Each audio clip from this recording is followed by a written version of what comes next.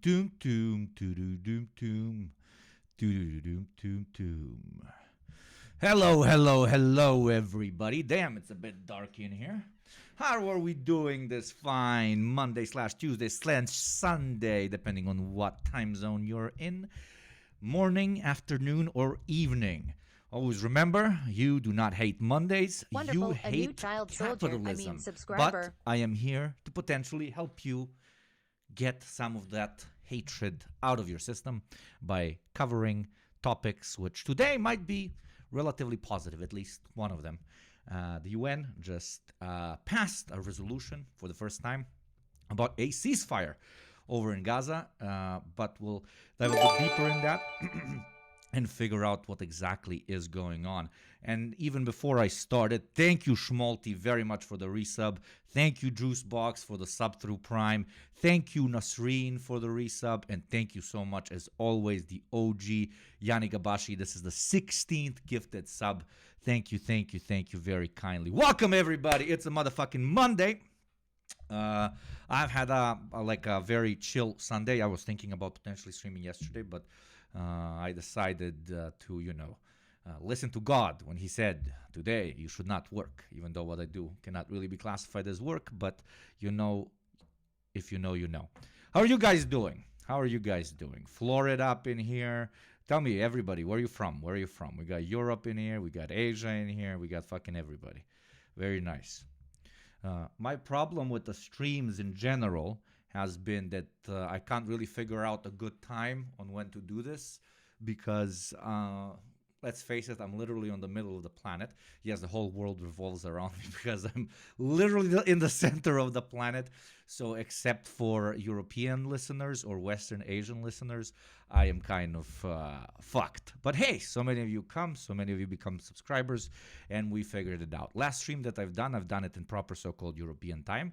That was extremely fun. A lot of you showed up there as well. So I will be continuing doing that, streaming between 12 and 4 p.m. my time during one of the 3 streams during the week. Hopefully, this will eventually become a 4 streams a week thing. So we have USA, we have Norway, we have Indiana, we have Pakistan, sadly, we have Germania, we have Sweden, we have Canada, we have Egypt, we have Baltimore, we have Kazakhstan. Oh, very nice. We have Romania, we have Chicago, a truly, truly international community that we are building here, and I am so fucking glad to see it. I am recognizing something right now as I'm starting the stream, and you can see me getting redder and redder. Wearing this extremely cozy sweater seems to be a bad idea because I'm literally cooking. I am cooking myself in it. I am sweating like a motherfucker. Thank you very much, Cheap Red Wine, for the given out community sub, saving people from ads. Speaking of ads, immediately Twitch is going to play one. If you would like to avoid them for $5 a month or for free through Prime, do consider supporting the show, allowing it to run, and enjoying an adless experience. Yes, you come here for the ad pitches in the first 5 minutes of the show.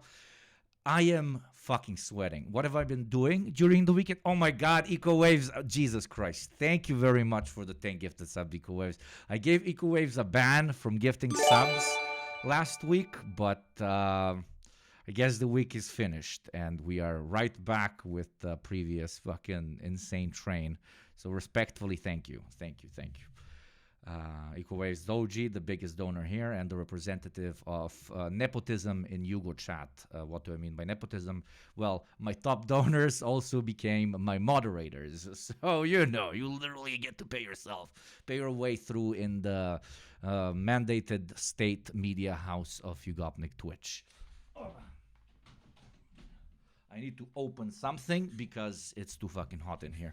Genuinely is. I might have to get up and change my clothes at one point because I genuinely feel like I overdid it. This is some like cheap fast fashion shit that I'm wearing, and it feels great to the touch, but apparently it isolates the body completely. Oh my God. Thank you, MXGDX Leno. 30th sub, giving out the 5 to all the early birds today. Nobody is watching ads over on Yugopnik Twitch. Hello also to all the listeners over on YouTube.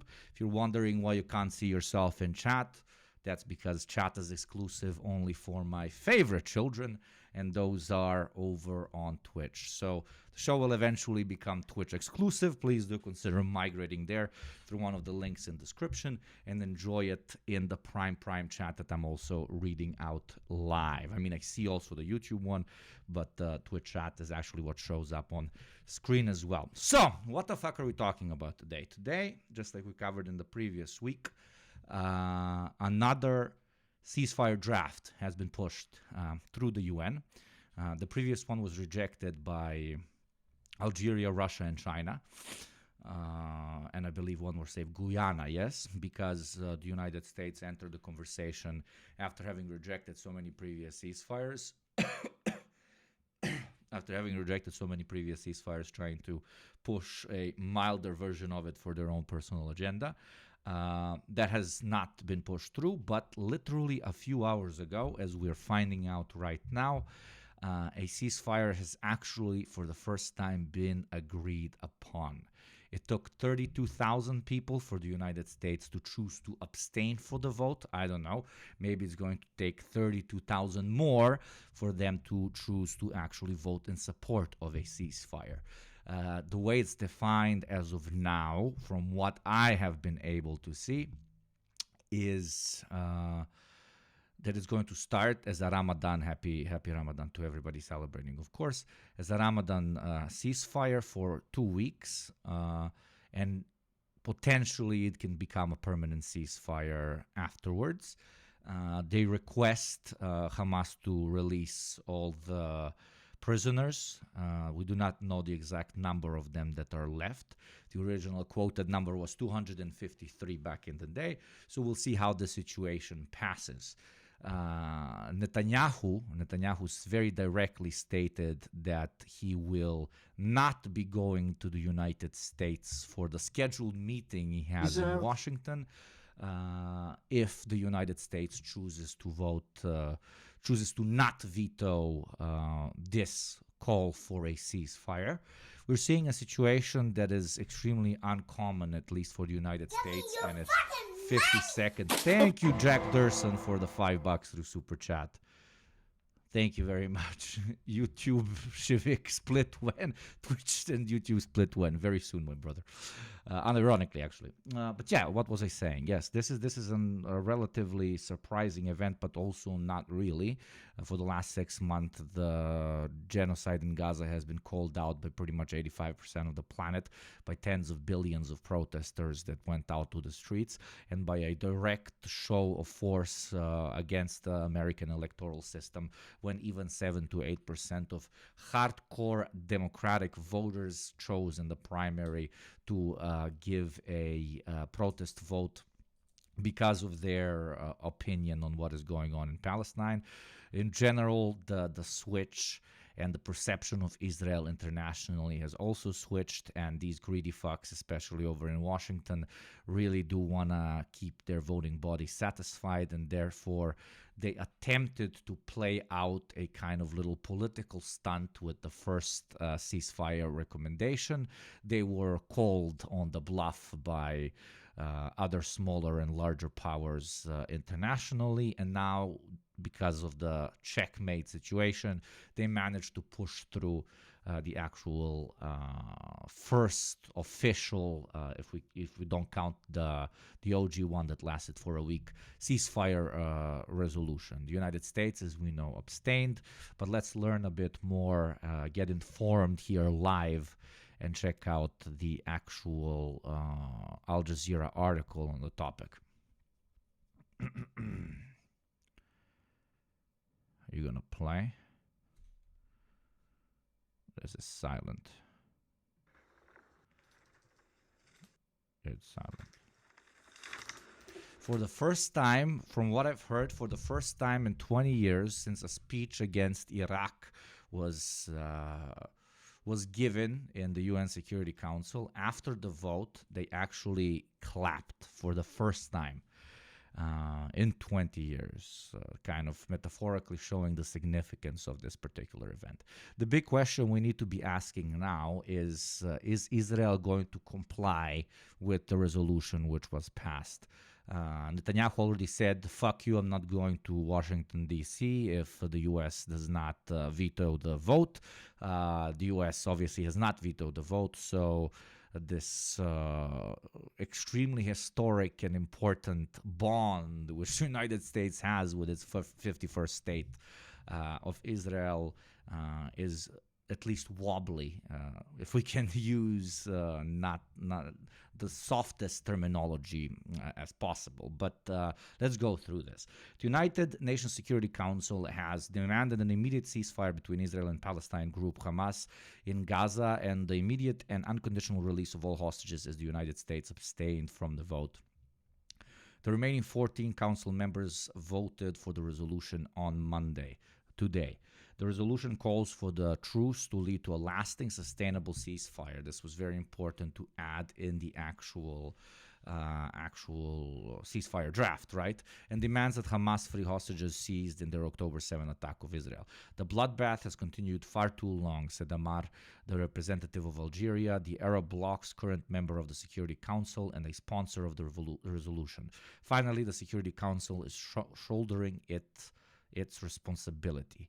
He said, the United States had repeatedly blocked Security Council resolutions that put pressure on Israel, but has increasingly shown frustration with its ally as civilian casualties mount, and the United Nations warns of impending famine in Gaza. So quite literally, the mass murder and destruction was so big that even these suited up fucking LARPers of international law had to look it in the eye and say, okay, this is really fucking too much.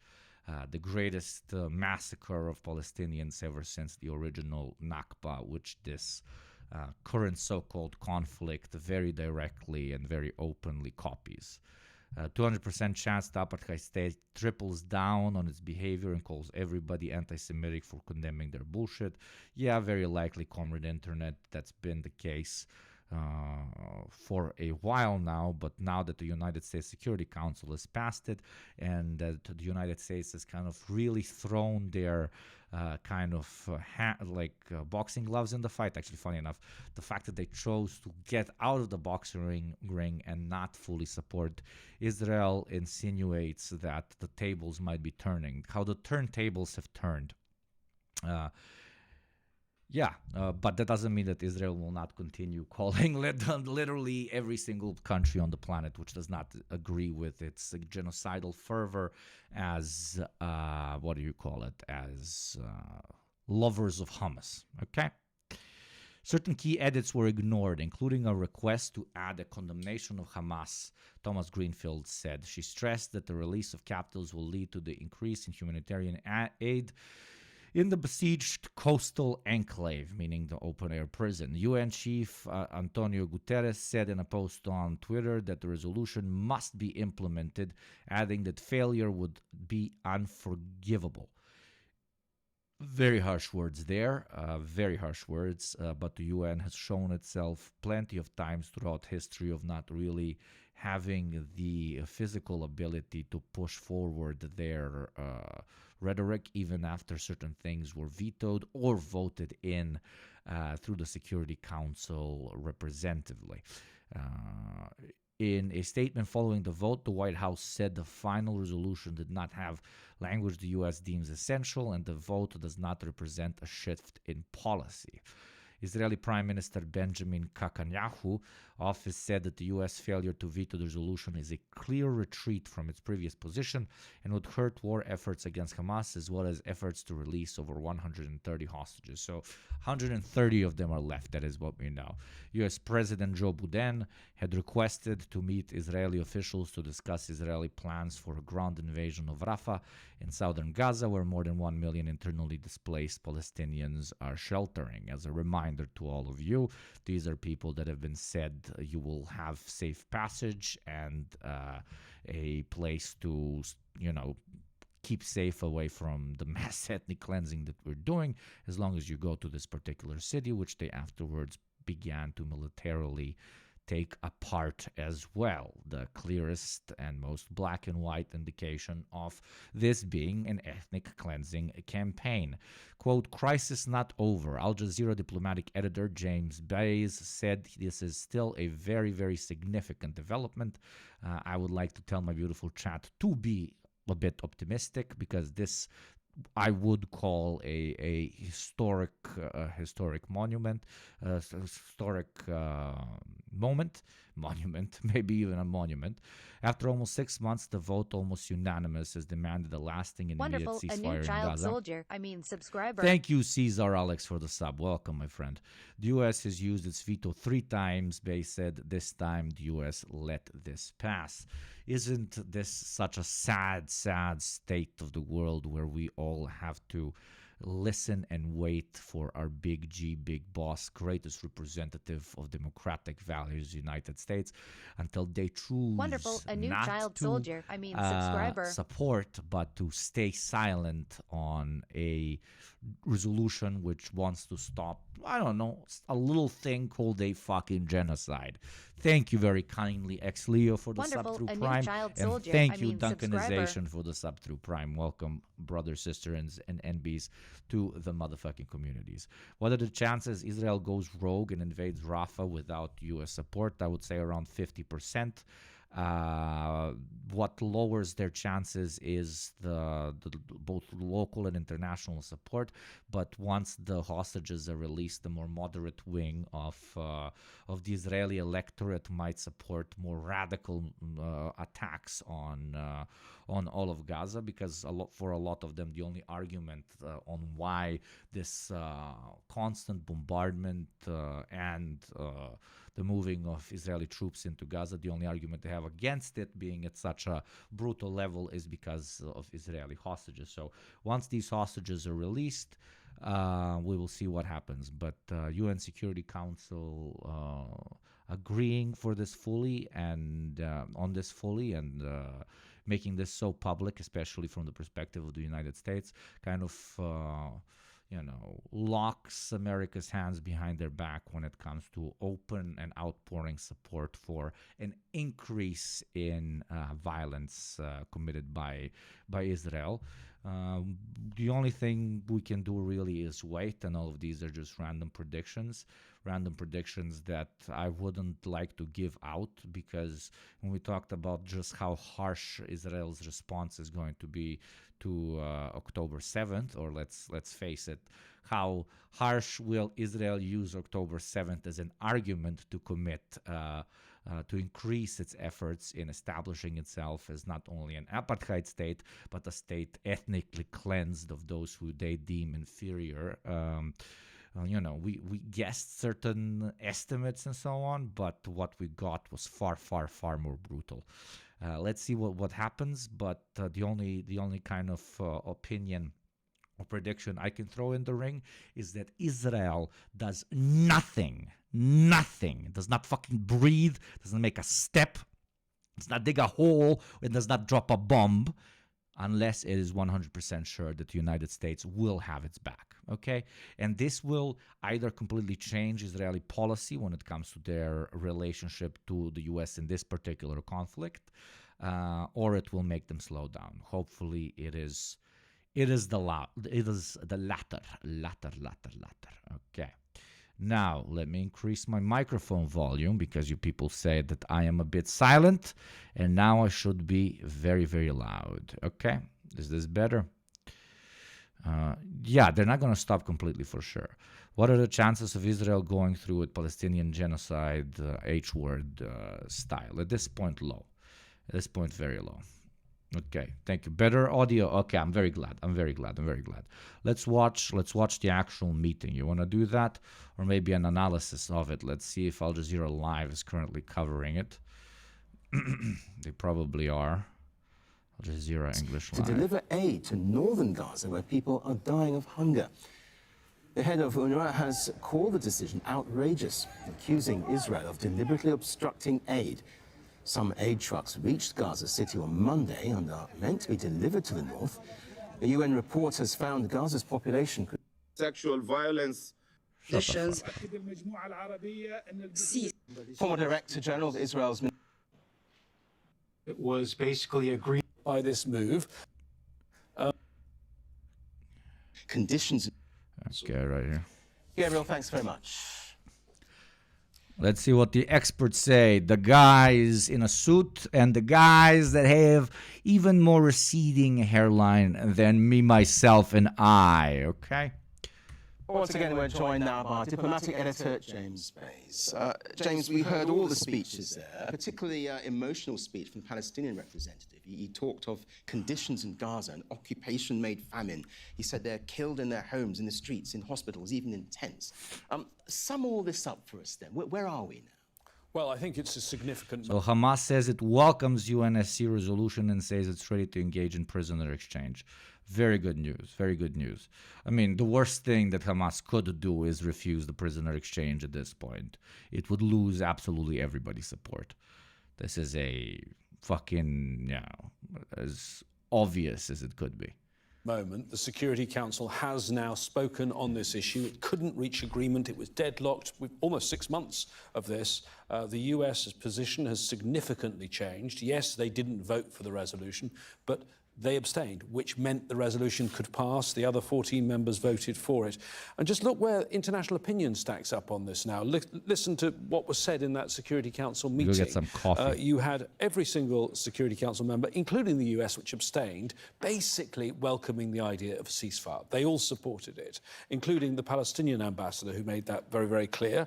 And of course, the other side of the Palestinian divide, you just heard from Bassem Naim, Hamas. They welcome this. From other parts of the world, I mean, looking through statements from other governments in the last few minutes, all over the world, people are welcoming this. The UN Secretary General welcoming this. The only person I can see who's not welcoming it was the Israeli ambassador. This is a travesty, and I am disgusted. Israel is increasingly isolated by this move, and I think there are going to be real problems going forward with Israel's relationship. At this point, Israel, when we joke around, Israel is losing the PR war. At this point, Israel has completely lost the PR war. They're not even going to try to fight that war because that front is completely and utterly fucking annihilated, okay? The main reason why you would be doing a PR war is why? In order to get as much support and from the voting body of so-called developed imperial states, which are your supporters, so that those states then in turn are capable of telling their domestic voting body that hey, we're going to support these guys because you want us to support these guys. At this point, after the UNSC resolution is passed, we see that absolutely nobody is fully dedicated to the Israeli cause, at least not on a general state level. So the PR war is completely done, and that can potentially be dangerous because at this point they can just accept, hey, we're the bad guys, and completely dedicate themselves to further extermination. But we'll have to see what happens in specifically the next 3 days, pretty much. Relationship with the Biden administration. Biden has made a point of supporting Israel far beyond where many people say he should have supported Israel, given the growing famine in Gaza, the accusations, even in the International Court of Justice, of genocide. He's been very loyally supporting Israel for all of this. Now, a moment of change. The US allowed a resolution with a ceasefire to go ahead, although there are some grey bits to this. For example, the US ambassador saying, which most... You know what just happened? I got my holy delivery, because some of you in chat were fucking noticing. Some of you in chat were noticing. Guess what I got? Guess what I got? Guess what I got? Oh! Some people in chat were like, oh my god, she's no longer hooked to the fucking little vapes. Oh no, my brothers and sisters in Christ. I very much so am. Jesus Christ. Yes, let us continue. Most people don't agree with, as far as I can see, that this is a non-binding resolution. A moment. If you're wondering, this cost is a $1.50. So this is a $1.50 worth of vaping fluid here. So if you're thinking, hey, I don't want to support the show, but I love supporting bad habits, Sub. This is where your money is going to. I ain't got a house in Beverly Hills or a fucking Porsche, but I got myself some vapes. Have changed then. I mean, for Israel, how wounded should it feel politically then, going forward? Israel often weaponizes moments when it is wounded. I mean, There you go, Toxic Z. It's in the name. Thank you very much. You literally just, for the 2 gifted subs, you just bought me a vape. Very good. I can make that into the audio that plays when somebody donates. Congratulations, you've given Hugo a vape. Somebody makes that, and if it's more than 2 gifted subs, it's congratulations, you've given Hugo a vape. Somebody makes that into an audio, I will unironically use it. Okay, Jesus, now I'm getting 3 vapes from Metrimet. Thank you very kindly. You have given Hugo 3 vapes. And anonymous user donating 1 tier sub, which is half a vape. Thank you very much, Xi Jinping. And in the name of everybody who is donating, we have to do what is mandatory here in the channel, and that is appreciate our supporters, our financial donors from Xi Jinping. 家做主人，一呀一次哟，两呀会的话，这是本身上家做主人。 Thank you very much, anonymous donor, and thank you very much, Metrimet and Toxic Z, for buying me vapes. Yes, indeed. Let's get back to the topic now, for people start wondering what the fuck am I doing here?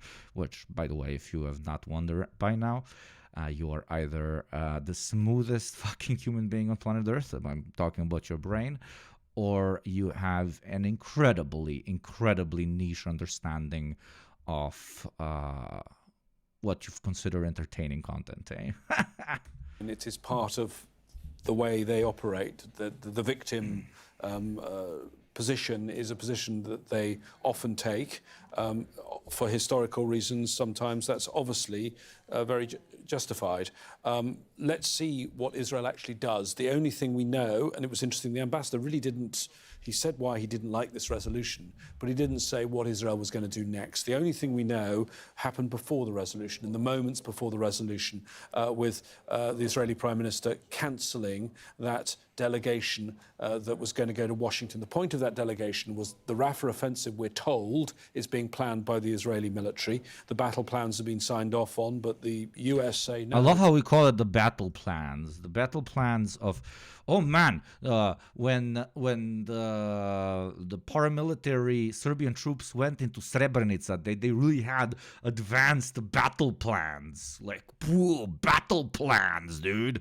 As if it's like, you know, Rafah has like this massive front, like Russian missiles and fucking Chinese submarines, you know, the battle plan. What the fucking battle plan, my friend? No, this intellectual, I think, from Qatar is a very wise person. I've listened to his analysis constantly. I'm not talking shit about his wording, but battle plan, the war in Palestine, ceasefire in the conflict between Hamas and Israel. Let's use words that fucking water it down to the top.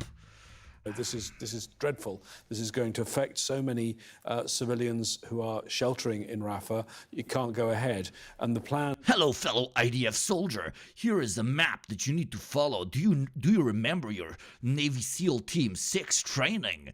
Well, you have to use it on the Palestinian 9-year-old. Be careful. They can really pop up behind the corners and hit you with rocks. Was have a meeting in Washington, a high-level delegation, to try and go over the military plans and see if there was a way to... Literally, yeah, eco waves. It's literally like we're watching like a Helldivers ad for managed democracy. It's just real life. Do them in a way that the US could support. Well, that delegation has now been cancelled. What is the fate of the Rafah offensive? Does Prime Minister Netanyahu just press ahead with that? What about the humanitarian convoys that are supposed now, according to this resolution, to cross the border into Gaza? And it's extremely important to note that like Netanyahu is so directly linked to this war. I'm not saying that if Netanyahu was to be removed, Israel is all of a sudden not going to be a fucked up colonial apartheid state. Far from it, really. But still, he is a key player in the game. And the majority of his voting body, arguably over 55% of people voting for Netanyahu, do believe that Gaza should not like the conflict in Gaza should not only continue, but that Gaza that should be resettled by Israeli colonists, etc., etc. So he's kind of in a position where he needs to juggle American support as well as juggle domestic support for war, as well as domestic calls for lowering the amount of damage that's being done to Gaza in order to preserve Israeli civilians, which are held as prisoners, right? So he really needs to maneuver this very carefully, and we'll see how he does. We've seen plenty of leaders in the past maneuver it, but not really maneuvering it and saying "fuck you" and then going full in insanity, which would arguably, I could say, lead to the complete end of Israel as a concept as we know it right now. So I doubt they would go in that direction. But hey, nothing will surprise me from the state leadership of a country that manages to kill over 30,000 people in 4 months. There already are 2 resolutions saying humanitarian aid should be scaled up. That's something the Security Council managed to pass at the end of last year. There's also provisional measures of the International Court of Justice saying there should be more aid coming in. And removing Netanyahu would likely just move media attention away from Israel in general and relocate the masses into believing the situation has been resolved when actually nothing happened. Yes, we talked about this many times, about the liberal idea of just changing the leadership of a particularly fucked up system. In this case, we're talking about an apartheid ethnocentric system that exists in Israel, and how that is potentially the solution. Absolutely. But one does not need to forget that the support for what is happening to Palestinians in Gaza is massive when it comes to the Israeli population itself. The guys who go and cast ballots, the guys who donate money, the guys who support governments, okay? So while the rest of the world is calling this rightfully absolutely insane and calling for a ceasefire through the most official means that it potentially can, through the UN Security Council, literally it doesn't get more official than basically the representatives of humanity, of planet Earth, agreeing that what you're doing needs to stop and stop immediately. Even though, that message is being sent loud and fucking clear. These people are not only thinking about external pressures that allow them to stay in power, but also internal pressures, which are very much so pro-war. So how they're going to maneuver that, it's going to be, we'll see. I can't give any predictions because it would be stupid to do so. And actually, what we've seen in recent weeks is actually the amount of aid reduce. We've seen the UNRWA agency, which is the main distributor of aid, the main operator in Gaza, allegations made that some of their staff were involved in the attacks of October the 7th. The Israelis have not provided the UN with any evidence of that whatsoever, yet they stopped in the last few days the head of UNRWA going into Gaza, and they've stopped UNRWA distributing aid in the north of Gaza. So actually, it's gone backwards in terms of the aid situation, as the world only in the last week has said that we're either in famine or on the brink of famine. James Bates, thanks very much indeed for that. Which is extremely important what James said here, because you can create the horrible situation which the IOF has in Palestine, and then just say, okay, you want a ceasefire, you want us to leave, just leave, but continue the blockade. That is why it was very important, it was pushed by non-American UNSC members to say that it's mandatory for the civilians in Gaza to have access what was the terminology specifically, like uninterrupted access to humanitarian aid that is coming in, that wants to come in on the boatload, but unfortunately is not. So yes, they very much so could go down the very, very dark path of being like, you want us out? Okay, we're out, fuck you. But continuing to block the area and not allow aid to come in, because it's already the 6th month and the starvation is on absolutely fucking tear-inducing levels, right? Thank you very much, Jack Durston, for the £2, and it only took them 6 months and 30K dead. Yeah. Israel has... That was my joke. I mean, I even fucking wrote the fucking Twitter about this shit. Where is it? Did I post it? Yeah, it only took 32,000 dead. It only took 32,000 dead Palestinians for the world's biggest superpower to abstain on a vote for a realistic ceasefire. Another 32,000 and we might get a vote in favor. Yeah, that's exactly what I fucking meant. And Yemen to participate in this meeting. It is so So this ceasefire is actually decent. Well, just like anything that you pass as a law, including in international law and anything agreed upon by multiple parties, including in this case pretty much all of fucking humanity, it's good if it does something. So we'll see if it does something. But I would be surprised and I would go down the fucking rabbit hole of conspiratorial mentality if it didn't do something. Okay? decided. Especially with the U.S. abstaining in the vote. I propose that the Council invite the permanent observer of the Observer State of Palestine to the United Nations to participate in the meeting in accordance with the provisional rules of procedure and previous practice in this regard. There be no objection. It is so decided. Yeah, this is the general video of the whole, The Security Council will now begin its consideration of item 2 of the...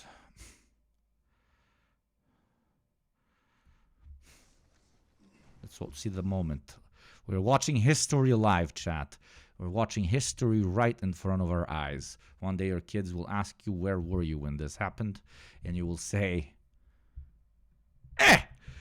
in your Gopnik's Twitch chat. At that point, when you have kids, this will be the biggest political Twitch channel on planet Earth. They'll be like, you Gopnik's Twitch chat. Of course. He was reporting on that back then, the 62-year-old. Yeah. He's been alive for quite a while now, eh? Will those in favor of the draft resolution contained in document S/ You watched that with the great marshal of the International Socialist Federation of the planet? Really? You were there? Oh my god! Megalomania increases in Yugopnik. Every time I hit 1,000 subscribers, I start thinking that I can conquer the world. I mean, I'm sorry, liberate the world. 2024/254. I paid for one of his vapes, yeah.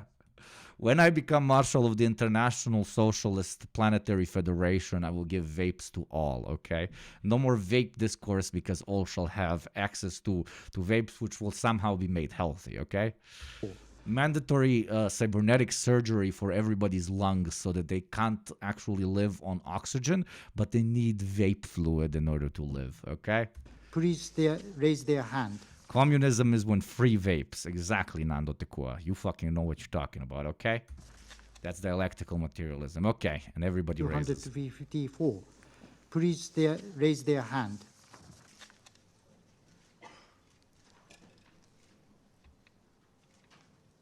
Dude, the world can't tell you in a more loud fucking manner that maybe you're the bad guy when you and the ex-colonial mega empire of the UK aren't raising your hand to this. Like, Jesus. And of course they got a black lady to sit there and not raise. Of course they did. Oh no, the UK raised as well.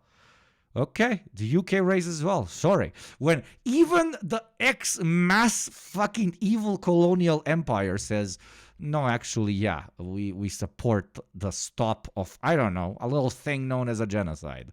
No. We'll send a black lady to sit there and not raise her hand.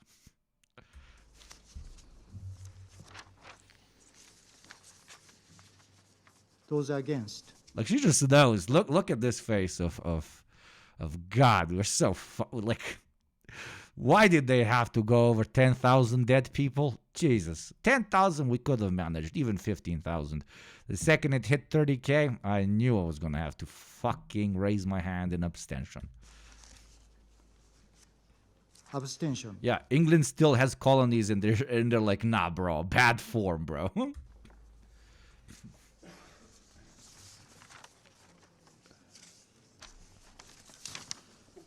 Big homie gay ass. I love your name. The devil's representative on Earth, the UK, even said, yeah, this sucks. The only reason why UK isn't the most evil empire in the history of the world is because USA is the current one. The result of the voting is as follows. 14 votes in favor, 0 vote Kim Jong-free 101, 200 years too late, homie. against, 1 abstention. The draft resolution has been adopted as Resolution 2728, 2024. The first applause apparently, right? Ceasefire applause. I am getting this from Twitter, okay? Note, is this a legitimate person? 2010 Gravemere Award for Ideas Improving World Order recipient.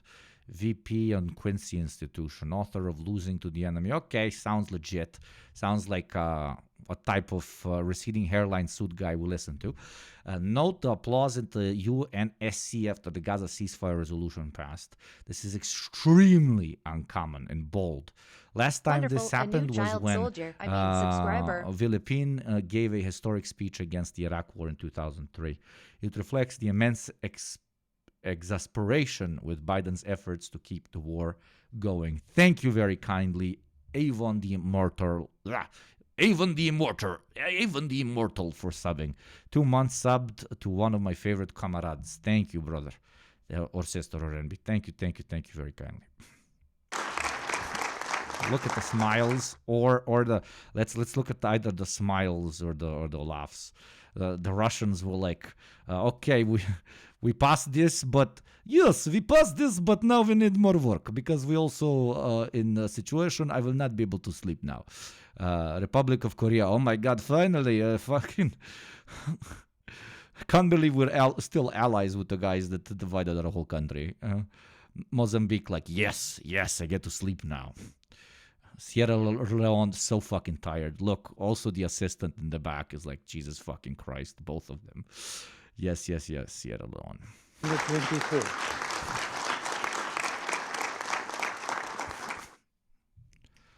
Aye. U.S. State Department press briefing. Are you Times talking now, right since now? October 7th. There are things with, there are broad areas on which we agree. The defeat of Hamas is one of them. A commitment to Israel's security is another. And then there are, of course, areas where we have disagreements. Do you think there was any negative impact after, the Please vote for us. Please vote. We disagree with Israel. Please vote. Please vote. Yes, we didn't want to pass previous ceasefire calls, and that led to 32,000 people dying. Plus, that's the only number that we know. And yes, we have continuously been sending arms and finances which allowed this genocide to happen at such a level at which it happened. But please vote. 6 months in, we abstain on the vote. Please vote. Please vote. the disagreements Vote Biden, please vote.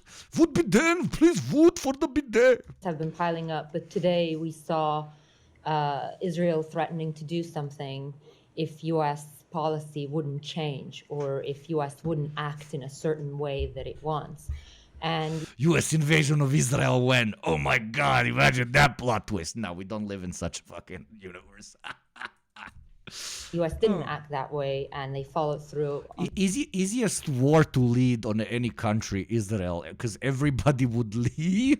The civilian population will just get fucking business class tickets back to Montana or Poland.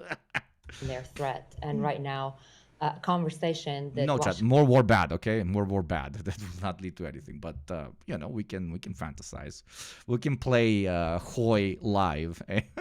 Washington thought was important. And also remember, didn't vote.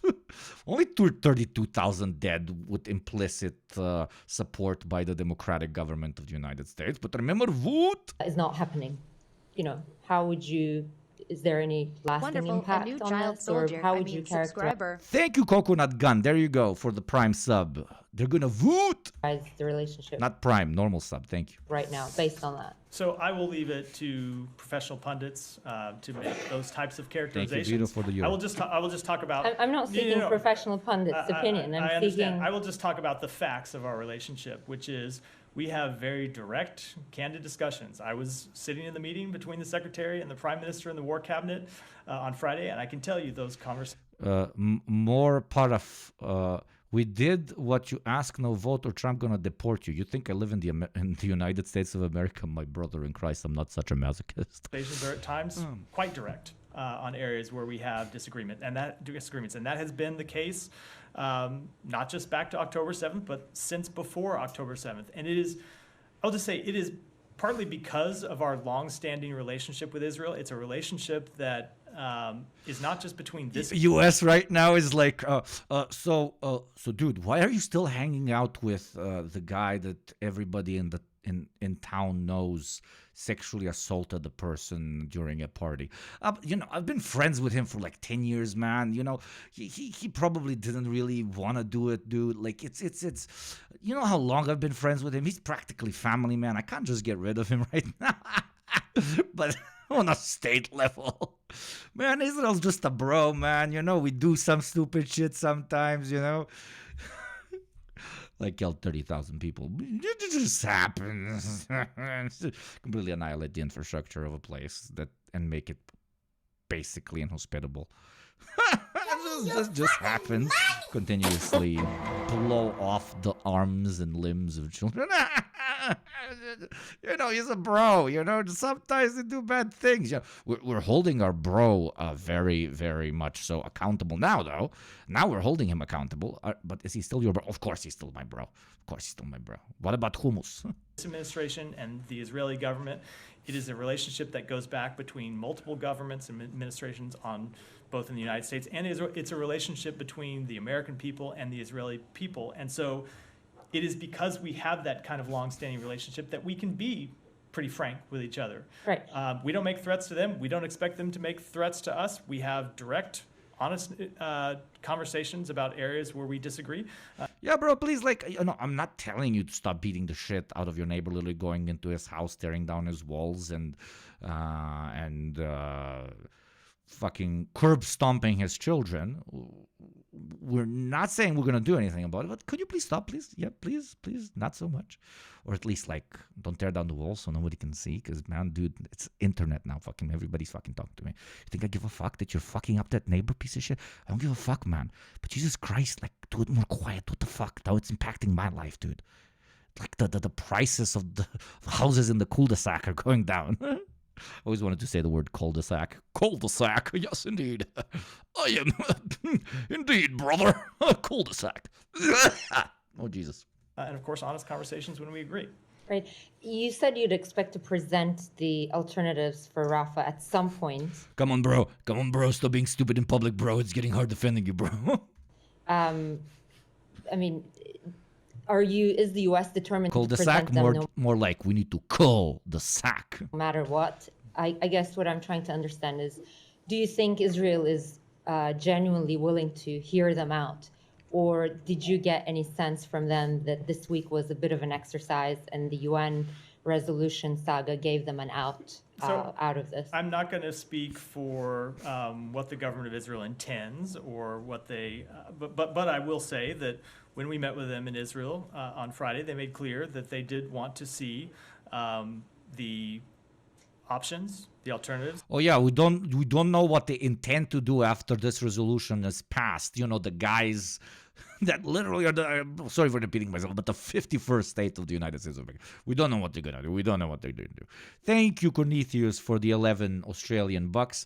Every time I try to write any negative about America in the super chat, and every time I try to write any negative about America in the super chat, I have to bloody edit the thing because YouTube wants to sugarcoat the truth and PXify everything. Soldier. Ridiculous. Yeah, subscriber. Dude, absolutely. And thank you very much. Thank you very much, ZVIH, for the gifted, for resubbing. Oh, 3 months Giga Chad, one of the first 3-monthers here.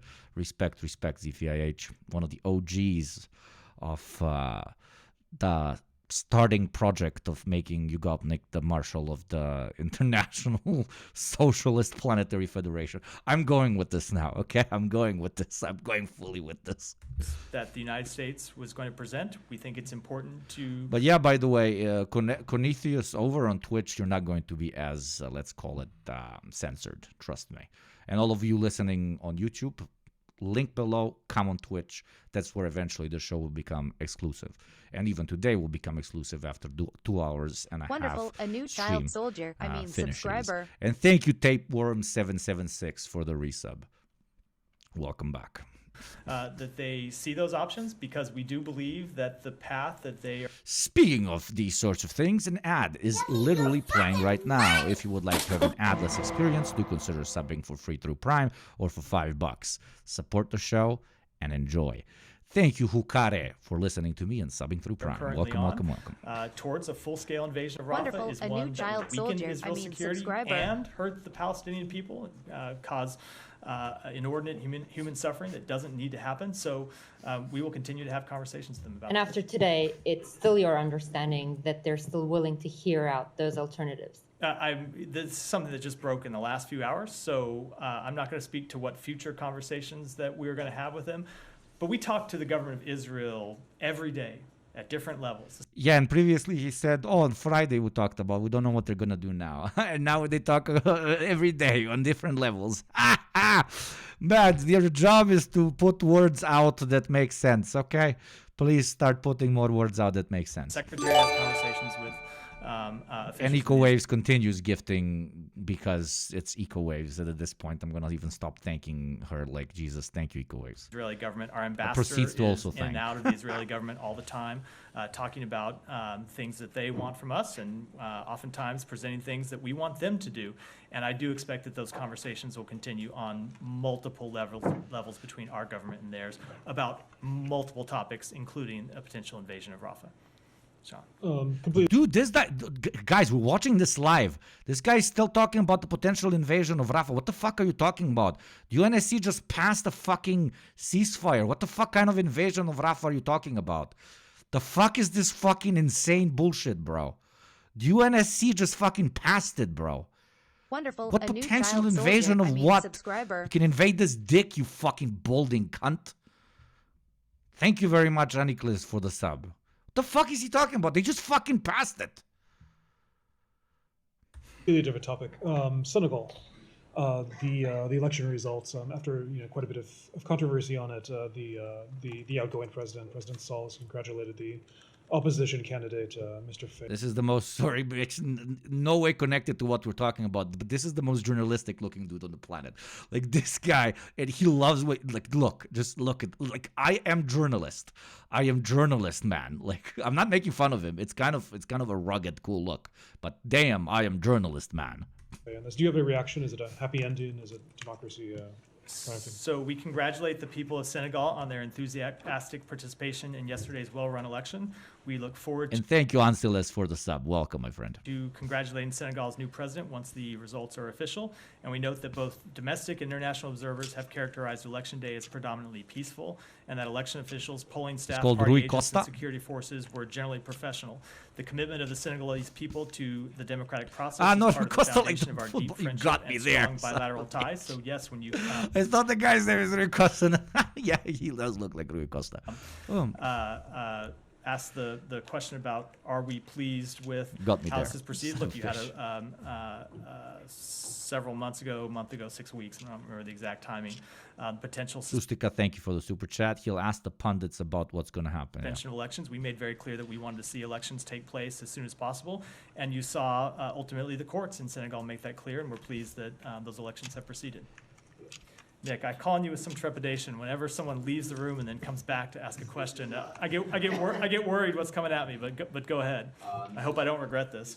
Afghanistan, and it's a little old. There's a SIGAR report that said of the $2.9 billion that the UN has provided to Afghanistan since the U.S. withdrawal there, some of that, including U.S. taxpayer money, has gone into Taliban-controlled banks. Are you familiar with that report? I have- And You go ahead. what's being done to prevent stuff like that from happening? So let me take that question and get back with you. I've seen the report. I'm sure there's more we have to say about it, but let me Start this from the beginning, see what the fuck, especially.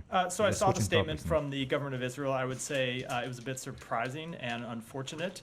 The UN Security Council resolution that passed today, from which the United States abstained, there were issues issues with which we had concerns related to that resolution. The fact that it did not condemn Hamas's terrorist attacks of October 7th. That's why we didn't vote for it. But the reason we didn't veto it is because there were also things in that resolution that were consistent with our long-term position. Most importantly, that there should be a ceasefire and that there should be a release of hostages, which is what we understood also to be the government of Israel's position. So Yeah, absolutely. it is a bit surprising and unfortunate that they're not going to apparently attend these meetings because My position is that I am not actually going to my neighbor's house and beating the shit out of his children. Oh, okay, bro. Listen, guys, my bro just said that is not his position, okay? Okay, listen to my bro, please. as you heard the secretary say in Tel Aviv on Friday after he met with Prime Minister Netanyahu and other members of the Israeli government, we believe that, number one, a full-scale invasion of Rafah would be a mistake. It would be a mistake not just because of the civilian harm that it would cause, which would be immense. There are somewhere around 1.4 million people in Rafah now, and the government of Israel has not presented a credible plan to evacuate those people to other areas and take care of them once they were moved.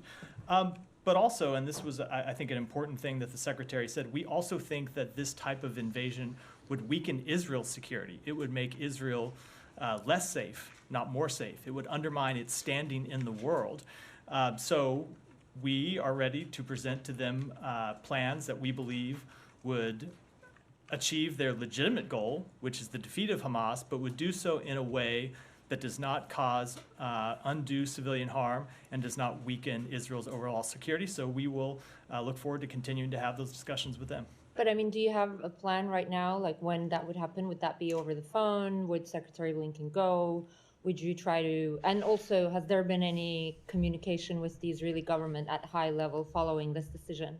So a few things in order. So first of all, we started these discussions with them last week in Tel Aviv. As you know, the secretary discussed the potential invasion of Rafah with Prime Minister Netanyahu and the War Cabinet in Tel Aviv and laid out. Remember that last week they were also trying to push their own like ultra mild ceasefire resolution, and now he's telling us that at the same time they were sitting on a table with the people against whom they want to pass a ceasefire resolution about a potential invasion of a city filled with 1.2 million people, out of which more than 70% have been pushed there by the very same army which is ethnically cleansed them from their original fucking land. Okay, these guys are playing like 5 parallel games, and I don't think that's surprising to absolutely anybody.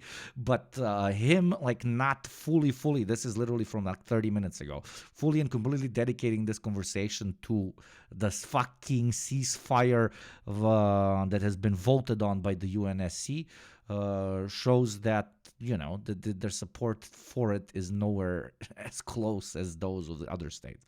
I mean, also, they didn't support it. They fucking, you know, abstained. Are very serious concerns. Defense Minister Gallant is here today. He'll be meeting with the secretary in a little over 2 hours, and I would expect that will be the subject of conversations in that meeting. And I understand he has a meeting with other officials in the government over the course of today and tomorrow. So we will have those discussions there. And then I am sure we will find other ways to make our concerns known to the government of Israel at very senior levels, but I don't have Wonderful. anything to A new announce child with soldier. respect to that Subscriber. today. And then with respect to your final question. Thank you, Mother of Freud. Brilliant name for the sub. Thank you. So we have had ongoing communications with officials from the Israeli government about this UN Security Council resolution going back multiple days, going back to last week. And we had talked about different versions. As you may recall, there was a different draft that was put forward first that called for a permanent ceasefire, which is not something that we supported. we want, as you know, want to see an immediate ceasefire, but linked to hostages, and then we want to build that into something more enduring. So we had been There you go, fucking from the horse's mouth directly. We are not supporting a permanent ceasefire. Maybe he indirectly is saying maybe he will support it in the case that the hostages are released. That maybe is very, very intimidating, because after the hostages are released, which Hamas just agreed on doing, if it is going to help the ceasefire actually come to fruition. As we said previously, once the hostages are gone from Gaza, the moderate wing in Israel might support the continuation of harder hitting, because the only reason they are against such hard hitting is because there are Israeli citizens on the territory itself. close contact with them about this resolution. And as I said, we believe this resolution is consistent with our policy on this matter, and consistent with what we believe to be the government of Israel's policy. So we have had conversations with them over the last 24 hours, and I'm sure those will continue. Yeah, just a couple of other things. Just to be sure, so will Secretary discuss with Defense Minister Gallant the alternatives that United States was going to no? That will not be the main. I am sure that it will come up to some extent. They say but we there's do not have a 130 left. 130 prisoners / hostages, whatever you want to call them. A detailed presentation along those lines planned for this meeting today. Okay, and I hope you don't call this a hypothetical. This is now very much a high possibility that everybody has the sense that whatever happens, you know, regardless of you presenting alternative options or not, Israel will just go ahead with this offensive the way it sees it appropriate. They have said this publicly. Actually, Prime Minister Netanyahu said it on the day that Secretary Blinken, we were there on Friday, we will go alone if need be. So what is the United States going to try to stop it if that would be the case? So okay, let's do bets on what they're going to say. Let's do bets. Who bets on what? Okay, this is not pre-watched. This is literally come out earlier, huh? What do we want to bet on? Come on, chat. Give me options, and I'll tell you the percentage chance. We want actually lol is one. Come on, give me bets. They are an independent nation and have a right to defend themselves. Very good. I put 70% on this vote. U.S. invasion of Israel, obviously at 0%, but one can always, think. I can't say anything because against TOS. Wonderful. Israel has a right to child defend soldier. itself. Again, another subscriber. guess. But Hamas, thank you very much for the dono. Eco Waves, and thank you very much, Ada Isabella, for resubbing. We would support a diplomatic and international solution with all parties, 95%. Okay, we're getting close. We will continue to support their right to eliminate Hamas. Okay, a repeat that they have not voted in favor but abstained on the current ceasefire. Okay, everyone seems to forget October 7th. The chances of them mentioning October 7th are pretty much at 65 to 70%. $50 says that Israel has the right to defend itself, so let's invade Iran. That sounds good.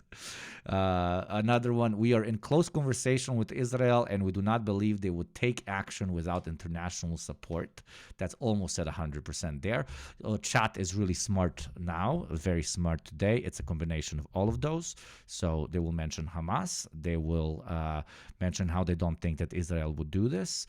They will mention how Israel's intention was never to go against international law, and that they will continue being in close contact, and they will resolve the situation as amicably as possible. But again, Israel is an independent sovereign state. So I here, as a representative of the United States, cannot say what they will do. So let's see.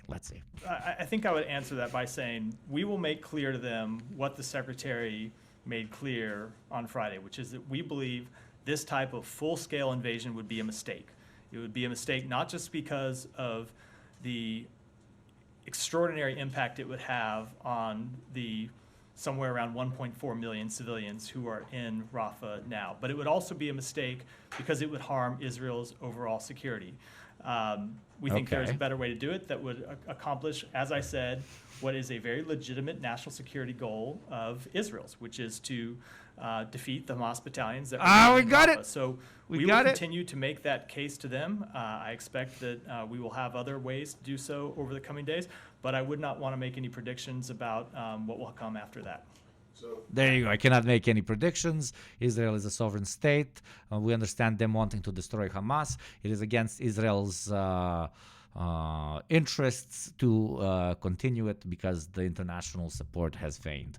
There you go. Bravo, chat. Bravo, chat. I give you $50. Very good. Last week when you Israel is insecure. Oh, poor Israel. Ooh. guys presented Wonderful. your A new child resolution soldier. I for mean, US. subscriber. Thank you, the 34 for the resub. It's hard not to have the I'm saying it moment when I watch US press releases. Yeah.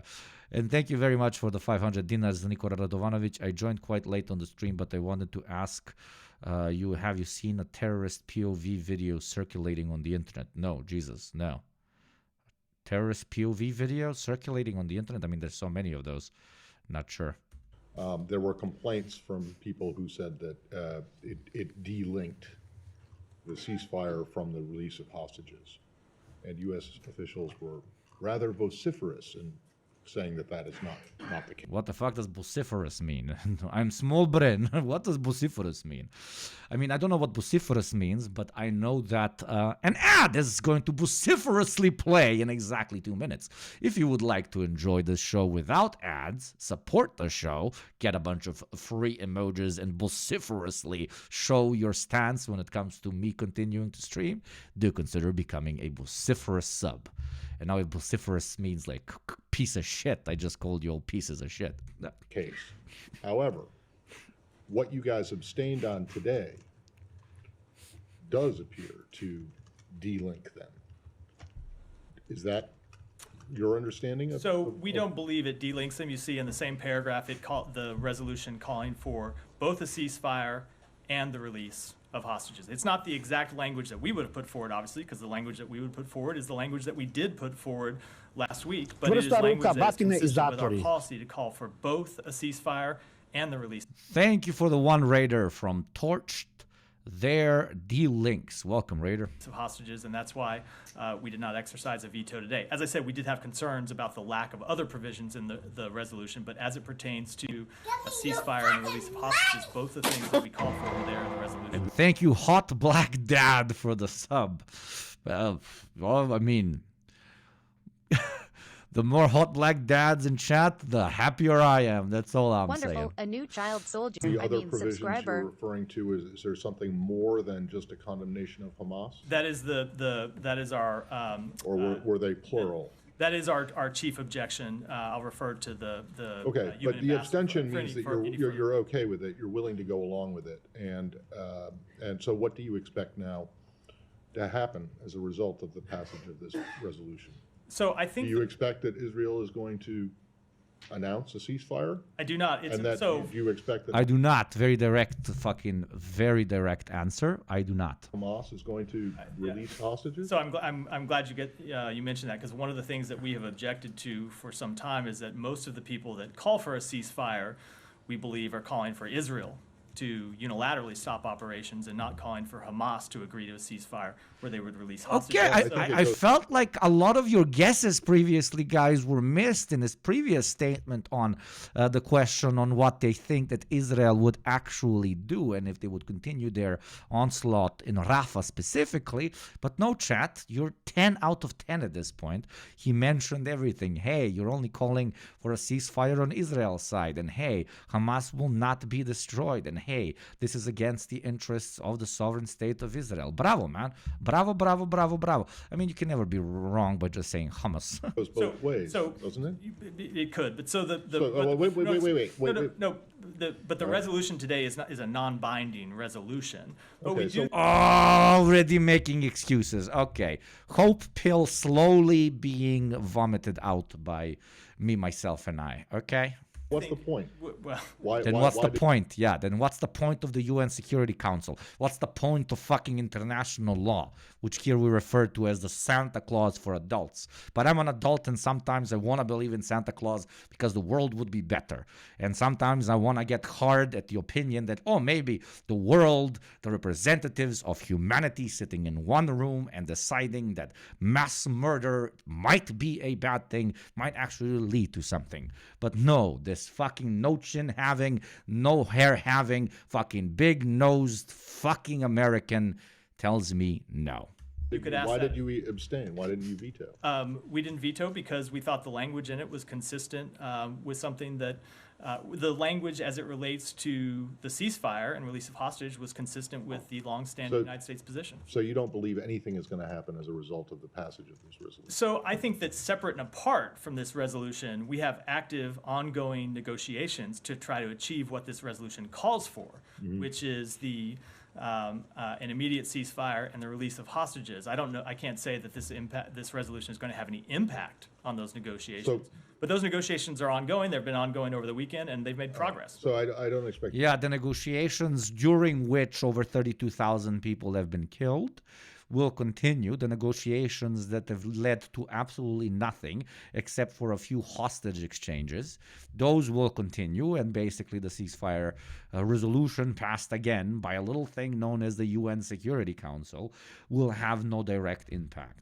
Therefore, what is the purpose of the UN Security Council, and what is the purpose of international law, and what is the purpose of calling things ethnic cleansing or genocide when that in no way impedes our ability to challenge it in any way, shape, or form? Very easy questions to answer for anybody here in Ugopnik Twitch, okay? I expect you to answer this now, but to me, just stick this in your pocket. If that's the case, what the hell is the point of the UN? Or the US Bravo, brilliant the weekend journalist. and- Thank you very much, Wonderful. A new Blaze. child soldier. Thank you, Blaze subscriber. Celestial, my beautiful child soldier. Welcome. They've made progress. So I don't expect you to answer this now, but to me, just I don't expect you to answer this now. I like this guy. I like this guy. This guy, I like him, even though he said, what did he say? Bequeath thy hand to my foot. pocket. If that's the case, what the hell is the point of the UN or the UN Security Council? So we think it plays an important role. In It what? does. Range, In what? In what? In what? Even though its range of actions. Look, he's even laughing. He's even laughing. Demons. so we think it plays an important role. It does, range even of- though its range of action security. does absolutely nothing. And range that of and that you're going to get what you would like to see, not out of the UN, but out of discussions in Doha. So we believe it's important that the UN speak. And the Dude, yes, exactly what the journalist just pointed out. The UN can do whatever the fuck they want. Our negotiations are what matters. The negotiations in Doha, etc., etc. Our table fucking matters. Not the table that we, as representatives of the international community, have defined as the table which decides when the whole world gets to say, stop a fucking horrible, horrible war act. No. It's our table. UN Security Council speak on either our matters table or no of, table. International United security. It's why Tables we've of been America. engaged in this process. It's why we thought we were going to have a successful vote on Friday that Russia and China, unfortunately and quite cynically vetoed. But I do believe that ultimately, if we were able to achieve a ceasefire and the release of hostages is going to come not through a UN process, but through the process with which we've been engaged, yes, in Doha. Thank you. Yeah. Yeah, he said it. He said it. He said it. This is a very fancy way of him saying it will stop when we say it stops. Until we say it stops, it doesn't stop. And thank you very much, anonymous gifter, which means we salute Xi Jinping, which we all know here in chat. Whenever there's an anonymous gifter, it's actually money from China. I love how I took like a meme that people were sending my way that I'm a fucking grifter that works for China, and I actually embraced it. Man, I'm so smart. It's as if I worked in marketing. Okay, salute. Thank you, Xi 天 Jinping. 上 for the 太阳火苗红彤彤的，心中的太阳是毛泽东的。 We serve. Just to put it in other words, I mean, do you expect, not just Israel, but Hamas, do you expect compliance with this resolution? You mentioned it's non-binding. Is it your expectation? Jesus Christ, another donation by Xi Jinping himself. 到我们被用钱洗菜，革命江山一一条风美，一一不要新加坡啊，革命江山一一天风。 Who will prevail? Thank you for the bits. So if I believe in bullshit, will that make it true? I mean, Santa Claus or international law? I guess so. That Israel would actually, and Hamas for that matter, would actually say, okay, look, here's a ceasefire in the month of Ramadan. So I don't think you're going to see Hamas complying with any United Nations Security Council resolution. But do you want them to? But I would say, as I said, it's a non-binding resolution, but we do believe that Hamas literally said that they are willing to do hostage exchange in return to, okay, Hamas response to UNSC resolution. Hamas welcomed the resolution and said in a statement affirms readiness to engage in immediate prison swaps on both sides. France called for more work, etc., etc. So they're ready to cooperate.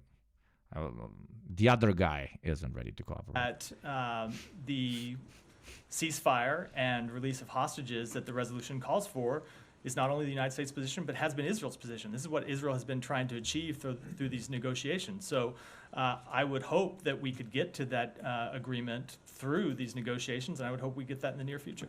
Let me just put it. Dude, this whole fucking press conference, I really hope this fucking changes, but this whole press conference is like a talking thumb basically telling us, yeah, we don't give a fuck.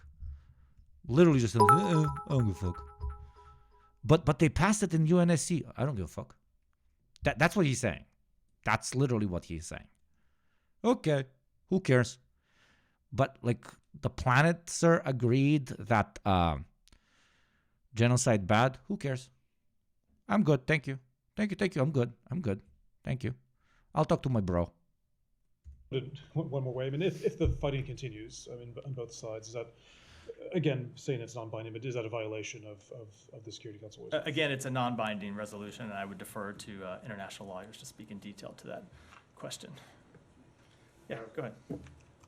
UNRWA chief said yesterday that Israel told him that they will no longer allow UNRWA convoys to enter northern Gaza. I mean, if we add to this that there are so many incidents where Israeli fired on people queuing for aid in northern Gaza, do you still believe, or is it still the U.S. assessment that Israel is not using food or assistance as a tool of war? So we have not made an assessment or drawn the conclusion that they are in violation of international humanitarian law when it comes to the provision of humanitarian assistance into Gaza. Oh, are we That said, surprised, chat? We do believe there is very much more that they can do to let humanitarian assistance go in, both through Kerem Shalom and Rafah, and also through the new 96 gate that opened up week before last to allow convoys to move directly into the north without having to transit the somewhat perilous route inside Gaza. So we do believe that there is more that they can do. Why is the probably more perilous that they route can do. And perilous, I wonder? I should say it's not just with respect to Who's hitting all these trucks with aid? Who's stopping them and pillaging them, I wonder? but with respect to other UN agencies that are operating and providing humanitarian assistance to Palestinians in Gaza today. The budget deal that was passed in the Congress also prevent the United States government from funding UNRWA.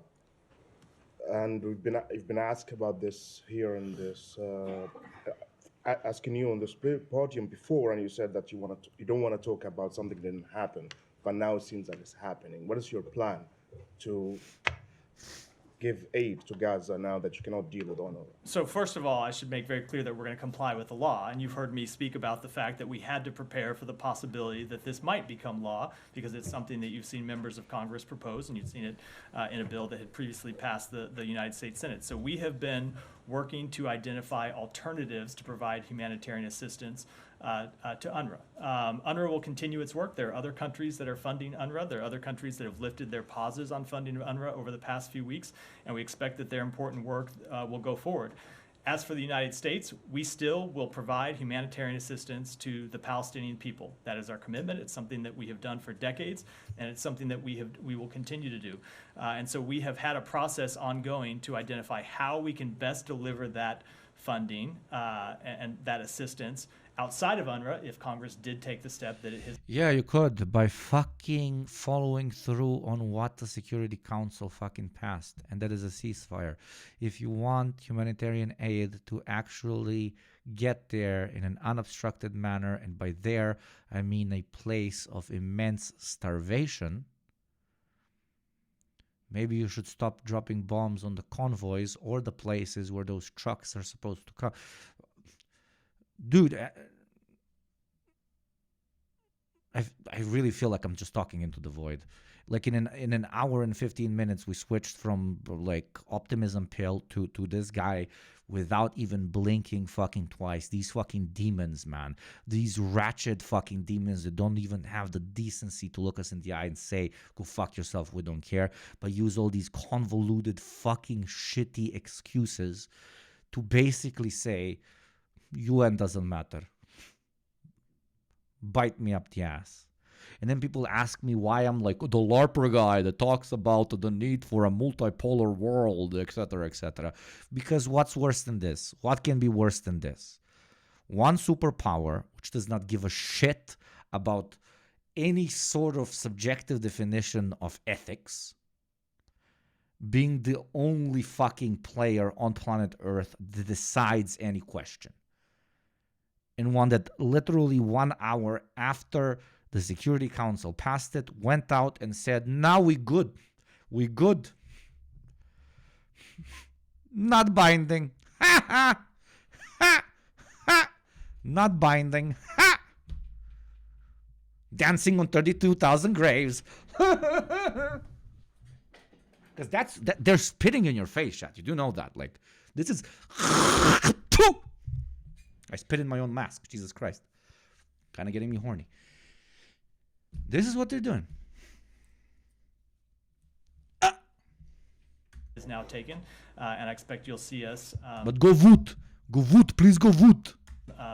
Move along in that process over the coming weeks and months.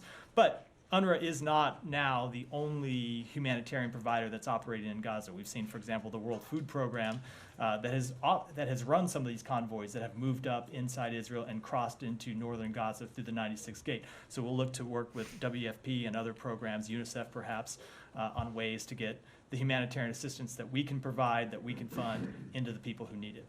One last question, Matt. I'm seeking if you have any comment about the video that Al Jazeera broadcast on Friday about Israeli drone attacking Palestinian five men with drone missiles. I don't know if you see the video or not, but clearly in the video, at least from the way that we see it, they were unarmed, they look civilians, and they were targeted numerous times by rockets from a drone.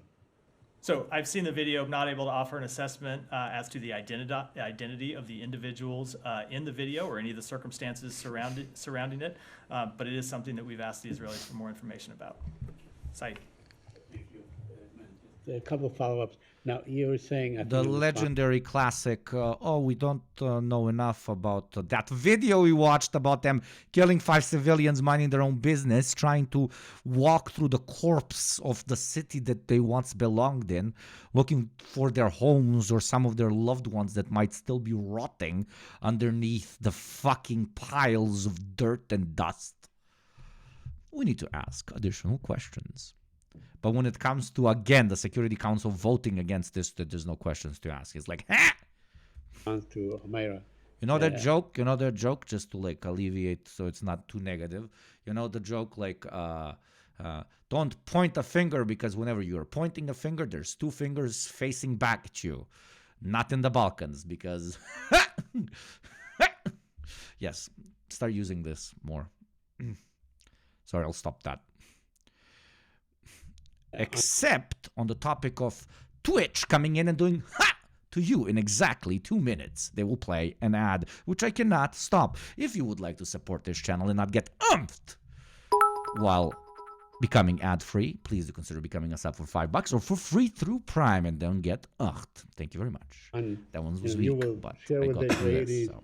ways to target Hamas without having a full invasion. Is that what you said, sir? Yes, we made that clear. Thank you. Who will prevail for the cheers? We continue if these if we continue with these questions, are we getting the WikiLeaks treatment? Yeah.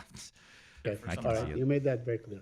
Does that mean that the United States will actually go into combat against Hamas? No, that is not at all what. What does that mean? It means that we will Thank you, MXG, for the gifted sub. Thank you kindly. provide advice to Israel Right. about ways that they can accomplish their legitimate objective, which is to defeat the remaining Hamas battalions that are operating in Rafah, but without a full-scale invasion that would lead to mass humanitarian suffering. But we have been very clear that there will be no U.S. combat troops on the ground. And that would be also, in the sharing of intelligence and things of that nature. Those are conversations we're The going to have practica- privately. Hold on. With the government of Israel, I'm certainly not going to read them out here. All right, I have a couple of questions. Thank you, on Entropy, the for resolution. your Now, incredible does this support. Thank you kindly. resolution That's have the any practical future? sixth gift. What do you mean? Thank Does you it have any kindly. I mean, does it have? I mean, it's a non-binding resolution, right? So does it have?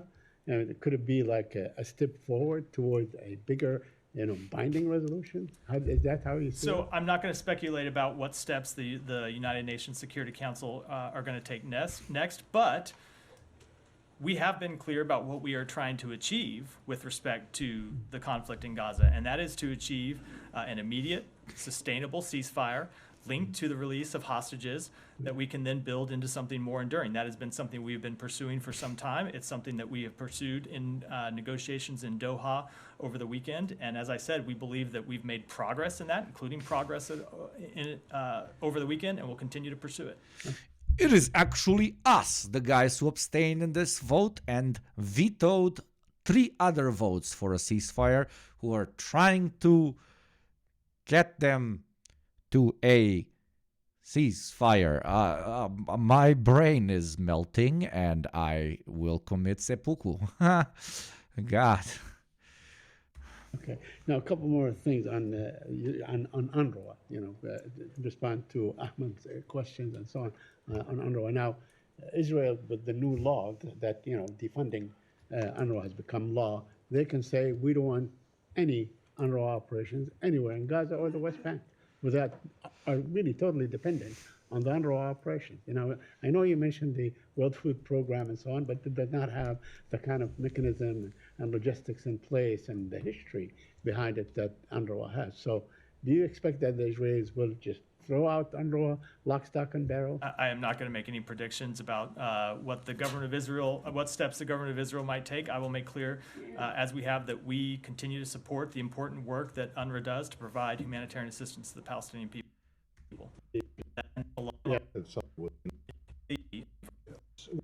Assurances, if you want to call it that, definitely. Another aspect of Gaza, the issue of NSM-20.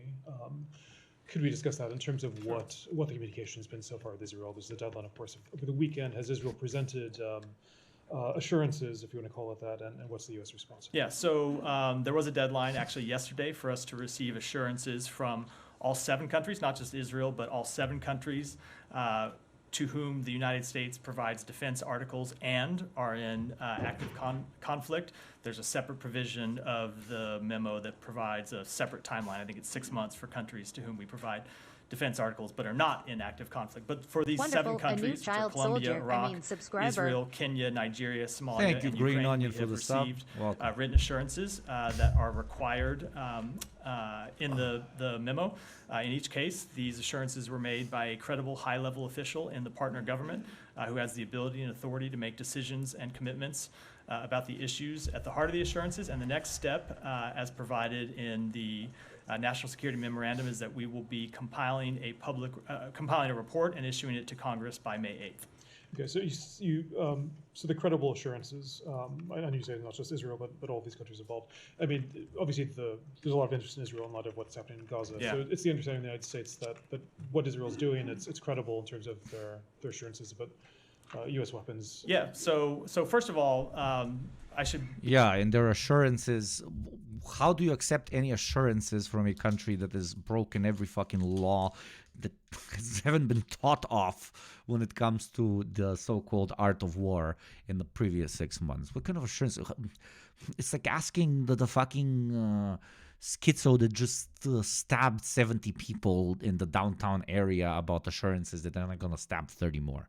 Be clear that these assurances are prospective. I'm sorry, I'm still dwelling on the fact that this guy just came up and said, no, like, irrelevant. Hey, the UN Security Council voted against this. Irrelevant. Like, But of course, our view on them is informed by our ongoing assessments of Israel's conduct in the war in Gaza. So we have had ongoing assessments about their compliance with international humanitarian law. I've spoke to them from this podium before. We have the CHURD process that is examining specific incidents.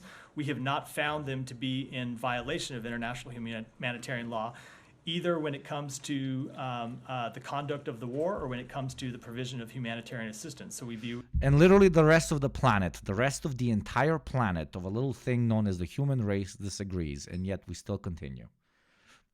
Because in our eyes, you're not breaking international law. Their assurances through that ongoing... Which, again, the only thing this is saying is our opinion is the only one that matters. Our negotiating table is the only one that matters. And our word on when something gets to stop or continue is the only one that matters. Thank you and goodbye. Good night. work that we have done. And I should make clear, those ongoing assessments are not international law, more like international recommendations. Am I right? Something that started because of the National Security Memorandum, and they're not something that stopped because we got these assurances from Israel yesterday. They will be ongoing. When we get credible reports or credible allegations of misconduct, we look at them through the process that we have ongoing, and ultimately we will make the appropriate conclusions. And to the extent that we are able to do so in the report that's due on May 8th, they will be provided to Congress through that report. Sorry, you said all 7 countries had submitted? All 7, yeah. I mean, you yourselves have discussed the civilian casualties, the civilian toll there in Gaza.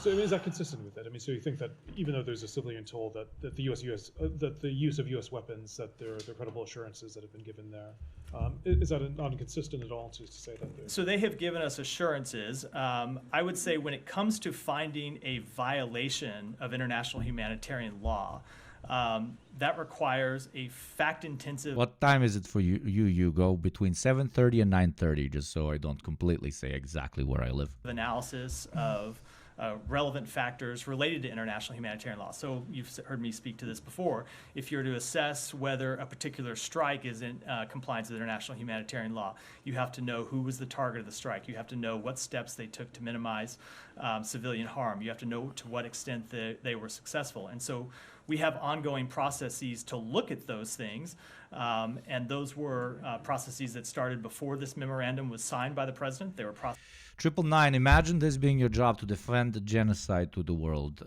If I was to put myself in his spot, I would do pretty much everything that he is doing. But at this point, like, it's so cut and dry, quite literally. And thank you, Green Onion of Doom, for the sub. I missed it. Apologies. That no matter what this little excuse of a fucking human being that crawled out of the fucking ground and took Homo sapiens form and pretends to hold any fucking notion of human interest in his body and words. But yeah, this is like... You can see it in the smile, you can see it in the tone, you can see it in the pre-prepared comments on specifically the movement of humanitarian aid into Gaza, but also more importantly, America's attitude, who he has the right to represent as kind of the first reactors to particular policies, that, I don't care what they pass. I don't care how many countries agree on something being bad, on this particular conflict needing to end, unless it's us who are putting our hand on the table and saying this is what's going to happen from now on. It's irrelevant. It's absolutely irrelevant. Additionally, the argumentation that Israel, is a sovereign country that gets to do whatever they want and they can react to this so-called non-binding agreement says everything as well. I don't think there's even any need for me to do any more analysis. So let's just listen to this piece of shit. Processes that were ongoing before we received these assurances, and they're processes that will continue to be ongoing. But as of yet, we have not made a conclusion that Israel is in violation of international humanitarian law. Yeah. Do you have this? Benal 1312, doesn't the United States have a law that allows it to invade The Hague in case they are tried for war crimes? To the best of my knowledge, yes, absolutely. I mean, this is not the first time that this has happened. They have done things even when they were vetoed by the UN Security Council. They have done things even... they have chosen not to do things even after the United States Security Council has agreed on particular motions, etc., etc. This is not the first thing. Again, this is why we call it international law Santa Claus for adults, for very nerdy adults on top of that. But yeah, thank you, Jack, for £5. You can also see it in the zip in the back of the human skin skull. The man has to disguise his ghoulish form. Yeah, man. He could have chosen so many other humanoid forms, but they chose this. So you know it's an extra fucked up demon, okay?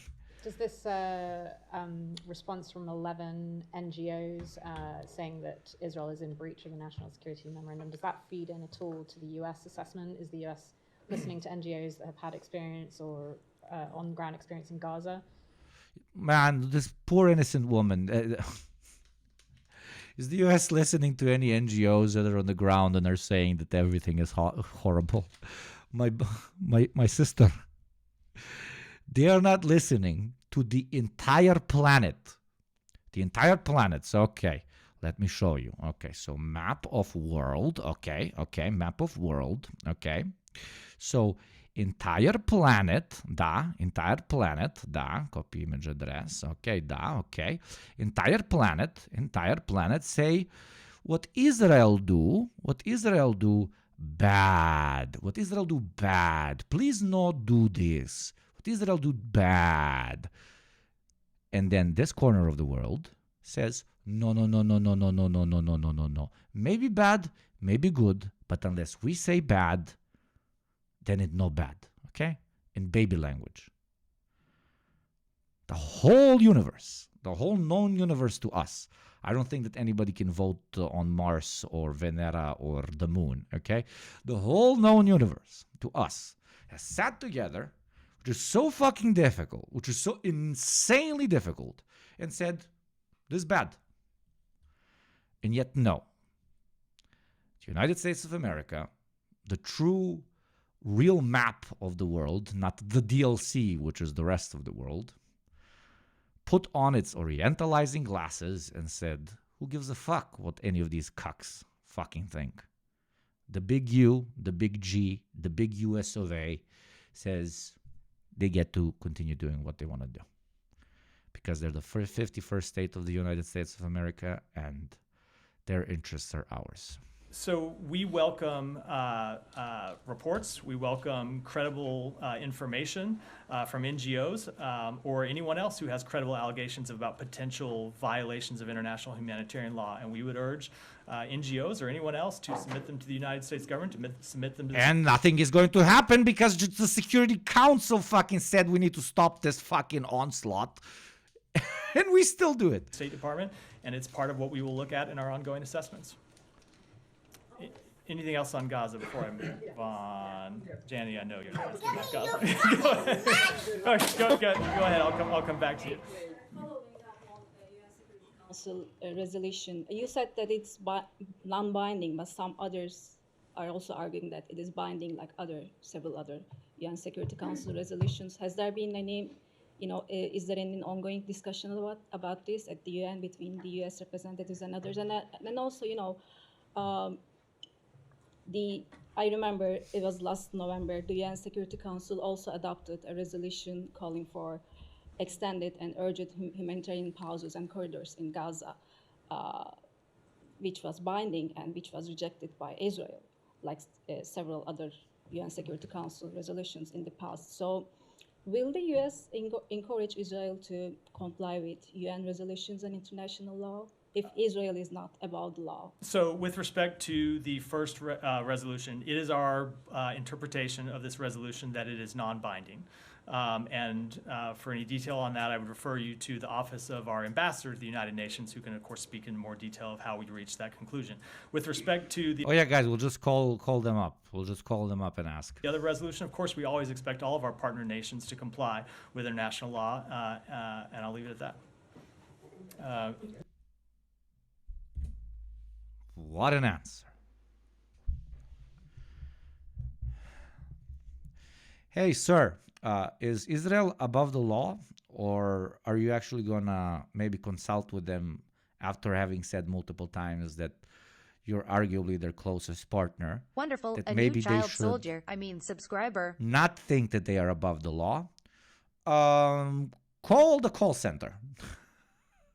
Call the International Law Call Center, because we don't know. But also no. Thank you, Axe Cunningham, for the resub. Welcome back. Everything bad. Everything very bad. Gaza. Go ahead, Michelle. What will the Secretary discuss this afternoon with the Israeli Defense Minister?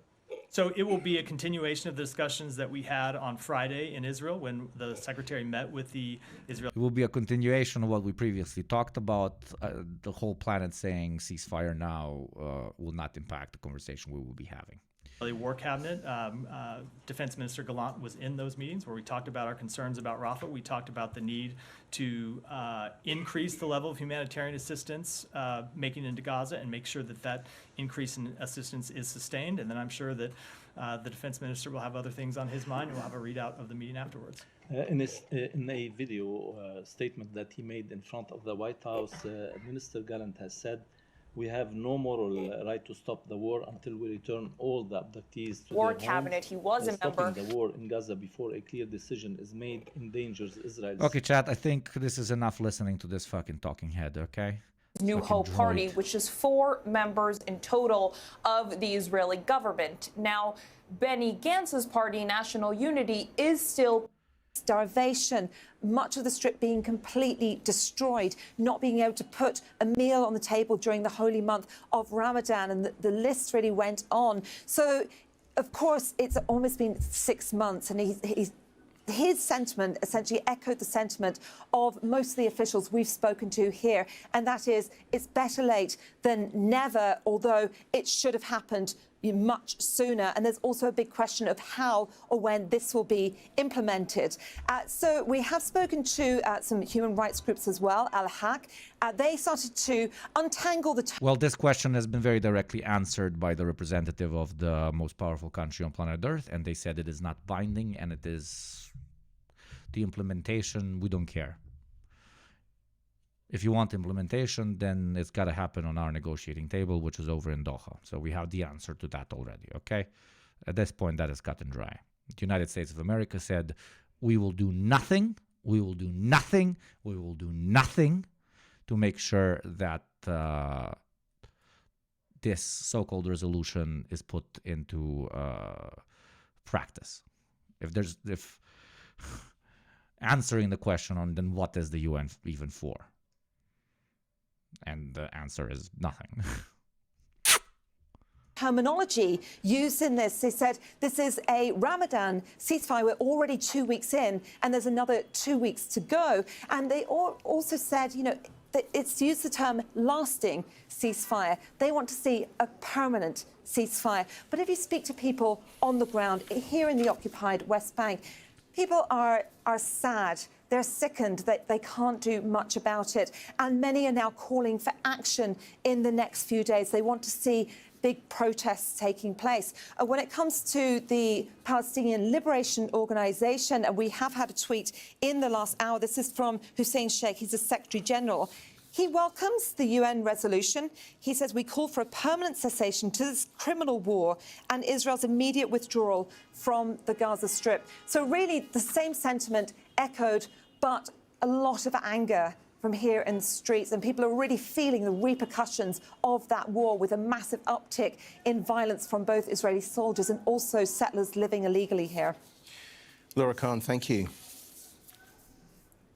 Well, Hamas issued a statement welcoming the UN Security Council vote and affirming its readiness to engage in an immediate exchange of prisoners held by both sides. Hamas also said it's important to ensure the freedom of movement of Palestinian citizens and entry of Obviously, the Israelis going to use the part of that sentiment which implies both sides as a non-binding and as a way for them to say fuck off. I mean, that's... you don't need to be an expert for that. Humanitarian needs for all residents of the Gaza Strip. Hamas also called on the Security Council to pressure Israel to commit to the ceasefire, stop its genocidal war of extermination and ethnic cleansing of Palestinians.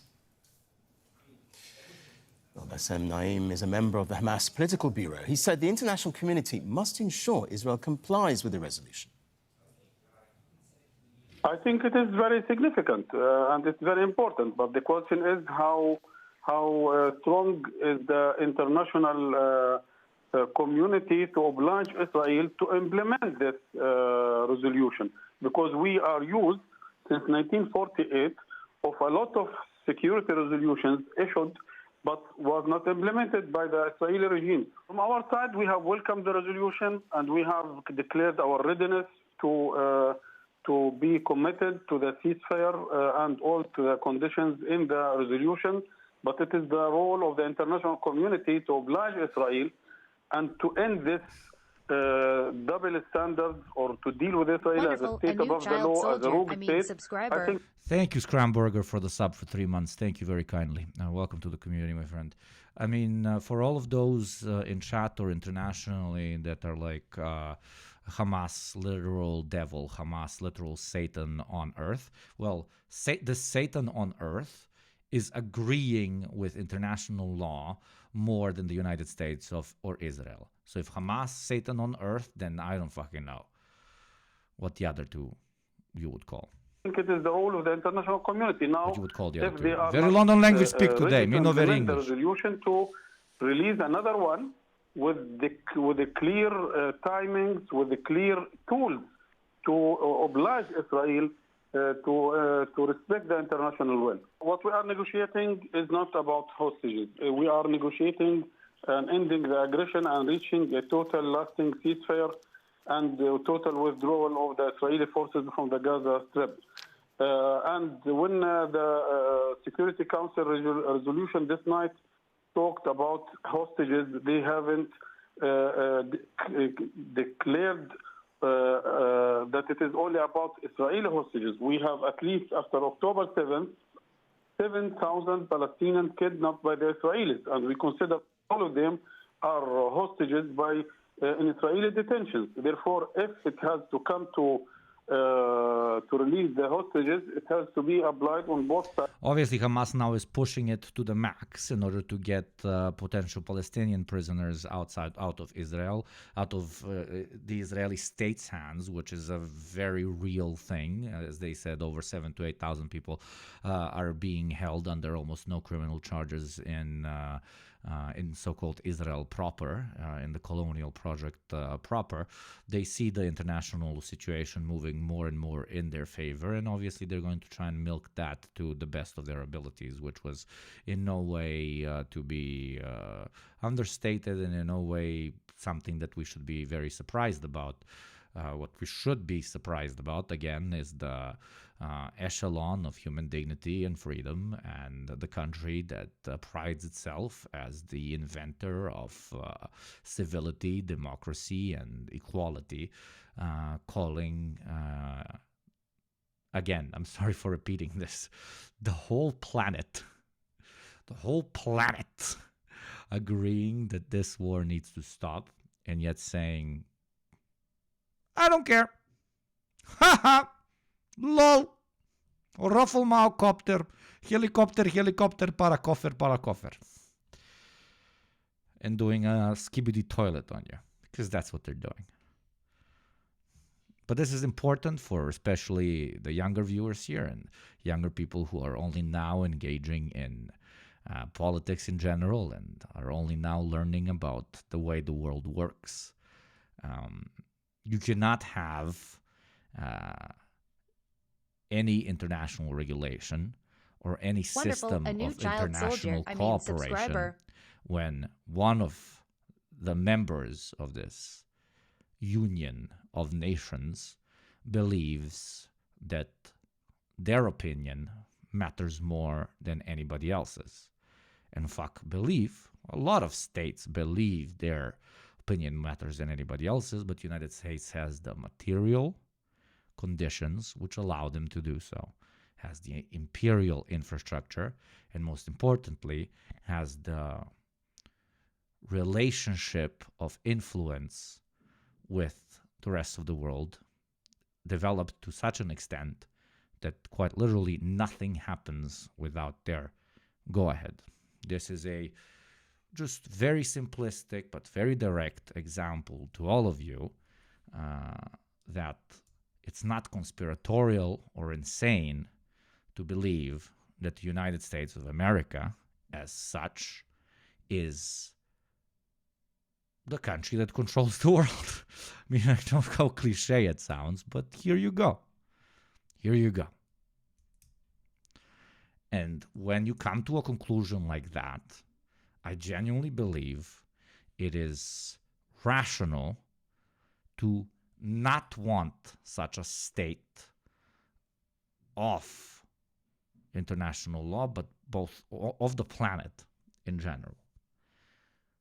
We call this unipolarity, where there is only one superpower. And therefore, no matter how much you might dislike Iran or China or Russia or India or Brazil, etc., no matter how much you might dislike them, a push towards a world where power is more shared amongst multiple larger powers allows for a situation such as this to have a lower chance of happening, because it's not just one guy that is deciding Wonderful. A the new fate child of our soldier. whole I mean, planet. subscriber. Especially to my international listeners, which I think we have grown into a decent number at this point. Looking even, ya boy Khalid, the sub, thank you very much. It's better for you because your vote would matter a lot more, and not only that, oversimplification. Let's fucking face it. Do you want Billy from fucking Wisconsin to dictate what happens in your rural village of Chachachka in Belarus or in Ghana? No, you don't. And if you don't, you would be more supportive of a more multipolar setting. Because, I said my fucking thing. Thank you very much, Dina Jr., for the sub. That is why multipolarity is important. Right.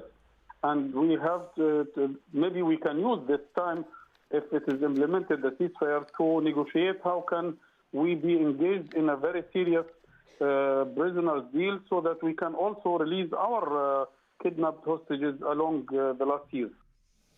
Joining us here in the studio is Marwan Bashara, Al Jazeera's senior political analyst. Marwan, put simply, a clear and binding resolution at the UN Security Council, but Israel has a history of not complying with resolutions. Well, the Americans say it's not binding, but then again, nothing is binding for the United States of America, now is it? Not even things that the United States of America itself says it's going to do. Isn't it? And not everyone agrees that it's binding, no? Yeah, there you go. Not the pre-watched. most important It's member live. of I the can't UN pre-watch Security this. Council does not agree that it's binding. It actually said, Mrs. Greenfield, that it's a non-binding resolution. And in fact, it was the Chinese ambassador, who is known for his a bit more laid-backness and accuracy, said, if this resolution is going to be implemented, the one member of this council, meaning the United States, is going to have to use its leverage with Israel. And we know that's not exactly going to happen. So we are talking, as Laura said from Ramallah, we are talking about 2 weeks ceasefire. By the time we figure out the difference between lasting and permanent, the 2 weeks would have passed. It's not serious, 2 weeks ceasefire. This is like a pause. It's not really a ceasefire, you know. And the idea of more or less tying it or not tying it to the issue of the hostages, the unconditional release of the hostages, which Mr. Naim, of course, skipped on. That's also a demand by the Council that Hamas needs to release all the hostages unconditionally, right? So I think it's a bit complicated, and the United States helped complicate this resolution that was supposed to be quite simple in the way it's approaching this issue, really making sure that we would have a 2 weeks ceasefire leading to a more permanent ceasefire. I think now it is not clear the United States will, in fact, make sure it is binding and make sure it is lasting/permanent. So given what you say... They are late because they do not have all the information. The United States has come out with a statement for those of you joining us a bit late in the party. Unfortunately, it's not really a party. It's more like a fucking funeral. They do not believe it is binding, and they do not believe that this will really lead to anything. Only their negotiations are what gets to define how this potential conflict ends. Then, are you saying Israel can basically still rely on its biggest ally, the US, despite the abstention? Oh, absolutely, absolutely. There is differences of opinion, there's no doubt. And there is a disagreement, there's no doubt. Let me summarize to you in 2 words what the disagreement with. It's very important disagreement. I mean, don't get me wrong. But it's not about to undo the strategic important relationship, special relationship between the United States and Israel. The Biden administration thinks this is the beginning of the end of this war. So even if it's going to be some Rafah invasion, it's going to be handled with soft gloves somewhere down the road. But it is the beginning of the end. Netanyahu and his government think this is the end of the beginning. That they destroyed much of the Hamas forces, but there's so much more to destroy. They haven't taken control over the security in Gaza. They haven't finished with Hezbollah. They haven't finished with Iran and its proxies. And the United States is not getting on board with making sure that this will be the catalyst for stabilizing the region, militarily speaking. So for the Netanyahu government, this is just the end of the beginning. For Biden and his administration, this is the beginning of the end. So despite everything we've seen today, the situation on the ground remains completely dire, doesn't it? Let me tell you what I saw. I mean, I get the optimism, right? And I'm on board with the optimism. I'm looking, you know, with a flashlight. Same with a fucking magnifying glass, something. And in the beginning of the stream, we were like, hey, the Security Council agreeing on this might be historic, might be absolutely beautiful, might be amazing that finally even the United States did not have the audacity to fully support what Israel is currently doing in the eyes, in front of the cameras of the world. And yet, in that room, they didn't raise their hand against, but literally in another room, they said, haha, we do a little bit of trolling. None of that matters, man. For any optimist. You should come ask us. You should come ask us on what's going to happen, because we're the ones who decide, motherfucker. So anywhere. But I think the clapping at the UN Security Council, for me, it showed just how incompetent the UN security has been the past 5 months.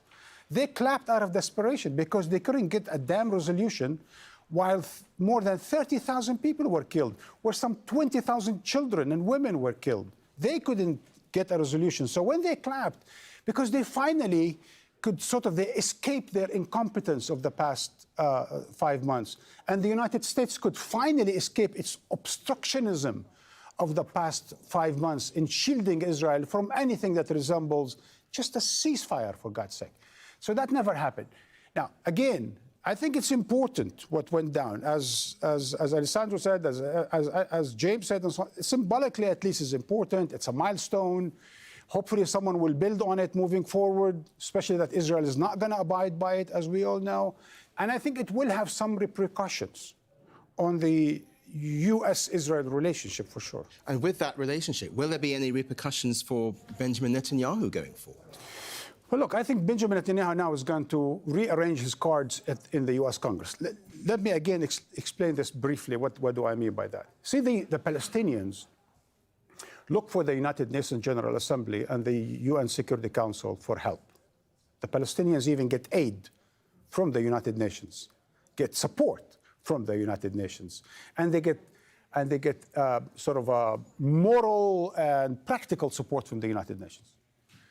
Israel gets its support from the U.S. Congress, from that parliament, not the world parliament, from the real room that decides what gets to be done and what doesn't get to be done internationally.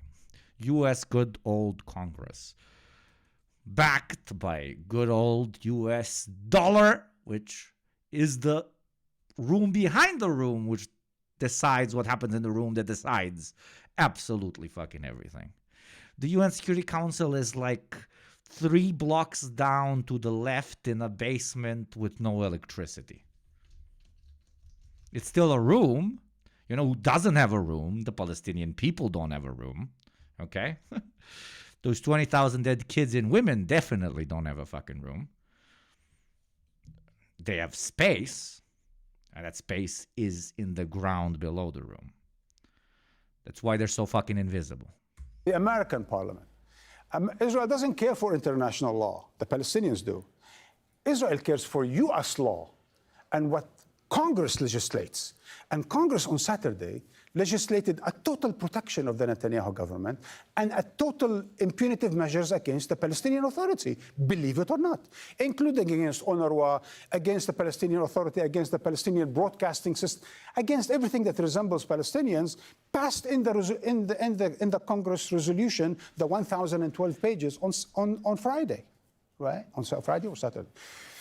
So Israel cares about that. So Netanyahu is going to be doing everything possible, at least with the Republicans in the U.S. Congress, in order to, first of all, maybe hit Biden on the knuckle a little bit, right? And make sure that Israel's privileges in the U.S. Congress remain safeguarded moving forward. And I think Gallant, the Israeli defense minister, is there to get the weapons, to get the Israeli superiority in the Middle East back on track, to get the Israeli deterrence back on track, and so on and so forth. That's going to require American support. And it comes first and foremost from the U.S. Congress. He would have rather to have also Biden on board. Biden keeps telling him that he is on board, but maybe he's not really that much on board. Yes, because Biden sees how this is currently impacting his potential re-electability, at least the people behind the corpse robot thing, which we define as the President of the United States of America. Everything the gentleman said. And always pay attention to the actual room, which is the decision maker on a particular event. And unfortunately, in a unipolar world, the only room deciding absolutely anything is Congress. Shara, as ever, we appreciate your analysis. Thank you. We cannot really have a conversation about international regulations or people talk about the sovereignty of countries. We cannot talk about the sovereignty of the human race when there is one chunk of our planet which decides what happens in every single other inch of our globe. We cannot really have species sovereignty when there is only one subbreed of our species that defines himself as an American who has bases in every single inch of our world. We cannot talk about human sovereignty when none of us are given the right to define for ourselves how we want to be governed, when they are the only ones who get to tell us what kind of system we want to live in. We do not have human sovereignty when we cannot do anything without asking the American first. How is that a world filled with different cultures, different nations, different interests, when not even a thing that we invented, called it the United Nations, where we send supposedly our best and our brightest, when that cannot do anything because the power disbalance is so fucking massive that it doesn't matter unless the big eagle in the room agrees on it. A decrepit, slowly diseased and dying eagle, yes, but still the fucking eagle. So it doesn't matter what you think about Dragon or anybody else, but if that allows the eagle to have a little bit less influence, that allows the rest of us, especially the tiny ones, like the country that I'm from and the one that I'm living in right now, a country that was taken from my people, but I'm not going to go into that right now, to have a little bit of a voice. So yes, multipolarity very much so matters. And currently it is a meme. It is a meme. It is the direction we're going into, but it is very far. But it is something that anybody with even an inkling of anti-imperial sentiment should belligerently, sure, and with skepticism, absolutely, but should support. Because anything which makes the eagle a little bit weaker, as we've seen today, gives humanity more sovereignty. You cannot have a sovereign body when the tumor on the fucking brain is the one who's running the body.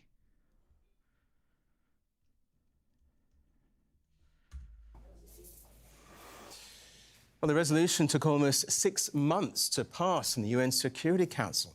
And in that time, thousands of Palestinians have been killed and nearly everyone in Gaza has had to flee their homes in search of safety. And now in northern Gaza, people are dying of hunger. And Israel says it will stop working with Gaza's largest humanitarian aid provider, UNRWA. Well, Bob Kitchen is the Vice President of Emergencies and Humanitarian Action at the International Rescue Committee. He joins us from New York. Thanks for being with us. How important a step was this adoption of the resolution at the UN Security Council? Does it make any difference on the ground? Well, it's a critical first step.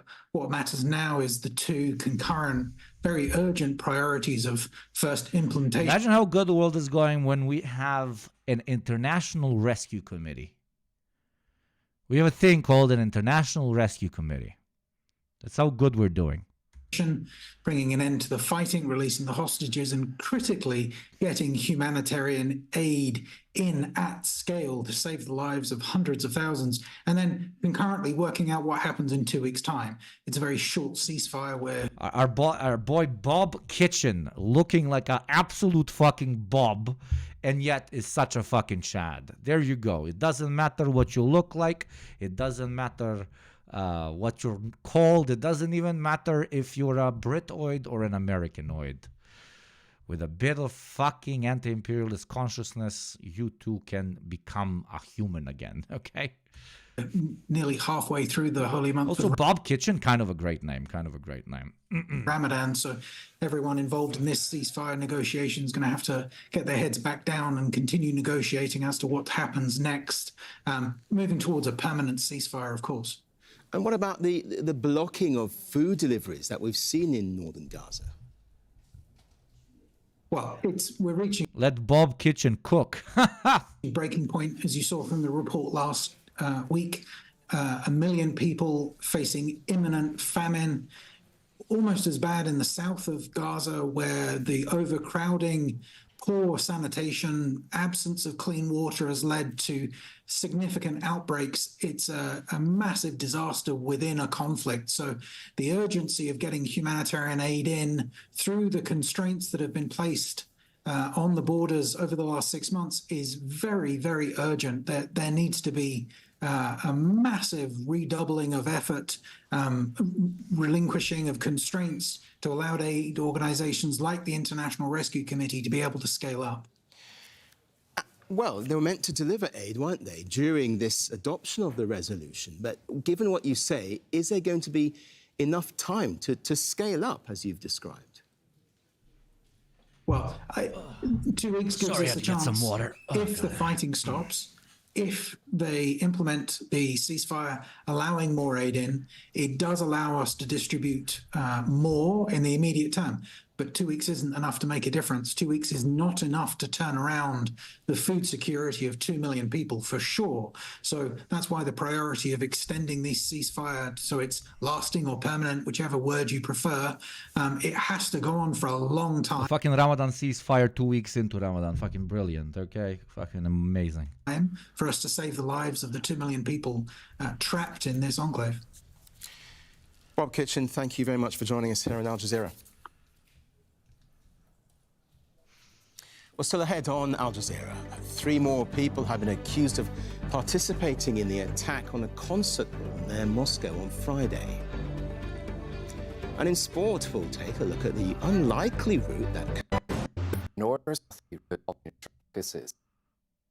United Nations listed Chad as one of the world's most insecure countries in terms of food supply, mainly due to impact of climate change. 139 people. Popular vote with a high. And with that, my beautiful chat, I think we have covered pretty much all the events we can cover when it comes to the United States Security Council. What have we learned? We have learned that in a unipolar world, it doesn't really matter what the international community agrees on. If the big player doesn't put their feet in the game, then there is no match being played. Not only have they not put their feet in the game, but in the immediate press conference after the UN Security Council vote, the representatives of the White House have pretty much said that this is non-binding and that and completely avoided questions of what they would do in case Israel does not follow through on this resolution in particular. Basically, while being a great first step in the world's condemnation of this horror, the direct result of it, or let's say the implementation of this resolution, will most likely do nothing. Hopefully, they will allow for a temporary ceasefire to actually happen on the ground, something that the Americans might be motivated to support, not out of any belief in humanity, but and any belief in the value of human life, but because they need to show some sort of imperative when it comes to this conflict, so that all the brunch-going liberals continue voting for Papa Biden in the coming election. We will have to wait until tomorrow to see what Israel's direct response to this will be, and we will have to wait for the next 2 to 3 days to see if there's going to be any sort of troop movement, at least the lowering of troop movement on the territory. And with that, we move on to other horrors that plague our world. And that is the terror attack in Moscow, which hit hard and hit surprisingly, no matter how much they say, oh, the United States warned them, etc., etc. Let's get into the topic. Let's watch first some coverage of the mass murder in Moscow's theater hall, where I saved one of these. Let's see what Moscow attack suspects look like when they arrived at court. Moscow terror attack injured. Two men have been charged in connection with Friday's attack on a concert venue just outside Moscow. This is from 20 hours Authorities ago. now say at least 137 people died after 4 gunmen fired at concert-goers before setting the building on fire.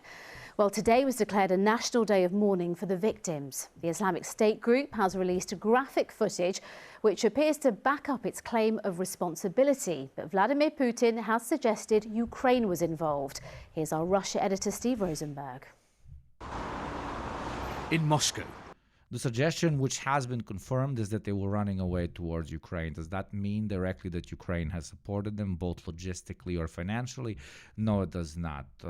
Does it absolutely imply that potentially they were using this current situation, which is, the war in Ukraine, so that they have a place where they could potentially hide after having committed this fucking insanely atrocious campaign of mass murder? Yes, it absolutely does. All the videos, all the documentation, all the footage that we've seen, all the analysis that we've seen shows that they very much so have been moving towards that territory. The Islamic State, I believe, at this point can be said has committed this heinous act of mass murder because they've proven it through different footage, etc., etc. But let's see how the West covers this. Wherever you looked, wherever you turned, you could see. This was a country in mourning. Hello, Gopnik. I'm at the emergency department, but could not miss on your stream as always. Thank you very much, my friend. But I hope you're well. I don't know if you're working at the emergency department or you're currently like being taken care of there if something horrible happens. But I hope you're good. Everybody, please stay safe. And in shock. And speaking of safe, I do encourage everybody on beautiful YouTube to join us over on Twitch, where you will become my favorite children and be able to see yourself in chat. Thank you and welcome. And thank you very much immediately to Joey Owie for the sub through Prime. Russia, flags flew at half-mast Wonderful. A for the new child victims of soldier. the concert hall subscriber. massacre. And at the scene of Friday's attack, Crocus City Hall, the queues grew longer and longer. The National Day of Mourning experienced most acutely here. There was an outpouring of sympathy, a mountain of tributes to the dead. As well as leaving flowers and candles, people have also been bringing soft toys and sweets, because amongst the dead, there were children. They've also been leaving messages. One is addressed to the attackers, and it reads, "You are scum. We will never forgive you." Among the crowd, there was a mixture of grief and anger. It was a big shock because I live nearby and I saw it from my windows. It's horrific and a big tragedy. Such a terrible loss, says Natalia. I'll never forgive or forget. Bring back the death penalty, Yevgeny says, for terrorists, for sure. This is how the attack had begun, with gunmen in the foyer and desperate attempts to take cover. The attackers moved on to the auditorium. By the end of this, more than 130 people were dead. 4 suspects have been arrested. Tonight, the suspected gunmen appeared in court. Russia claims they'd been caught fleeing to Ukraine and had contacts there. Kiev fiercely denies any link to the attack. The Islamic State group says... At this point, we cannot confirm nor deny any connection. Would it make sense that more radical groups in a country that is currently at war with another country would logistically potentially support the enemy of my enemy that will sow chaos in the country that is invading them? Absolutely. Do we have proof at this point of that? We absolutely do not. This can only be speculation and nothing more. But stating that you 100% believe that there was no involvement, or stating that you 100% believe that there was involvement, is absolute mumbo-jumbo bullshit. One could argue, hey, what can this do for Ukraine in general? How is this helping the Ukrainian cause? And it very much so isn't. But that is the logic of state actors, not necessarily potential radical, more radical units inside of the Ukrainian military apparatus, right? Which very much so can find connections of this sort. Can, from their perspective, obviously. As it was behind the shooting. What we know about these fucking schmucks, these absolute pieces of shit, I watched through all of the fucking videos almost, these absolute fucking gorillas of human beings, is that I believe they're Tajik, which their ethnicity doesn't really matter, are radicalized idiots that act as all fucking terrorists do, mass murdering scum. And on this day of mourning, silent prayers. But yes, it needs to be said, funnily enough, oddly enough, ISIS-K always seems to attack U.S. adversaries. Mind fucking blown. And I fucking hate the argument that, hey, the Russians didn't do anything even after the United States told them that there can be a potential ISIS attack. Funnily enough, Russian police, quite literally a few days before that, stopped multiple potential ISIS attacks. Which one the United States was talking about in particular, thanks to the information that they have access to, which also is pretty wild, does not insinuate that they knew that exactly this one is going to happen. And hey, this happened to Russia because they didn't listen to the US saying that there's going to be an ISIS attack happening. Apparently, multiple attacks were being planned, but this one was not stopped. And what happened fucking happened. The absolute horror.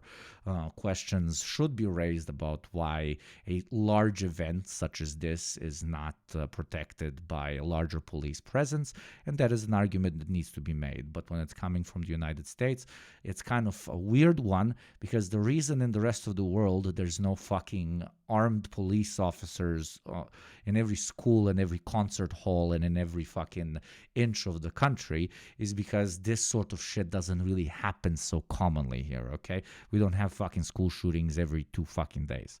Speaking of horrible things that happen consecutively, this will be the worst fucking ad introduction ever.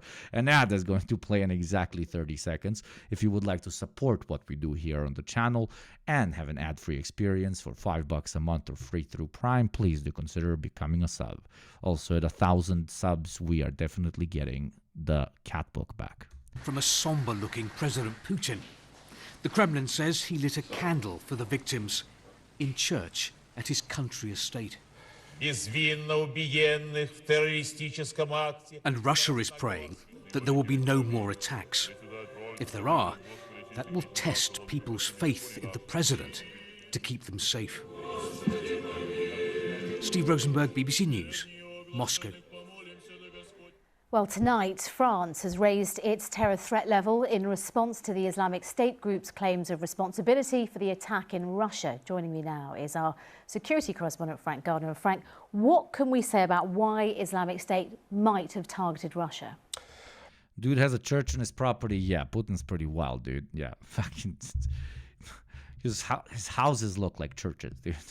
Okay, well, there's kind of 3 reasons, really, 3 possible causes. One is Syria, where the Russian Air Force has been inflicting pretty heavy casualties throughout Syria's civil war on Islamic State fighters.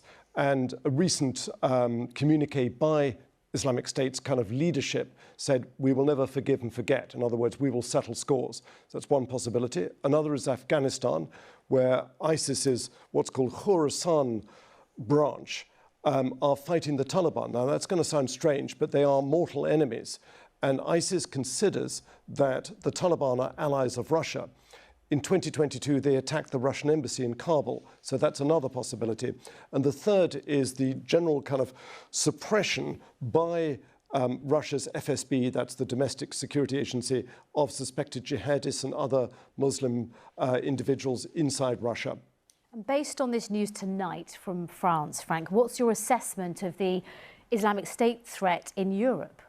Well, it never went away. So MI5, for example, here in the UK, which is the security service, their highest... Yeah, I mean, this is always a LARP. Like, you can't really kill an idea, especially a fucked up idea such as ISIS. So the threat level will always be present. We need to ask why institutions, if we can call them that, like ISIS, have emerged in the first place.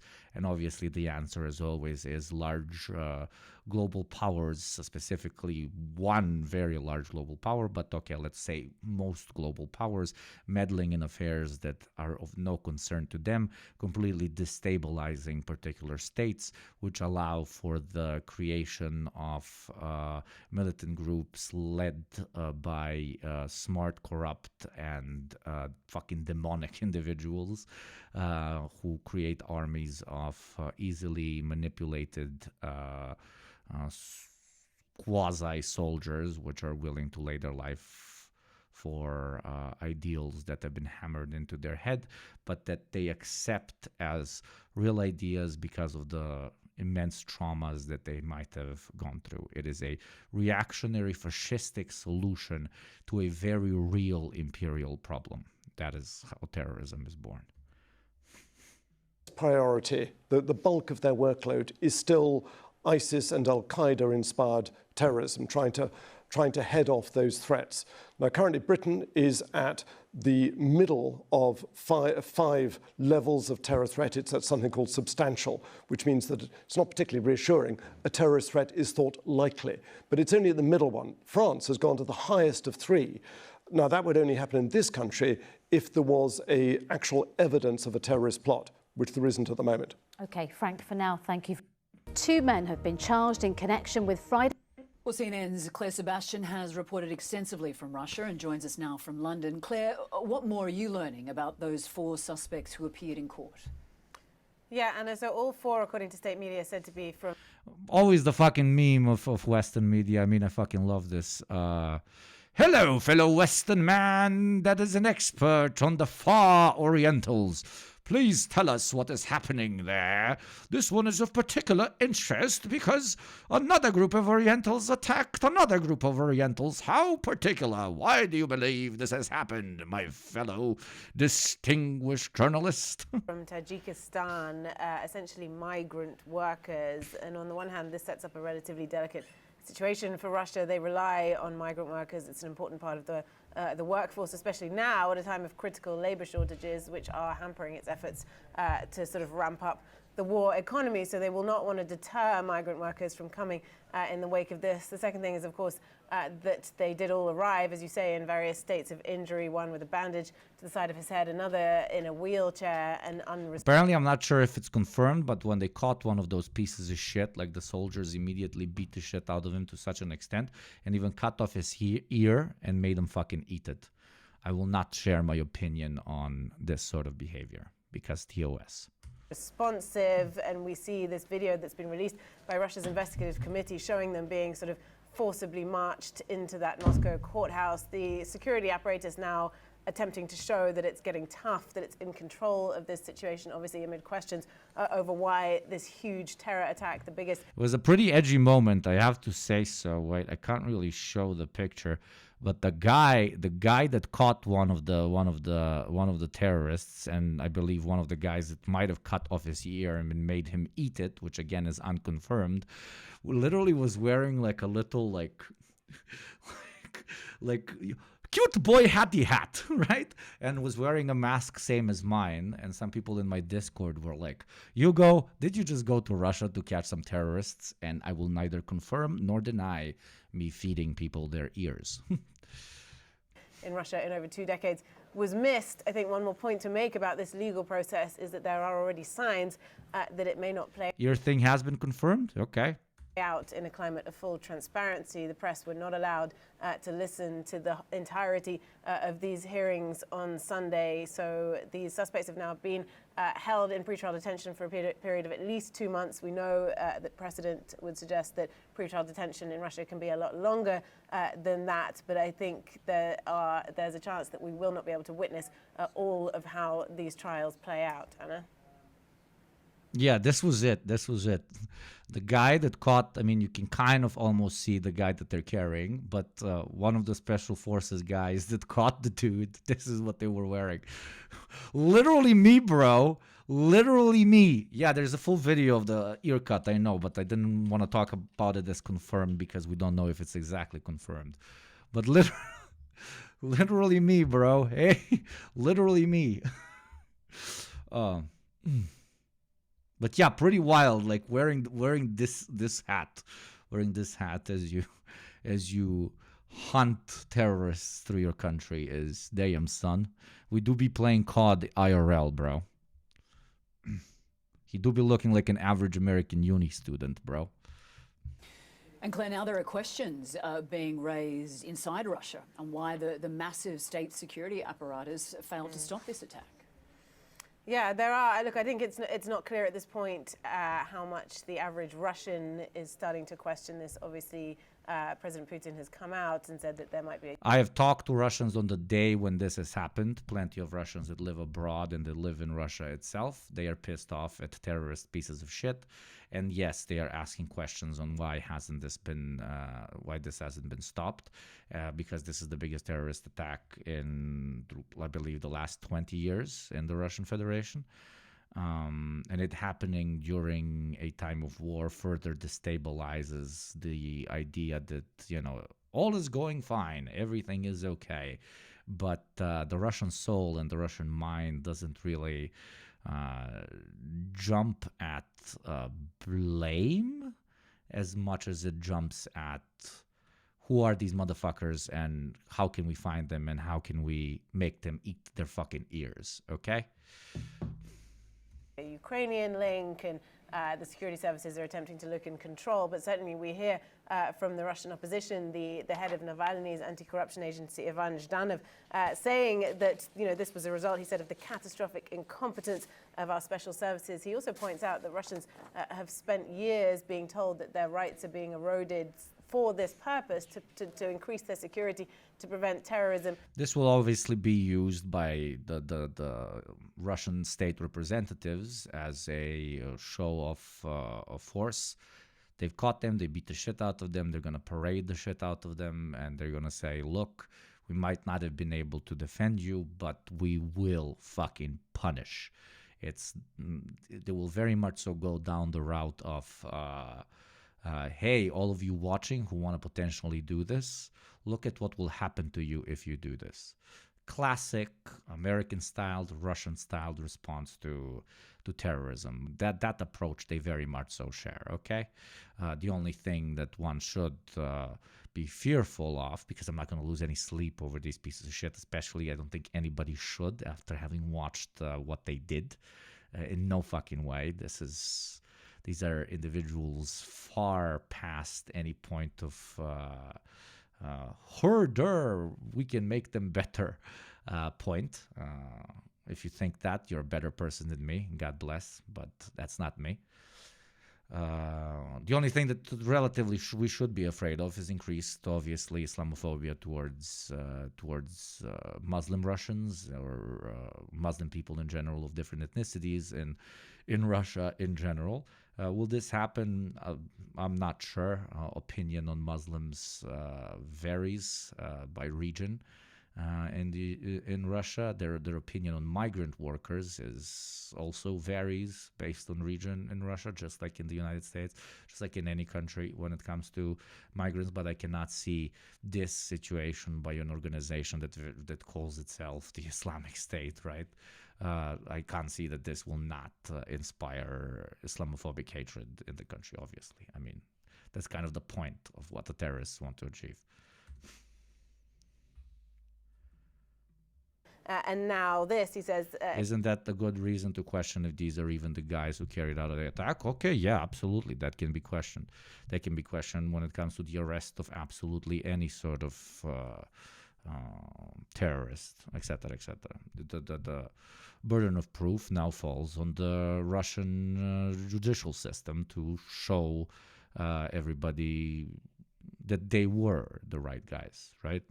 This is, in my opinion, far too big of an event for them to just arrest some randoms on the street and then show them as the terrorists, because literally the eyes of every single Russian in the country are looking at this and are looking at who is going to be arrested and are going to be looking at what the evidence for their arrest is. But at least the guys caught in the white Renault, dude, there's plenty of videos of them fleeing the scene in that particular Renault, then a couple of hours later being caught in that fucking Renault, being caught with equipment in it, descriptions, do very much so, call line, etc., etc. I'm not saying it's not a possibility that they're doing a fucking black site operation, etc., etc. There's a chance that you have with any sort of arrest, unfortunately.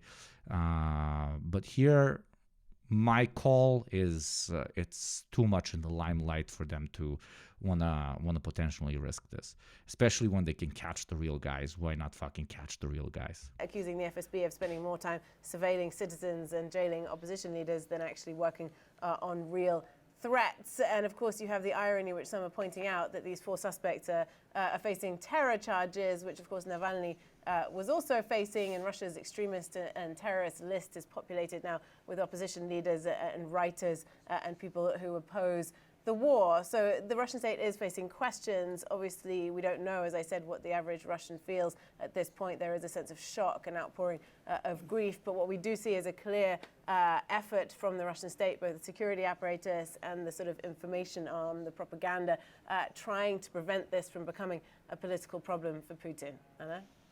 Yeah, in Russia, it's political propaganda. It is them co-identifying evil terrorists with political opposition, etc., etc.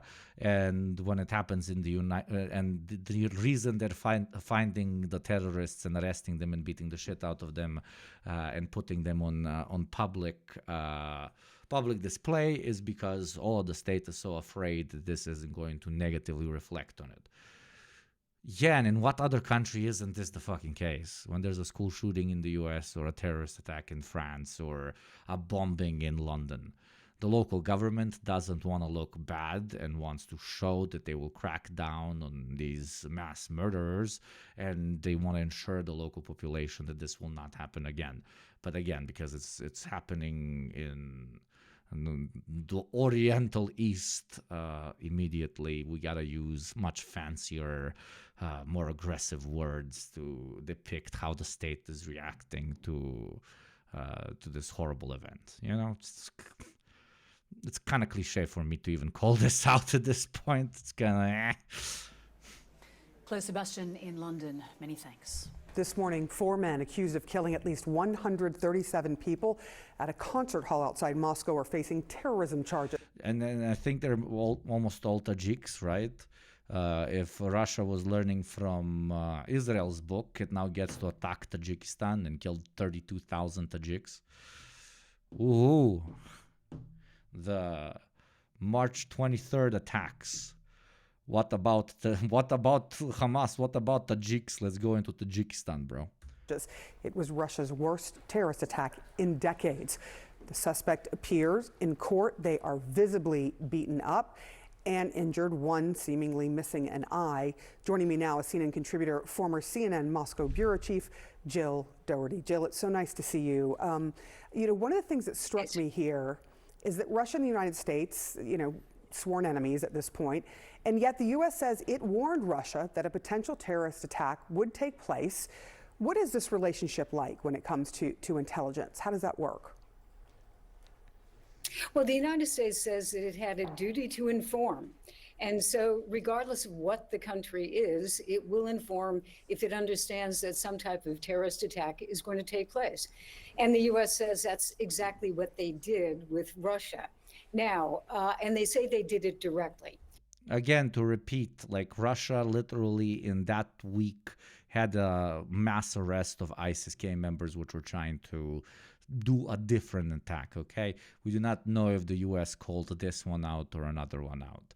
And no matter how much the Russian state apparatus might have said, which they have said, this is just the U.S. trying to stir up problems here, they obviously acted on that fucking intelligence. Everybody would act on that intelligence. Same would happen if it goes the other way around and Russians say, hey, we have information that a terrorist cell might do something in the US. The US is going to say, fuck off, you're just trying to stir problems, but they're going to look into it. Okay, we do not have any proof that can insinuate that this particular terrorist attack was the one that the United States government was talking about. This is just immediately the CNN jumping on this and saying, ha, look, we tried to warn them, but they didn't do anything.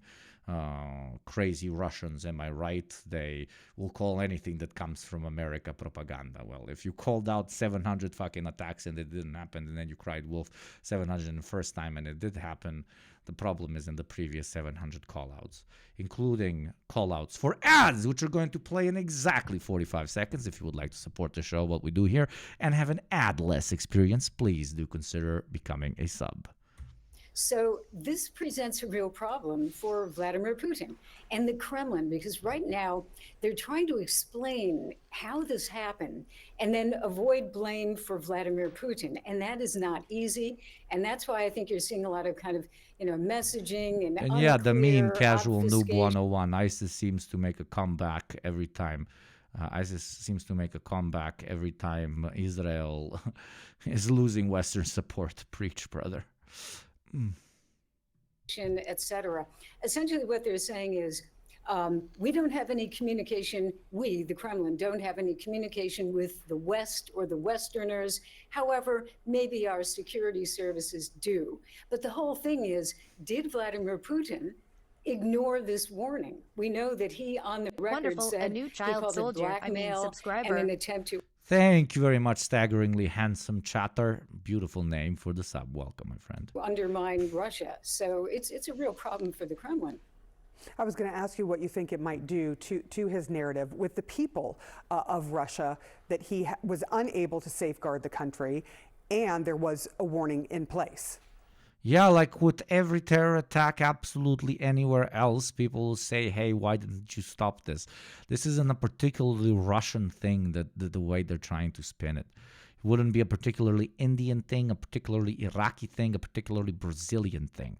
But again, this orientalizing notion that the same thing that happens in the U.S. is just a event happening in a bubble, and it's not going to happen again, and it doesn't have political implication. But everywhere else, this warrants all these fucking presentable white people to come and give immense fucking analysis, right? There was a terror cell that did something fucked up. Do they have a connection with the state that Russia is currently at war at? Most likely no, but that should not be denied as a possibility. There you go. Brilliant analysis. Can I have a $300K a month fucking CNN salary? Yeah, I think that is really the question, because this is not the first time that there have been attacks that have really been brutal over the years, 24 years with Putin, and there really have been a lot of attacks. And each time there was, I would say, an undercurrent of people feeling that they were unprotected, that the government simply couldn't take care of them. And now here you have Vladimir Putin just days ago, a week ago, being reelected to a fifth term, and this happens. So that undermines I think the idea among Russians that he really is their protector. That said, the Kremlin is going to try to very quickly, veer it off in another direction thanks to state media and propaganda, and say, well, it's just part of international terrorism and we should cooperate, but they're not cooperating with us because of the war in Ukraine. I mean, a lot of this, obviously, is in the context of the war against Ukraine. I wanted to ask you about that. Russia is still trying to link this attack to Ukraine, while also saying that these 4 men are from Tajikistan, and at the same time they're hammering Ukraine with strikes. I mean, could this propaganda work to its people? Because certainly it is not going to work with the international community. I think Vice President Kamala Harris was asked. Yeah, we don't care about the international community because it doesn't matter. The vote on the ceasefire shows that. But here, when it comes to Russia, we really care about what the international community thinks. But hey, they have a lot of experience with, they should be experts. They have a lot of experience with a terror attack happening and then them blaming it on a whole other sovereign country. I'm talking about CNN and babies being thrown out of incubators. Let's go invade Iraq today, please. Yes, we are very much so. Let's go kill 1 million plus. Whether or not the United States thinks Ukraine had any role in it. She flatly said no, that this is ISIS-K.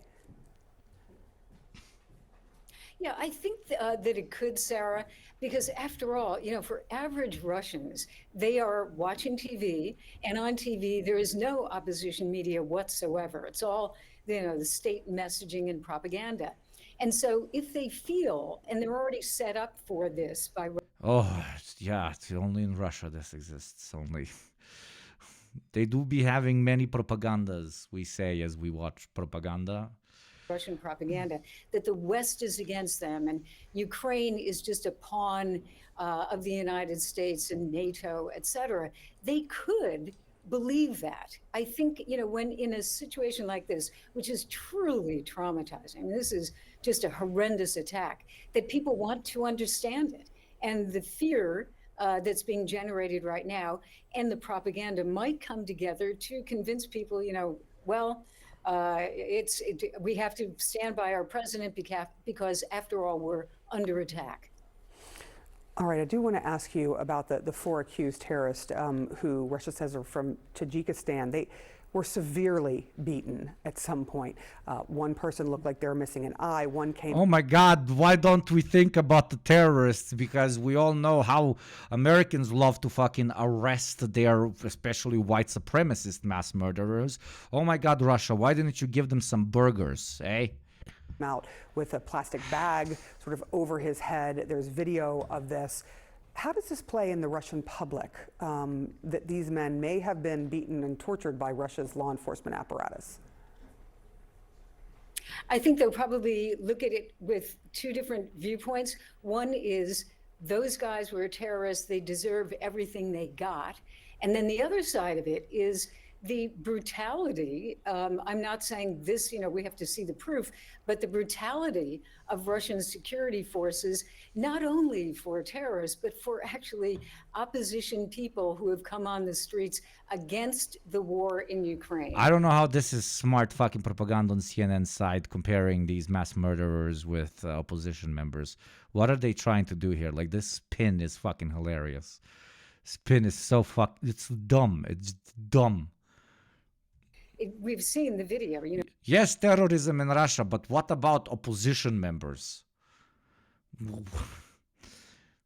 Dude, improve your game. You used to be better at this. People being beaten and dragged off. So it's hard, I think, for Russians to really accept all of this. It's very frightening. No, it's not. I talked a lot about them. You know how many memes about them eating the ear my Russian friends have sent me?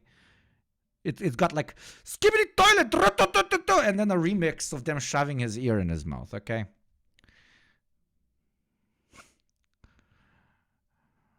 Slavs have grown up in violence. We do not fucking fear it. We dance fucking horo around it when it happens. Especially to those who are defined as enemies. This doesn't work. Frightening to think that you are alone, but I can tell you, I've seen on social media comments exactly like that. We have no one to protect us. It's a terrible situation for some Russians.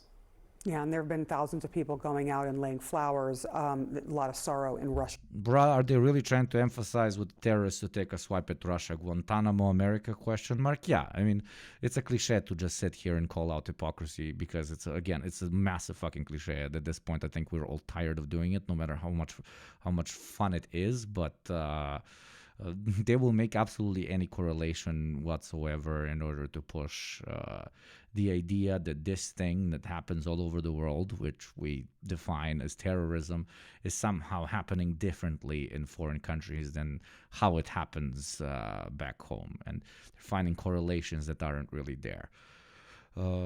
Yeah, this is not much. I don't know. Everybody wanted me to cover this story, but it's kind of a horrible event that obviously I'm very sad that this happened and hits me very close to my heart, just like everything that is happening in Ukraine, because again, as a Slav, I feel very connected to both Ukrainians and Russians.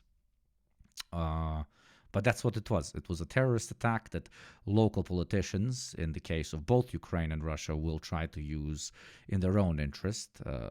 There are Ukrainian state representatives that have been saying, Russia orchestrated this terrorist attack at home in order to get support, further support against Ukraine and other bullshit like that. And obviously the local political elites in Russia are going to use this horrible event in order to increase support for their own cause. Oh my God, mind-blowing bourgeois politicians using absolutely anything like the fiends that they are in order to garner greater support and greater reactionary sentiment.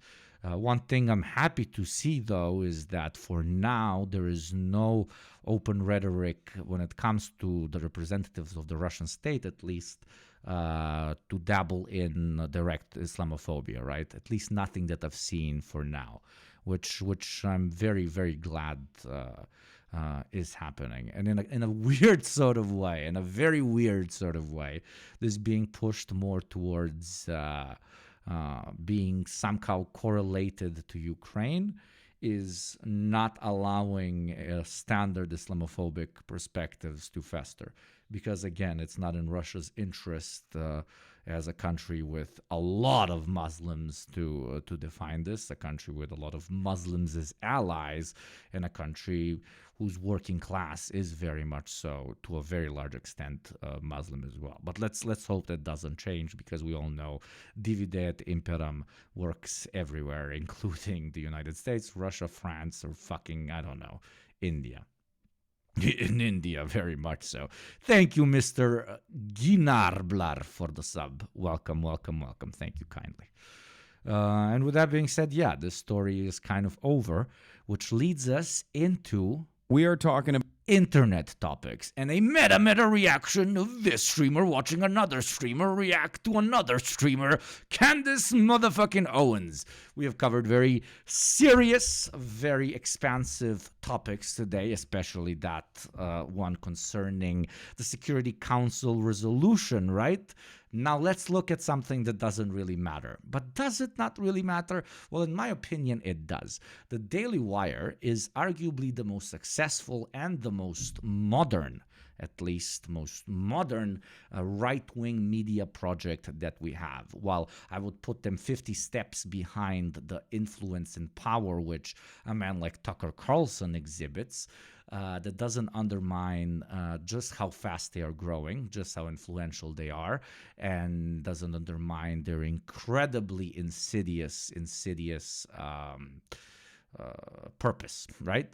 Only in 2020, I think they made over $100 million in profit, which at this point one could probably predict between 400 and 500 million in yearly profit for the Daily Wire. This is a very quick, very growing, very internet adapted media platform. I've made a video outlining where they get all their money and all their funding over on my channel. If you want to get more details on that, maybe after this video we could even rewatch it. And they know exactly what they're doing, because as compared to their very stupid Fox News counterparts, they actually know how to speak to the youth.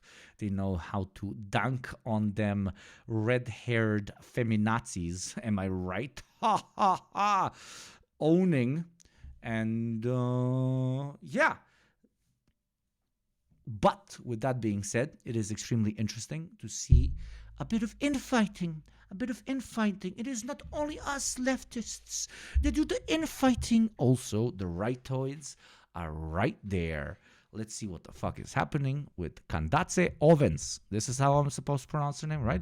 Candace Owens. Okay, let's see what is happening with Candace Owens. And I'm too lazy to do my own research, so I'm going to watch this guy react to it. Okay, let's... Candace Owens time. The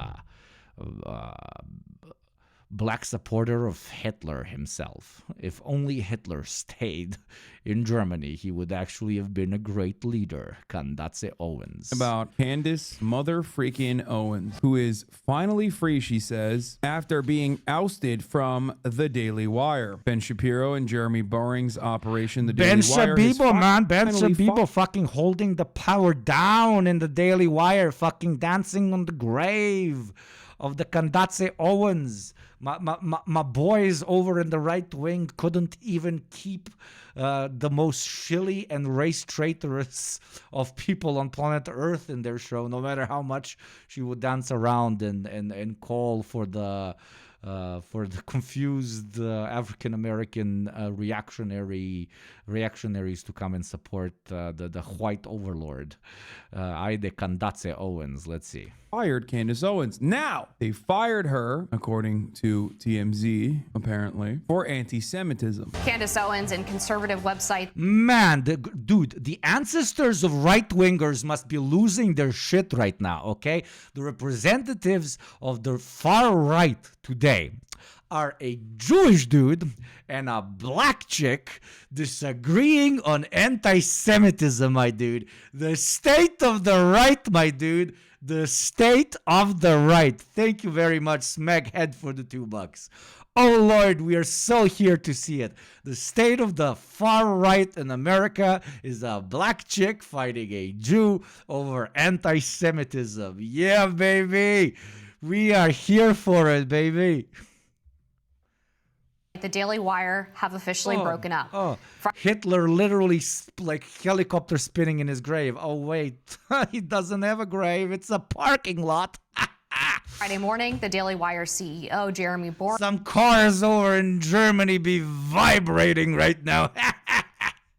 Posted on X, quote, Daily Wire There's and a tiny little motherfucking earthquake in the German parking lot right now. Am I right? Candace Owens have ended their relationship. He did not give a reason on the circumstances that led to this shift. Hey, black woman, you're racist towards the wrong ones, god damn it. But earlier this week, the Anti-Defamation League highlighted the fact that white supremacist Nick Fuentes applauded Owens' rhetoric on Jews. Owens has been outspoken in her commentary about Jewish people in politics, in the media, and her support for Palestine. Regardless, based on her latest episode posted just yesterday, the news may have come as a surprise to Owens. Look at that. That's Jessica Burbank, right? I thought she... Mods, my beauties, please adapt the title of the video kindly. Thank you very much. Or I take out the whip, okay?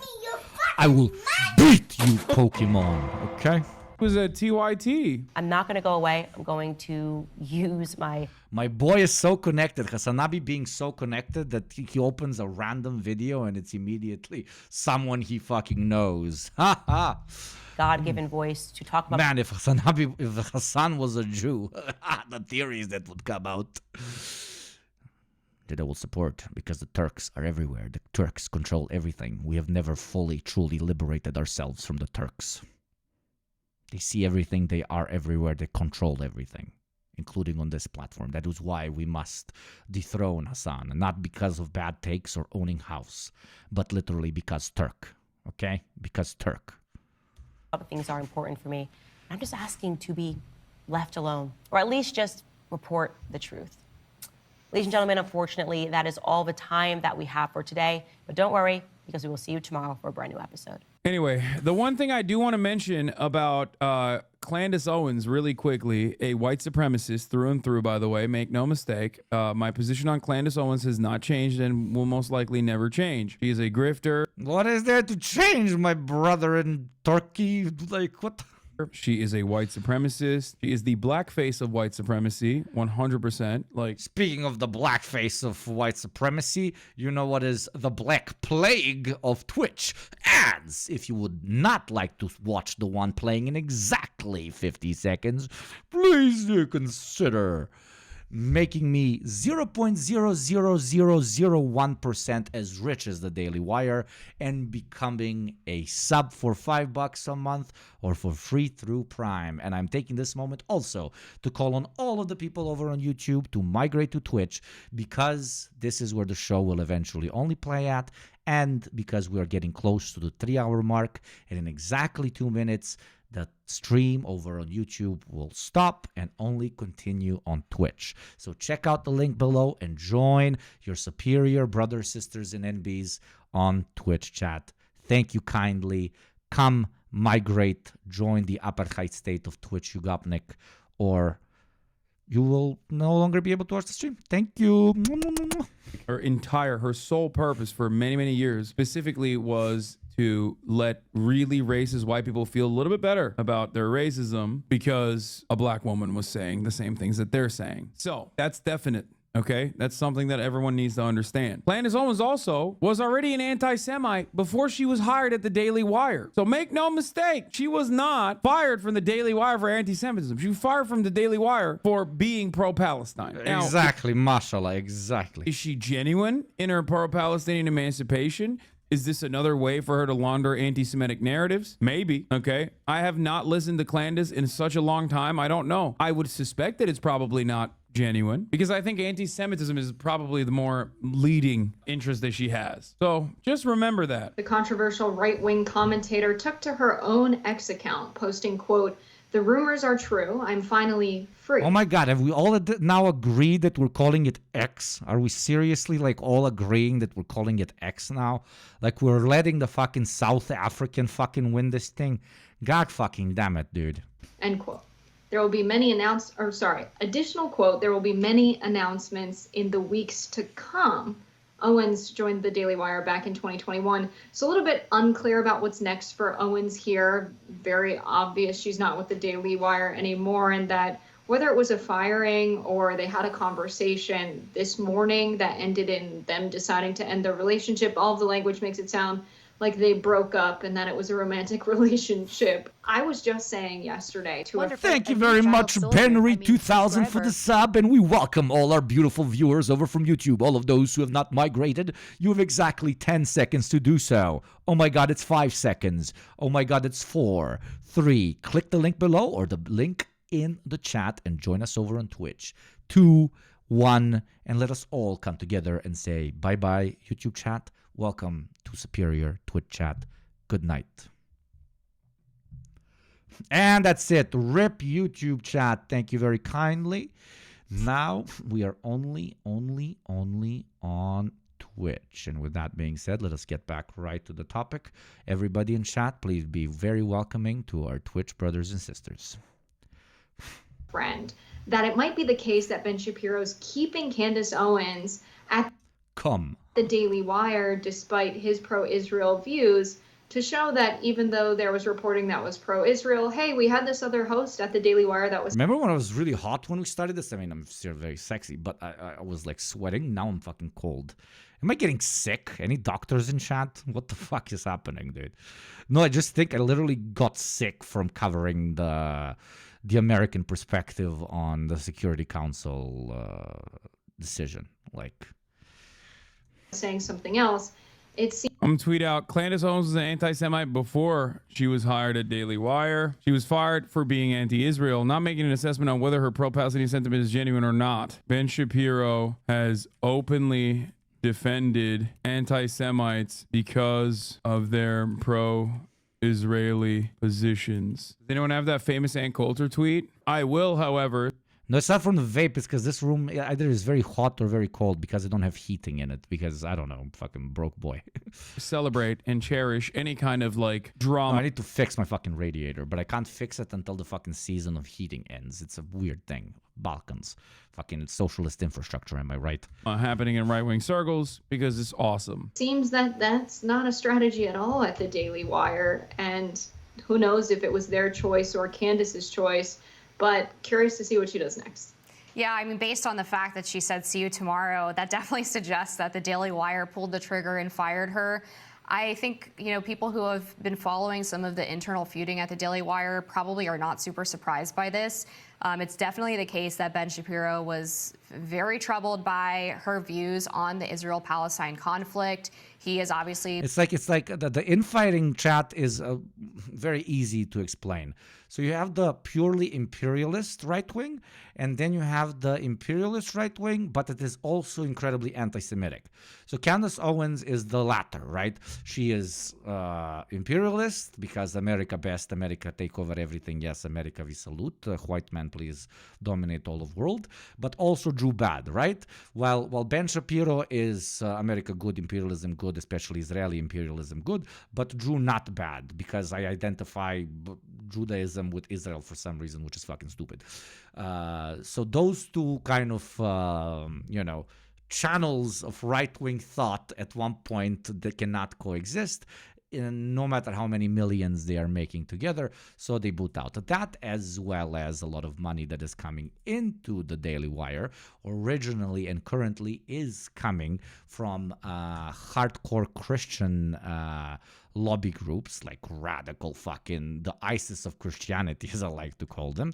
And they are massive supporters of Israel. So all of the big donos that are giving money to good old Daily Wire are saying, yo, you better kick out this motherfucker. Otherwise, we will stop giving you our good old dineros. So it's a financial problem, but also an ideological problem, which is funny from somebody on the left to call out towards any sort of ideology out there because, hey, they don't have like 700 subgroups of ideological thought that are subgroups of a subgroup of ideological thought that lead us to massive infighting. But it's good. It's good to see right-wingers becoming more and more left-wing, and by left-wing I mean only taking that aspect of their ideology.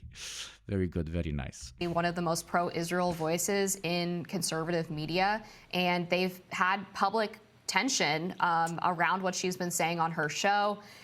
There was one... Bro, Candace Owens literally said Hitler wanted to make Germany great, okay, before she was hired by the Daily Wire. Please, if anyone comes at me and goes, oh yeah, this is because of anti-Semitism, you can suck my entire cock, okay? You are literally the dumbest person on the planet. No, he didn't give a as long as she shut the fuck up about Palestine. I will never, ever in a million years believe that Ben Shapiro gives a single shred of a about someone's anti-Semitic tendencies or anti-Semitic statements. Ben Shapiro, make no mistake, does not give a about anti-Semitism. In that tweet that I just posted in the chat, I showed you, he very clearly has defended anti-Semites. Ann Coulter tweets regarding Jews, awful, nonsensical. Ann Coulter is also super pro-Israel and always... Welcome to the beautiful community over from Rob Rousseau. Welcome, friend of the show, Rob Rousseau and his beautiful chatters. Welcome to the show. Please, my mods, give links to Rob Rousseau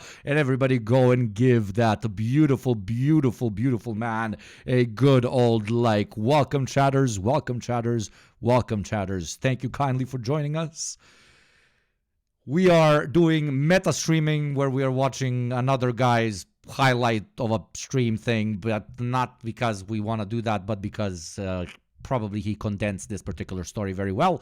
And that is right-wing infighting, baby. Right-wing infighting. We have the long-standing champion of anti-Semitism versus the long-standing champion of American imperialism. They are making hundreds of millions of dollars together, but they disagree on a particular topic that is probably lowering Ben Shapiro's bank account increase. Let us continue watching.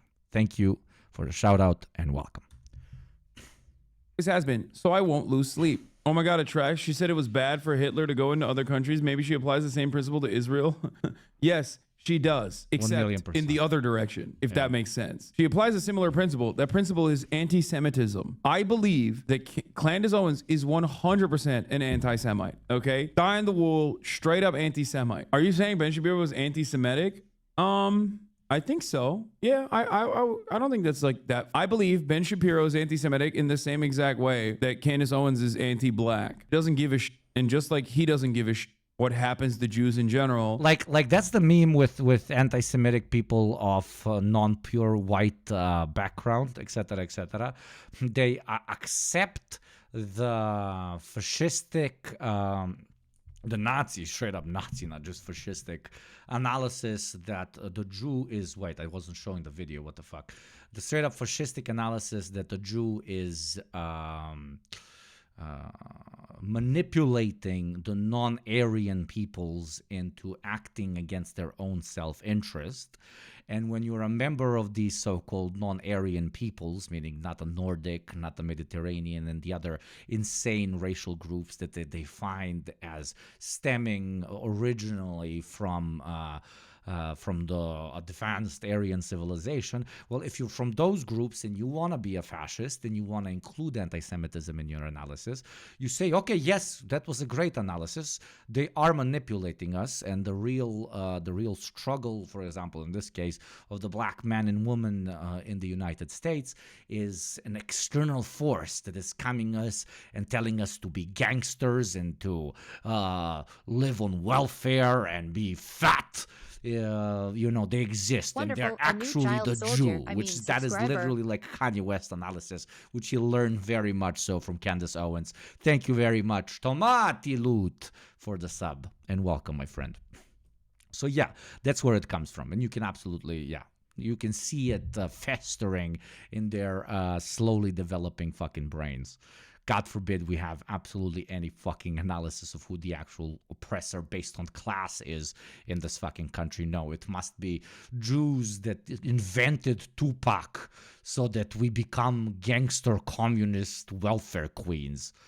And the only way for us to rid ourselves of this lifestyle that they have imposed on us is to vote Republican and I don't know, tattoo a fucking swastika Ankh symbol on our fucking foreheads.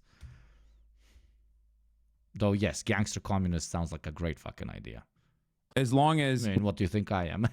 white evangelical Protestants are on board. Yeah, I agree. I actually don't have any problems at all with the word nationalism. I think that it gets, the definition gets poisoned by elitists that actually want globalism. Globalism is what I don't want. So when you think about, whenever we say nationalism, the first thing people think about, at least in America, is Hitler. You know, he was a National Socialist, but if Hitler just wanted to make Germany great and have things run well, okay, fine. The problem is that he had dreams outside of Germany. He wanted to globalize. He wanted. He's like, bro. It's a classic. That's a Candace Owens classic, my boy.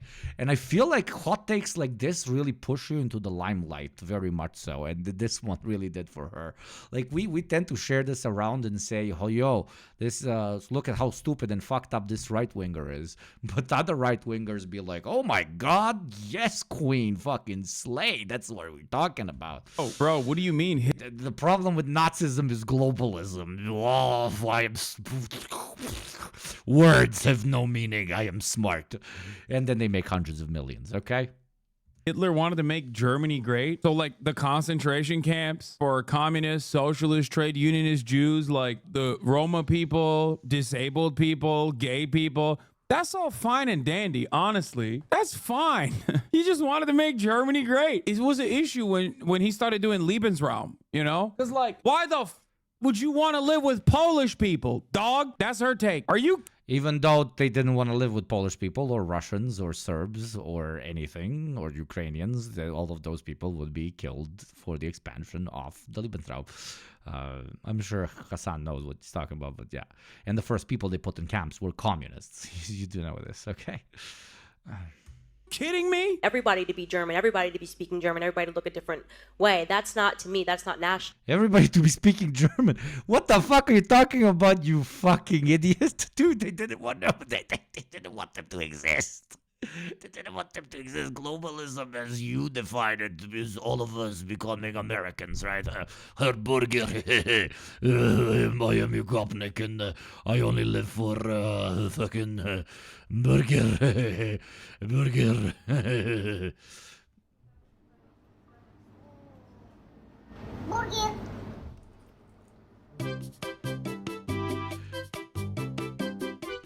Mandatory burger mention in Gopnik Twitch. Yes, that is what.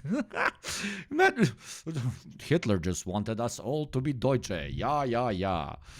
Many times Hitler said, oh, we just need to go teach the Russians and Serbs and Belarusians and Ukrainians some German.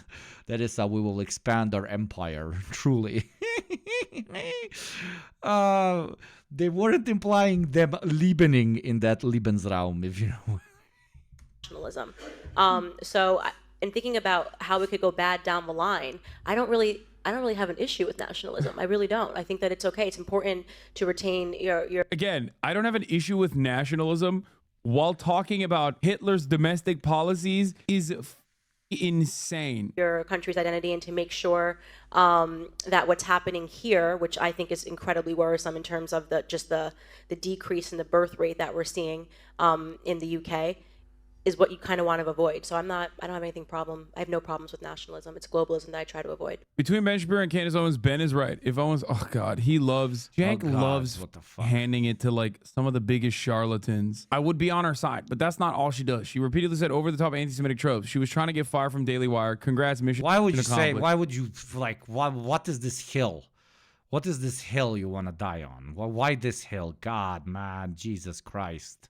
Yeah, dude. Except she was hired by the Daily Wire after this president. Video. So it's so weird. Why don't you have a jank accent voice? What kind of voice or accent does he have? I'm strongly reconsidering voting for your uncle. Yeah, even all of that, he's still significantly better as the president in comparison to Brandon. But, you know, of course, brother. Is that good? Is that a good jank impersonation? I don't know. Point a few months ago where I believe she was trying to get Ben Shapiro to convert to Christianity or something along those lines, and there was this huge argument over whether what she said was considered anti-Semitic. You want me to do a Hassan Nabi impression? So, the top of the hour ad break is coming. If you would like to not watch ads and enjoy my impersonation of my uncle all the time, please do consider becoming a sub through Prime for free or for $5 a month. Have uninterrupted Hassan interpreting Cenk. Fucking what? I don't know where I'm going with this. But yeah, the ad is going to play in 1 minute 30 seconds. Please do consider becoming a sub. If we hit 1,000 today, we will be watching the cat book. Semitic, and really just things started to unravel from there. But I think Candace Owens is going to be fine. It looks like she has her own website that she's encouraging people to go to now. I wouldn't be surprised if she tries to do a show on. Oh yeah, she's gonna be completely fine, just like our boy after he left Fox was completely fine. X, similar. We're talking Tucker here, of course. To what Tucker and Chris Cuomo are doing, and Don Lemon attempted to do. And just go direct. Can we count her as anti-Israel now? I love how we keep hitting 1K, but then it goes down every fucking next stream. It's so funny.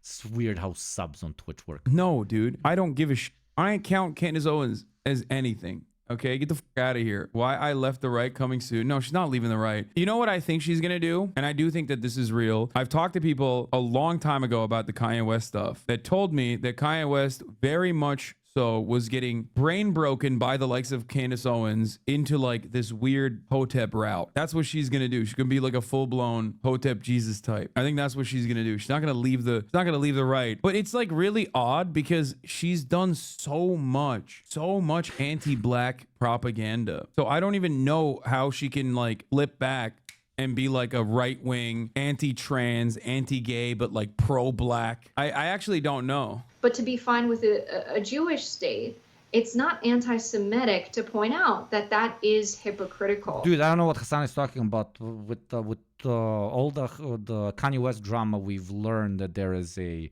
very real audience for respectable black man saying things that are anti-Semitic. There's an audience out there, very much so. Doesn't matter that she's not linked with the Daily Wire anymore. She had a massive platform before the Daily Wire. Like, this is very easy transition for her. Probably she's gonna lose a couple of mil, but hey, you gotta do what you gotta do for the good old anti-Semitic cause, am I right? And Candace Owens saying that she feels she's fired, or feels that she was under fire rather before she was fired for telling the truth, and to make a statement like, I'm going to continue to tell the truth. People want to attack us for simply saying the truth. There are a lot of people who have reported basic facts about the situation in Gaza, things that have happened by the hands of Israel and the IDF, and they've been called anti-Semitic just for reporting what has happened. And so there's a solid point there. We've seen men. Bro, my dad, we are black, keeps talking about how Kanye is right or something. Yeah, I mean, it's point proven. You get my point? Point proven, you get my point? Yeah, black Israelites. There's an audience. There's definitely an audience. There's an audience for reactionary mentality in absolutely every community, period. I mean, the people that suffered under the fucking Holocaust can still be incredibly reactionary. By the people, I mean an ethnic group or a religious group, etc., etc. You can sell fascistic mentality, obsession over hierarchy, obsession over a particular group controlling everything, obsession over the hardcore belief in racial or ethnic categories making us genetically different, conspiracies about the superiority or inferiority of one particular culture over another. It doesn't even have to be that. It can be around conspiracies about vaccines or about how they want to come and make your kid trans, etc., etc. You can pitch reactionary mentality in so many different ways. That is why it's so much more difficult to pitch it than Wonderful, a new than child a socialist idea, because they're based in fucking D&D, Dungeons and Dragons land. You can just come out and say, man, the fucking, I don't know, French have dragons and they want to eat all of us. That's why we got to shoot all the French, right? And there's going to be 5 people that immediately subscribe to that because of their biases against the French, for example. If I told Hakeem this story, he would be like, yes, okay, where is the French guy that needs to be shot? I'm kidding, of course. But yeah, you got my fucking point. Thank you, Death Mug, for the sub through Prime. Welcome. Hassan. Okay. But you have to recognize that Candace Owens definitely is anti-Semitic. Like, come on. Mehdi Hasan is not, but Candace Owens definitely. If it dies, it's not superior, end of story. Yeah, there were certain writings, funny enough, that you mentioned that historically in Nazi Germany towards the end of the war, where apparently Hitler was starting to change his opinion on who the actual superior races are. He couldn't accept or process the fact that because of the idiotic leadership that he proposed, that he was pushing, and because of their massive military failures, that, hey, it might be a problem with this ideology or the fact that we are trying to fucking colonize a whole swath of Europe and Asia. No. It might be that we misinterpreted our analysis of racial superiority and inferiority, and the Easterners, especially not so mixed Slavs, might actually be superior fighters than us in their genome or whatever. There's articles, like small pamphlets he wrote that's fucking insane, right? It's like once you go down the racism rabbit hole, like all sense leaves the room and it just becomes a fucking meme, but unfortunately a meme that gets thousands, if not millions of people killed, and you're like, holy shit. Really is anti-Semitic. I wouldn't even bring up Mehdi Hasan and Candace Owens in the same fucking conversation, really. Very moment where I think a lot of people are realizing just how powerful the American media is, but it's a bit mask off to be directly firing people that are doing the most reporting on Palestine. Yeah, I agree. It is really unfortunate. That's not why she got fired. Dude, I don't think... I do not think they fired Candace Owens for anti-Semitism. They hired Candace Owens when they knew she was an anti-Semite. That's crazy. It's like firing Steven Crowder for being racist. What the fuck's that bot in chat? What the fuck is going on? Yeah. OB2DD, what the fuck is that? Exactly. Getting invaded by the bot army. Exactly. It's like, dude, what do you mean? You want to hire him for being racist? The going on? What has she said that is anti-Semitic? Someone said she praised Hitler's domestic policies and nationalism. Oh, yeah, that'll do it. Oh, oops, my bad. The amount of leftists running some level of defense for Candace in the comments of TikTok videos of her saying pro-Palestinian things is wild. It's like a crazy lack of object permanence.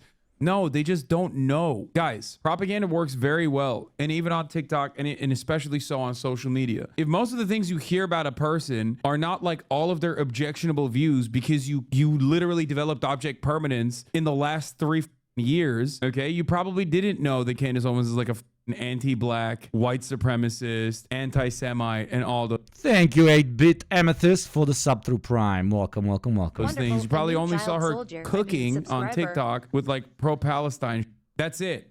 So you don't even like think about it. This is the same exact reason why so many of my clips that make it to like Reddit After Dark or whatever have a litany of comments underneath it like, damn, well, I knew there was too many fucking chatters today. We almost hit the 1K Andy today, which, by the way, chat, I'm very, very proud of you. We are on our way to becoming what other people define as pathetic 1K Andy, but something that we will embrace and live for, right? But I was wondering, man, who are all these people listening to me? Turns out bots. All of you are bots. All of you are just bots with credit cards that sometimes give me subs, but bots. Hate a song, but he really cooked here. Twist. And the take that there's... I love chatters looking at their hands right now. Like, am I a bot? I am a bot. Saying that too is like a take that I've had for 10 years. So obviously it means that like people are motivated by the drama that they see because actual politics is boring. So as far as the drama goes, especially when we're talking about like how young these people are, they have no understanding of anything. They just only have like seen this new feverish response that is, this new like pro-Palestinian messaging that they recently got on board with. I mean, I'll take it. I'm Wonderful. happy. Thank you from another bot, Bungalow Bill 13 for the sub. Thank you. To see so much pro-Palestinian messaging on TikTok. It makes me very happy. It fills my heart with... Yeah, you always wondered why the captures are hard. They're not hard for anybody except you. The reason captures are hard for you is because you are a bot. And oh my fucking god, speaking of fucking bots, yes, please, more bots, Bungalow Bill. 20 community subs. Nobody's watching ads up in this motherfucker. Jesus, the bots are losing their fucking shit, even doing 1-bit donos. God fucking damn it, Bungalow Bill. Thank you very kindly. I like your name, especially as a bot. Very original. Very, very original. With joy. But remember that a lot of those people are... Thank you, Witcher, for the cheers. Damn, lots of bots up in here. Easily misdirected. It's sad to admit this I'm as a Muslim, but it's supported like by when big Muslims bots. ran defense for Andrew Tate after reverting. Exactly. There are actual Palestinians who are aware she's problematic, but appreciate that she's been talking about this from the beginning. Now we might... I was doubting you will get cats, but maybe today you will get cats thanks to Bungalow Bill and all the other gifters and subbers. Bravo, bravo. Very nice to see. What? October 8th? Or beginning since she started her political career? Because her, as far as I know... I love how some people found, and I don't mind it, I've found like a loophole that they can do 1 bit. And I had some streams where they just spam the 1 bit, 1 bit, 1 bit, 1 bit. It's kind of funny. Was never really pro-Palestine before it became like infinitely more popular to be pro-Palestine. It's still not very it's still not very popular to be pro. Your mama's so stupid she failed the Turing test. Okay, now I love the jokes. Okay, you're embracing your identity as bots. I like it. I like it. Palestine. Make no mistake. It has, however, I mean, we are getting China money, so we're de facto bots, aren't we? Gotten increasingly more popular to be openly pro-Palestine. Maybe I'm wrong, but I have actually never personally seen her come out with a take that I agree with. Go sub to Hasanabi if you haven't. That's a meme. Obviously, you probably have. But yeah, fucking infighting over on the right. I enjoy it. I like it. It is fun. Now let's actually do some theory. Let's do some philosophy. Let's watch another video by Alex Capel that sounds interesting. Capitalism and ego formation. Arguably have no idea what either of those 3 words mean. Okay? But we're going to click it and we're going to learn together. Do you understand? Okay? Sorry for that We're close-up. click it and we're going to learn together. I'm actually a Chinese bot designed to take your yummy commie data. Please take all my yummy commie data, please. Yes, too many egos. Because of capitalism, many egos. Well, I guess theory hour begins Wonderful. now. A new child Capitalism soldier. and ego formation. Subscriber. Thank you, Fresh XXX2XRXX 1995 gamer name for the sub for 3 months. Thank you kindly and welcome. You will stay here for 3 months. I'm not letting you go anywhere, you motherfucking bot. Okay. Now let's watch the French. Yes, the only good French person in planet. But it's my first time filming outside, so yeah. Boy is Balkan posting in Hassan's stream right now. Wait, what are you talking about? What are you talking about? I have to see this. Balkan posting? What Balkan posting? Oh, yes!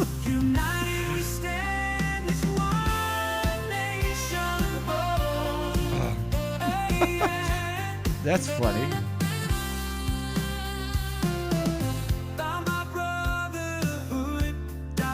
What is going on?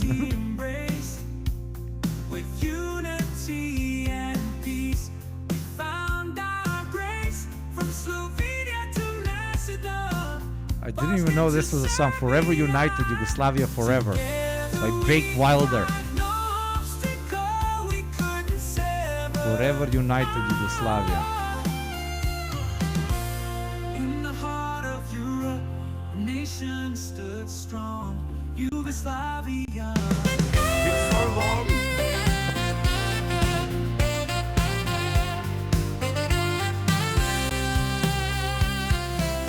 In the heart of Europe, a nation stood strong. Yugoslavia. Under leadership of a visionary man, Joseph Tito.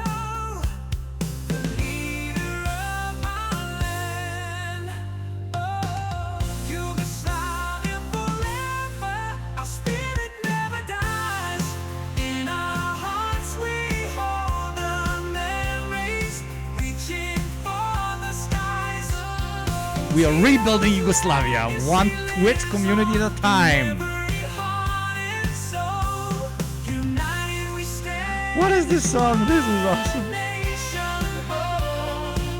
Why is it so white and American? I love it.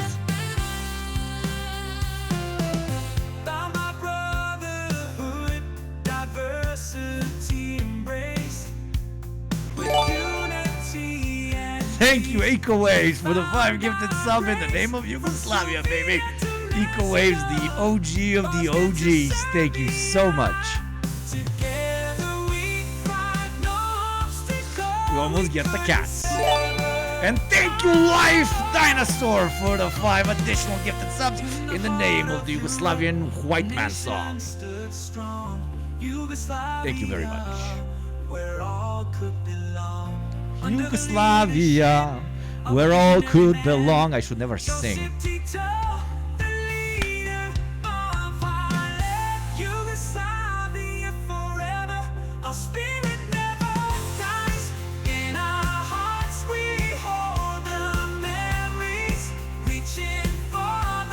So hard to dance while it's so low.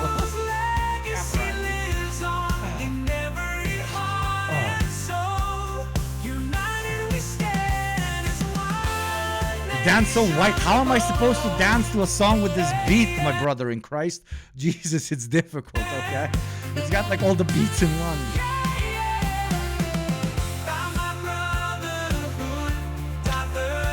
Respect and love to everybody in chat. I'm gonna be a Balkan DJ right now. Pozdravi za sve Jugoslovene u diskoteci. Danas živimo kao da je 1975. Today we dance like it's 1975. The seaside calls us to swim in brotherhood and unity. The hills call for us to ski in a socialist federative way.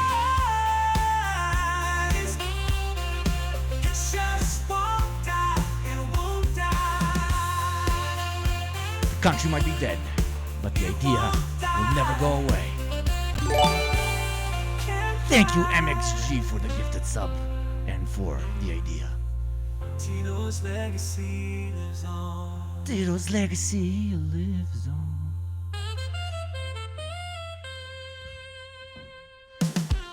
And with it, the cat book plays at 1,000 subs. We are so here for it. In the heart of Europe, a nation stood strong. Yugoslavia. In Yugoslavia, we respect the cats. First, we have a cat butt. Oh God, yes. Thank you, Sulinum, for the gifted sub. Oh my God, the cat behind the door. Look at all the diverse cats of the Yugoslavian People's Republic, baby. Yugoslavian cat. Look at this kid.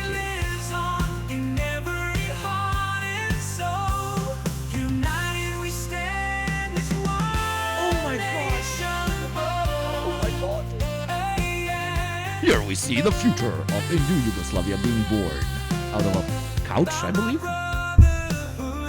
Diversity embrace with unity and peace.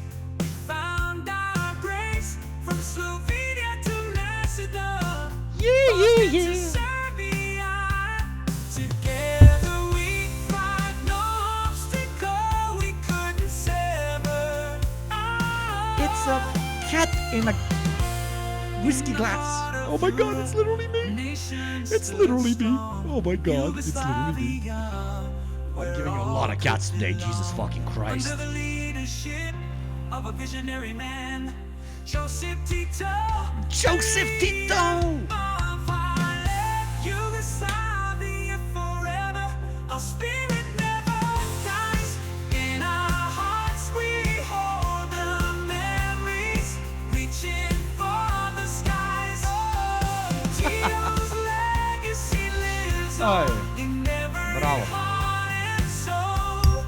United we stand as one. We march with Yugoslavian socialism with cat characteristics, okay?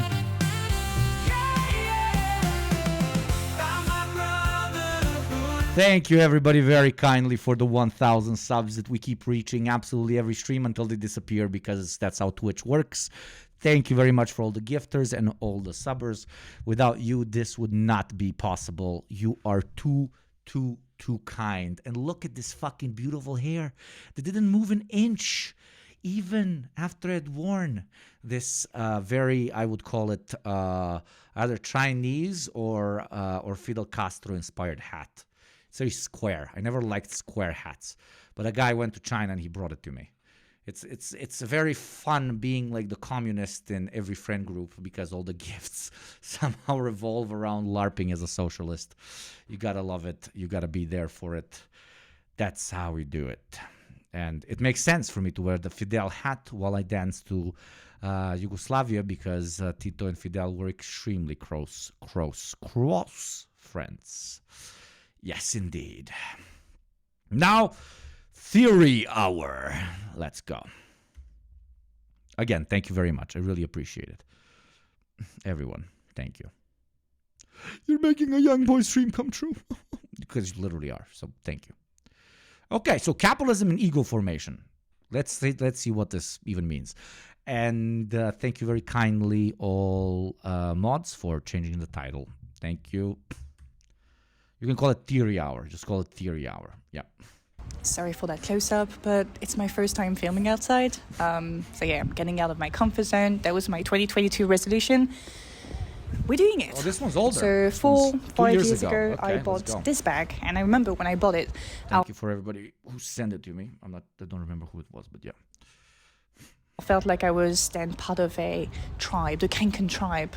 I started following a bunch of Instagram pages, Kanken Official, Kankenism. This thing is a whole movement, I'm not kidding. In 2018, I went to a French indie band gig. And But I'm sure she will call it out as Kringe. I remember when I entered the small hall, the first thing I noticed is that 80% of the people there also had Kankens. Strangely, what I felt was a feeling of deep connection with those people, simply based on the fact that we had the same overrated logo on our backpack. So that's my little story, but I'm pretty sure you can... I never knew Ken was a fucking thing. Always found it, I don't know. Even in my obsession over the things they put on my body era. Ken really... kind of... Relates in one way or another. Whether Yeah, you they're have like... they're everywhere, like... a Patagonia fleece, there's Hello... Patagonia fleeces, oh god, but not specifically the fleece, my friend.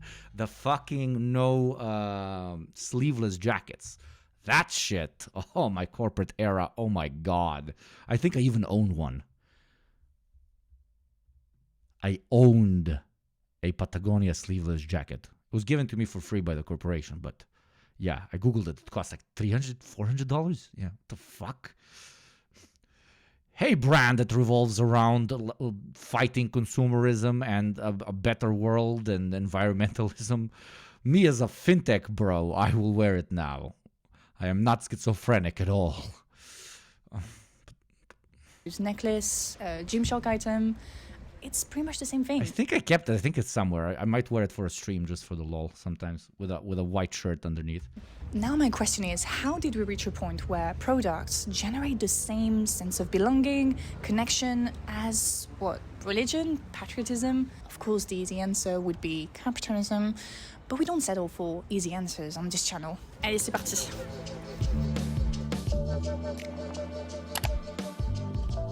Many weeks ago, I shared this picture on my Instagram page. It's an ad from Apple in the 1990s, I think it's 1996, and it shows on the one hand a Windows user, and on the other hand an Apple user.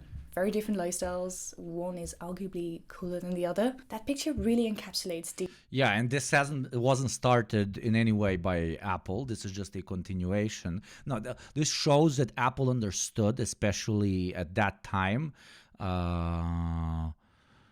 the need for, no matter how good your product is, or even potentially superior to anybody else's, that if you link it to a sense of community, and more importantly, link it to personal identity, you will sell a lot more. So while Windows was concentrating on, hey, This is just bought by techie people. And they are all one massive tribe that we're going to sell based on performance data, Wonderful. etc., A new etc. child Because soldier. they're all nerds and so on. Thank you, Garvi, for the sub. Forever Yugoslavia, da brate moj.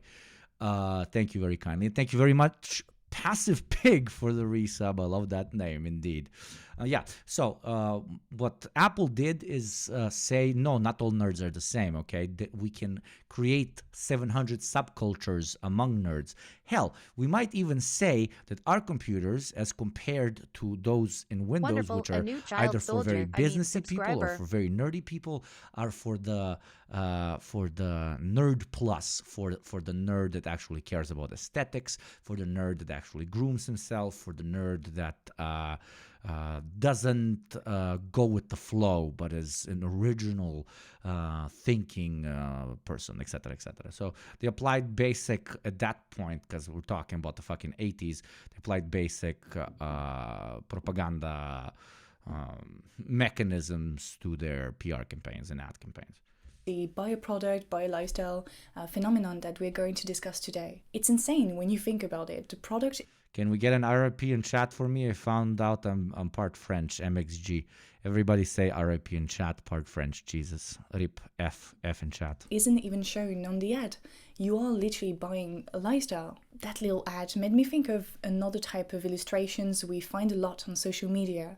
The aesthetic starter pack memes, the Dark Academia starter pack, That Girl starter pack, the E-Girl, the Tag Bro. There are so many options.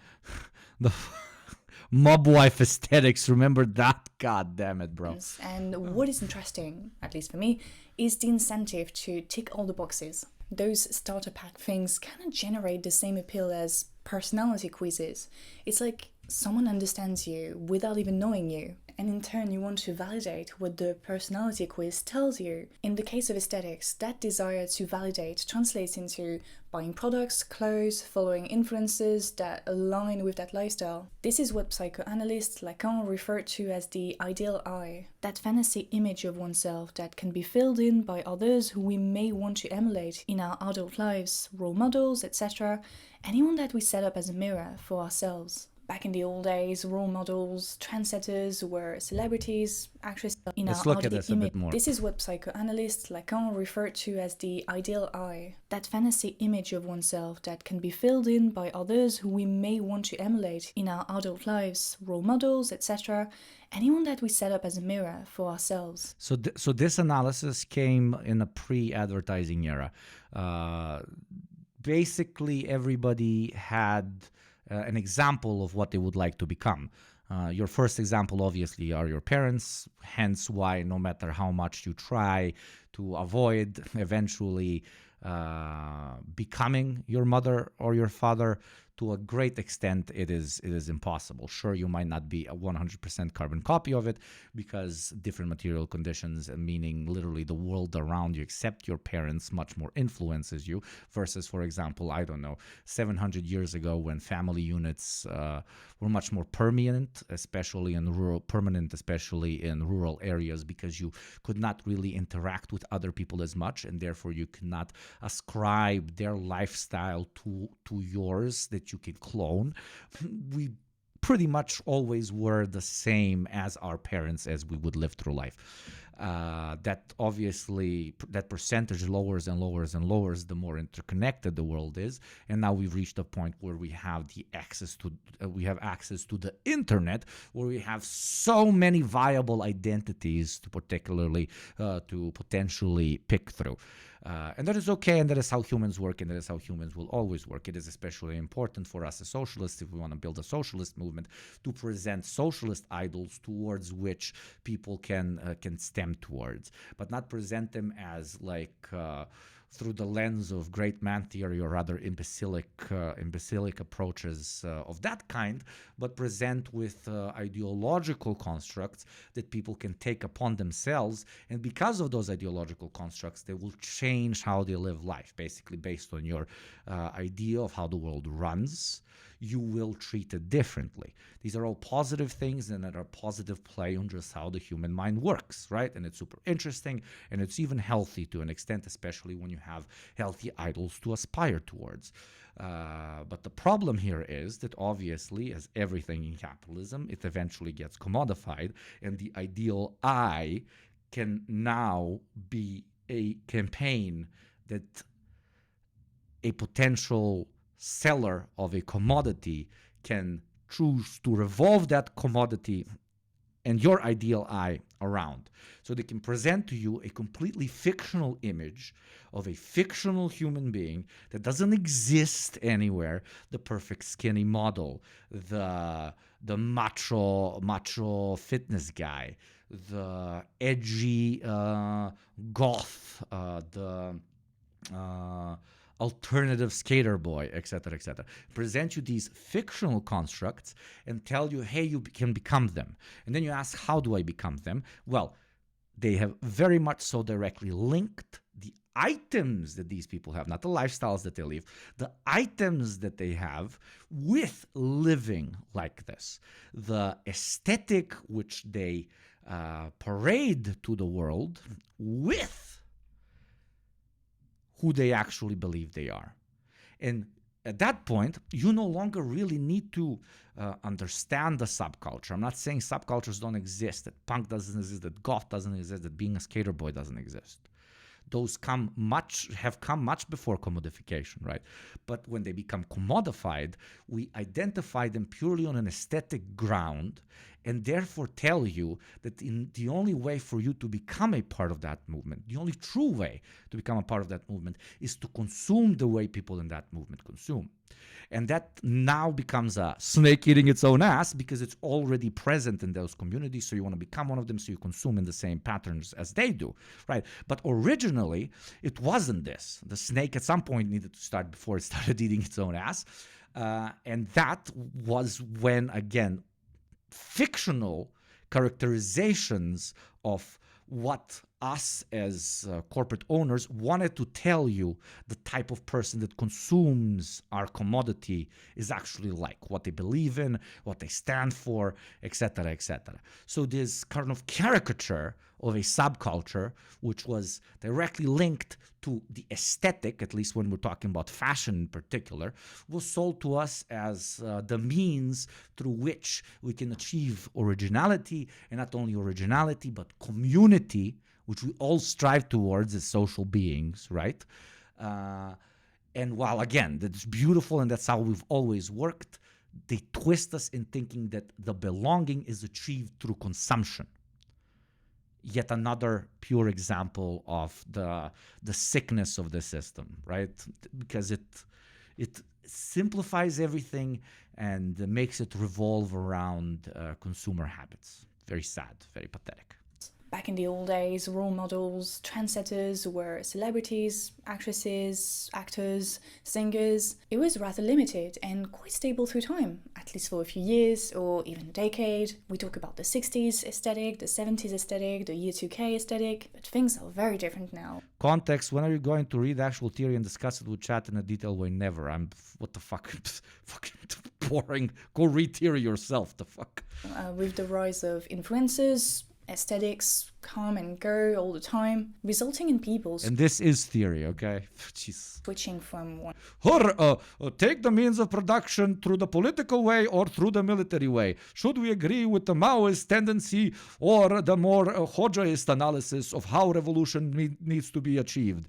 Do we use the militarism the way that Fidel Castro did with guerrilla fighting, or do we first concentrate on the political spread? Dude, you're not going to get that here, okay? Go watch the 7 billion YouTube channels that literally fucking read you a theory book and put it out there.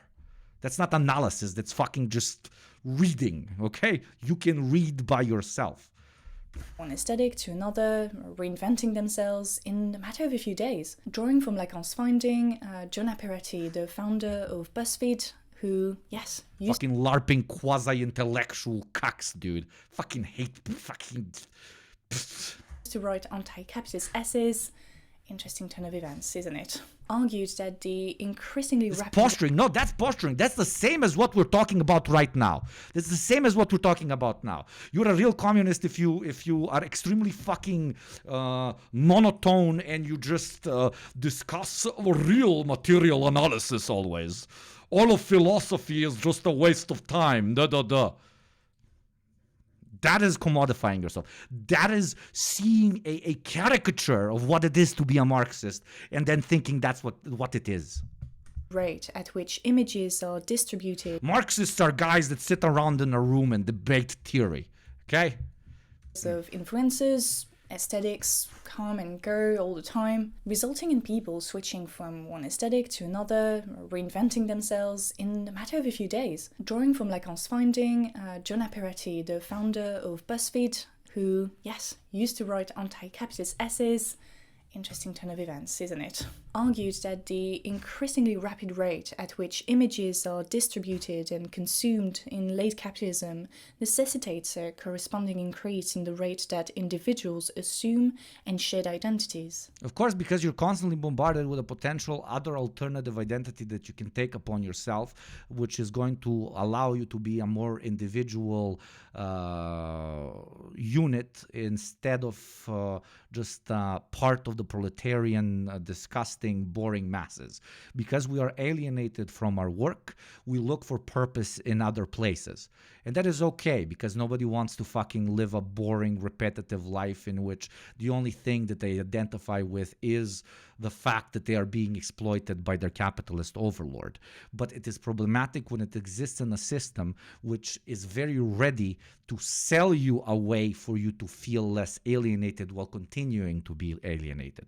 It gives you a short fix through the purchase, through what you drive, through what you dress in, through the way your apartment looks like, etc., etc. It allows you to signal a lack of alienation while you still very much so feel alienated. Hence why the great rush of endorphins and dopamine after you buy a cool thing disappears in 2 hours, because it's not really giving you any purpose. And it doesn't resonate with the alienated soul. It does not allow you to actually find your place in the world. It just lets you escape for a second. And we very much so concentrate on, just alcohol and drugs or escapism, but no, the rest very much so are as well. There's a way for you to get away from your alienation, which comes from very real material oppression. The advertisement industry heavily relies on what Peretti calls the weak ego formation in order to make profit. They encourage consumption or even hyperconsumption by facilitating the identification process, by partnering with influencers, celebrities that you trust, by using a specific language centered around you, how special and cool you are, or more specifically your ideal I is. From what I've said, it seems that in the search of our true self, our true personality, we'll always fall prey to evil capitalism and overconsumption. Yet we've seen it multiple times. When something goes a bit too far, people will usually react in the form of... People will watch this brilliant video that addresses things that people actually care about, but not by using over-intellectualized fucking Marxist terminology, right? And be like, this is not theory, okay? No, I'm pissed now, okay? Well, literally what she is saying is one of the most famous Marxian quotes of all time, and that is that capitalism takes the priest, takes the artist, takes the mathematician, takes the scientist, and just turns them into another cog in the capitalist machine, which produces for the sake of production. Okay? A counter movement. I made an entire video on the tiny house movement as a response to expensive housing markets or lifestyles, well, Thank you, creep, for the sub. Welcome. Consumption and weak ego formation led and no context. That's not just directed at you. That's like something I continuously see, especially with the online left. It just irks me, dude. The rise of its... If that's the type of stuff that you enjoy, okay, you enjoy it, etc., etc. But people explaining and talking about topics still through class analysis, but that are not as LARPy as Herder, what did Lenin say about this, also exist. And in my opinion, they're the majority. Own well-known counter-movement, minimalism.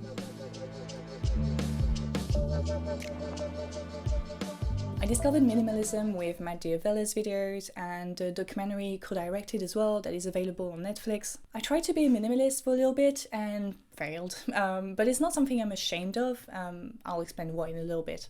Minimalism is a lifestyle. It encourages people to focus on the things that serve a purpose and get rid of anything else. There are different levels to minimalism, from the casual minimalist to the hardcore minimalist. This lifestyle movement is sustainable, it's financially attractive, many say that it's even therapeutic. It helps you focus on the things that matter in your life.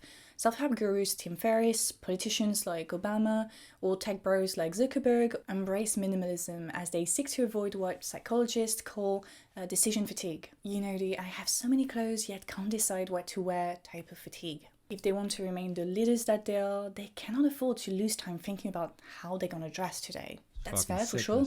But at the same time, it kind of negates anything that would signal originality or community belonging. As Kristen Leo brilliantly argued in her video essay titled The Cult-like Operation of the Fashion Industry, fashion under capitalism has progressively led to a homogenization of cultural specificities into that minimalistic, affordable, and convenient style. Look at those pictures of African women, Eastern women, and see all those ornaments, designs, colors that are not only a valid form of art, but also a testimony of one's culture. Today, on the contrary, we more or less all look the same, and minimalism appears as the extreme example of such observation by creating incentives that... Because culture has been commodified and it's being resold to you as something that you can participate in by consuming the particular commodity. Ways of dress, ways of life, different cultural subgroups, to repeat myself, always have existed. But in the capitalist superstructure, what we get is the intermingling of profit incentives and a person's true and undeniable drive towards trying to find themselves, right? And before, we used to find ourselves in our culture, we used to find ourselves in a way of life, we used to find ourselves in a religion, we used to find ourselves in a particular life philosophy, we used to find ourselves, etc., through many different forms. But we weren't sold those things. Sure, we were propagated by the state apparatus, etc., what we need to become as good little serfs, or even in early stages of capitalism as good little proles or a fledgling bourgeoisie, etc., But now there is a whole mega industry completely designed to allow you to, quote unquote, find yourself through consumer habits. And that does nothing except further alienate you from who you truly are. Because you're constantly searching, you're constantly exchanging them, because you think the reason you keep feeling alienated is because you haven't found your real subculture.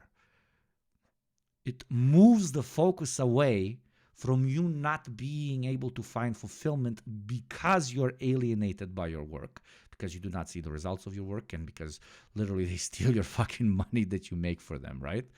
And because there are so many industries that are fucking soul-sucking and absolutely nobody would do them, but people do them because they want to put bread on their table. And that very real alienation is then sold back to us as if it's a solution by the very people causing said alienation. It's like,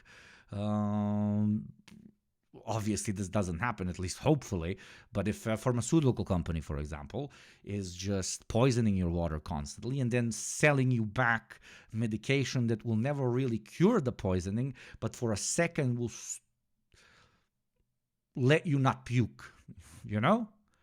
And it lasts for a bit and it makes them money, but then you puke on the next day, because the problem is the river that they're poisoning, not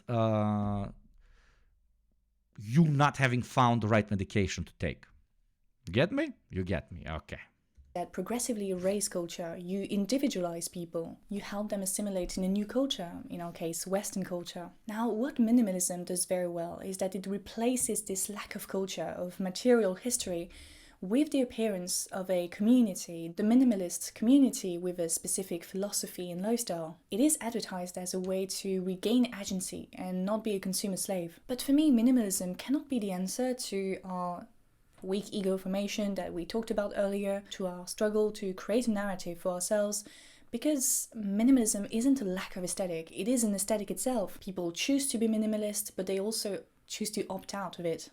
In my opinion, minimalism isn't really about reclaiming agency over our lives, our weak minds, because it complies with and accelerates cultural disintegration. Like minimalism, okay, I haven't really thought much about minimalism because I saw it when I was, 15, and it immediately didn't make any sense for a very simple reason.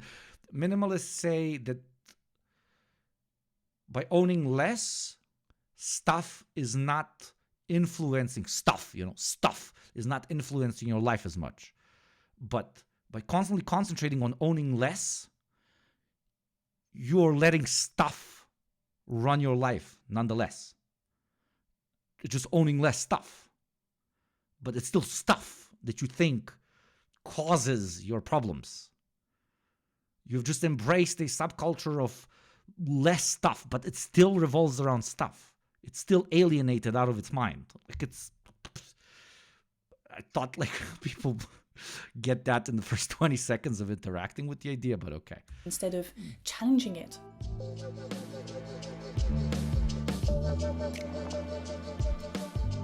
In high school, I specialized in science, so biology, math, physics.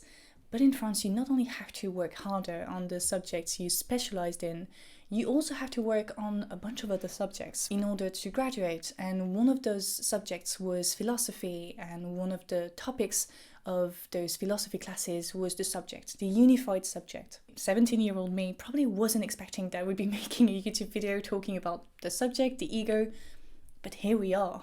In those classes, we learned that Descartes popularized the idea of a consistent and stable subject. Think about it as a little impenetrable bubble that your body carries through life. The body is nothing more than a carrier. It's disconnected from the subject so that the subject isn't corrupted by the outside world life experiences. In a way, when minimalists argue that they want to go back to the essential, go back to their deeper self, well, it kind of echoes this idea of the unified subject, unchanged subject that needs to be preserved. But that goes against what we've been arguing here, doesn't it? If the subject remains unchanged, then where does the urge to reinvent ourselves, to try new aesthetics, to try new lifestyles come from? Well, let's look at it that way. The beginning of the industrial era also triggered huge cultural transformations. Young people left their families to find work in emerging industrialized cities. What happened to a micro level also spread to a macro we talked about in the beginning when we started watching this lovely video, level, with individuals migrating from one country to another, progressively giving away their customs, culture, traditions, so what we thought constituted the unified subject. Religion also went from structuring people's lives to being one aspect of people's life to now disappearing from people's lives. On every single level, individuals lost what used to give them a sense of stability, unity. And so it makes total sense that we want to find that Thank you, Etra, for the cheers. Thank you kindly. stability and sense of belonging by other means, so aesthetics, brand codes, personality quizzes. As a result, customs and cultures become something that we celebrate every now and then, or even worse than that, they become a product of their own. I'm thinking about cultural appropriation as a consequence of the deterritorialization of communities and cultures. Deterritorialization. Hairstyles, pieces of clothing have become so detached from their cultural background that it became normal for many to see a white woman wearing traditional Asian garments or a white man wearing dreadlocks. The rise of world music in the 1980s, 1990s, a topic Jonas covered in one of his videos, is another example of Westerners' search for originality and authenticity outside the boring and repetitive Western culture. As Jonas argued, But that's the no, great analysis. But Western culture is not boring or repetitive, but during industrialization and as it reached its so-called peaks, as it has right now, alienation increases. And as alienation increases, you try to find reasons why you're alienated. And you look at your Western your Western culture, your French culture, your German culture, your British culture, and you say, the reason I'm unhappy is because I'm dressing like a typical German, and I am talking like a typical German, and I have a haircut like every other typical German. No, your alienation comes from your alienation from labor. But you don't want to concentrate on that because that's too fucking hard, or you don't have class consciousness, or just nobody talked to you about this fucking idea. So it's completely natural for you to try and look for something else that might make you feel a bit more original, make you feel like you actually matter in this world. And through originality, you feel like you matter. And then, I don't know, you start doing stupid shit like dressing as a Japanese geisha, right? But this doesn't come from, I don't know, white man inherently racist, etc., etc. This just comes from them looking for something to make them feel like they're not one of the billions and billions of tiny little specks of dust on a billions of beaches that we call our human community. And it leads them to doing stupid shit like exactly that, right? It's pursuit of purpose, misdirected pursuit of purpose. But hey, at least they're fully racist. British, French, and American record companies started promoting music from other countries, mainly African and Asian music, to convey a return to simplicity and purity represented by those countries. The story of Deep Forest, Sweet Lullaby, which has been for many years the soundtrack of a French ad for the body wash Ushuaia, is actually very interesting. The lullaby was sung by Afunakwa, a woman living in the Solomon Islands near the Papua New Guinea. In the 1970s, the ethnologist Hugo Zandt used it, and it was then added to the UNESCO collection Musical Sources series. In the 1990s, the French New Age band Deep Forest requested permission to use the lullaby for their new album meant to share music of the world and narrow the musical gap between hemispheres. So to put it clearly, a lullaby from the Solomon Islands was used by a French company to promote a body wash containing an ingredient that has been historically used by women living in Manchuria. Interesting. I'm not sure I have to tell you that the original lullaby was completely appropriated, as they refused to share the loyalties with the Begu people, and the song was later used in other ads. We are progressively moving towards one homogenized culture that really struggles to reinvent itself. We recycle trends, we market individuality. I never fully understood the link between alienation and identity before now. Should make a podcast episode about this. Yeah, we could. I'll make a video even. Why not? But yeah, I'm glad something was cleared up. Whilst fitting conformism, we tell ourselves that we as a society... Dark imp, that makes perfect sense. People who work on something self-fulfilling on a daily basis feel a sense of self from it. Bravo.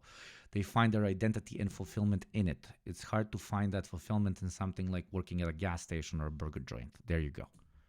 You're getting it. Bravo, chat. Man, chat's smart. Very good. Chat's smart. Are progressing. Every new iPhone or SpaceX project is a proof that this must be right. But are we really progressing? What I've tried to show in this video are the very limits of capitalism, its potential for self-destruction. And it's not a brand new idea. People before me said this, very influential people, philosophers like Guattari and Deleuze. Throughout this video, we showed that the desire to create a narrative for ourselves is extremely volatile, and that attempts to counter that volatility, we use the example of minimalism, only serve to further distance us from our goal. Honestly, the scale of this phenomenon is so big that it's very hard and probably impossible to find a solution to it. In fact, Guattari and Deleuze even argue that it might be a good thing in a way, that the creative potential coming from that constant destruction, reconstruction of the self might lead to something completely new and exciting. So yeah, next time you... And it does. And the constant destruction and reconstruction of the self can very much so lead, for example, to class consciousness, or even post-class consciousness, you finding who you truly want to be in this world, either by what you want to do or how you want to spend your so-called free time. Unfortunately, we have to use the word free time in a system which differentiates free time from the time that we don't want to spend at our workplace, which, again, in a better world would not be existing in a contrast and a conflict, okay? But unfortunately, again, even this search for the self is sorry for repeating myself, but commodified. And they sell you what they think you should define yourself as. And you keep jumping between those identities constantly. You do your personality test or see one of your friends embark on a completely new lifestyle. I hope you think about me and this little video. If you want to further educate yourself on the topics I've covered. Great video. Thank you, Alice. Thank you. Let's continue Theory Hour. But wait, this is no longer here with... Should we do fascism or Nietzsche? What do you guys want to do? I think we talked a lot about fascism, especially today. So let's learn something about good old Nietzsche. Nietzsche. Is it probably Nietzsche? Okay. Check out the Horses store. Let's watch Horses as a very interesting channel. I don't know, very interesting style and shit. I like. We're at horses.land. There's a sword, some t-shirts, and a notebook that are all shipping now. Thank you. I hope you enjoy this video. When we destroy everything, what do we have? This is one of the many ideas explored within the works of Friedrich Nietzsche. The answer he once supplied to this question was the Übermensch, the man who is greater than mankind, the next evolution of the human race. Not that Übermensch, chat, not the other Übermensch. Okay, calm down. Concept. I'm not about to be like, you got next switches. It's like, okay, today we talk about the inherent superiority of certain ethnicities and races over others. Oh, wait, wrong podcast. The Übermensch has been studied, interpreted, and manipulated over and over. It is almost impossible to distill effectively into a single sentence. The Übermensch is both apocalyptic and aspirational, both dangerous and comforting. If nothing else, it is powerful. For those feeling like they are lost in the forest of life, Nietzsche's Übermensch can provide, if not an escape route, some direction. That direction is to be fiercely, belligerently, violently independent. To truly be your own individual in a world so ready to crudely thrust every human being into some pre-existing classification. But this description defies the totality of the Übermensch. It is reductive. So let's explore the idea more meaningfully. Fuck that font. A biographical work on Nietzsche would be its own pursuit. For our purposes, we will just say that he was a German-born philosopher active in the latter half of the 19th century. During this time, he developed the concept at hand, that of the Übermensch. But for its most true genesis, we can look to the ancient work of the Syrian writer Lucian, who discussed a hyperanthropos. This was a satirical version of some superhuman figure, which is not entirely irrelevant to Nietzsche. Even more direct is the link to Ralph Waldo Emerson's 1841 essay called The Oversoul. In this work, he presents the idea that the unified soul of humanity could ascend beyond the highest reaches of mankind. Emerson and Nietzsche are diametrically opposed in many ways, which has led researchers to often skip over this connection. But by Nietzsche's own admission, he saw Emerson as a spiritual brother. When commenting on a series written by Emerson, Nietzsche once said, "I have never felt so much at home in a book." While we can't really credit Nietzsche with the core idea of man surpassing mankind, his version is certainly the most significant incarnation, and of course it is the one we are discussing here. To do this, we can first try to dissect the word itself. The latter part of the word, mensch, translates into English pretty easily. It is a... What does a individual growing out of mankind imply? Mankind implies society, Joker face, in what we up until now have defined as a normal life, as a normal human, as a normal way of living. But it is certain men and women throughout history that have come and they have questioned this very commonly accepted definition of nature, of mankind, what mankind is supposed to do, what mankind is supposed to represent, what direction mankind is supposed to go into. And when one wants to go above that, blah, blah, blah, let's learn.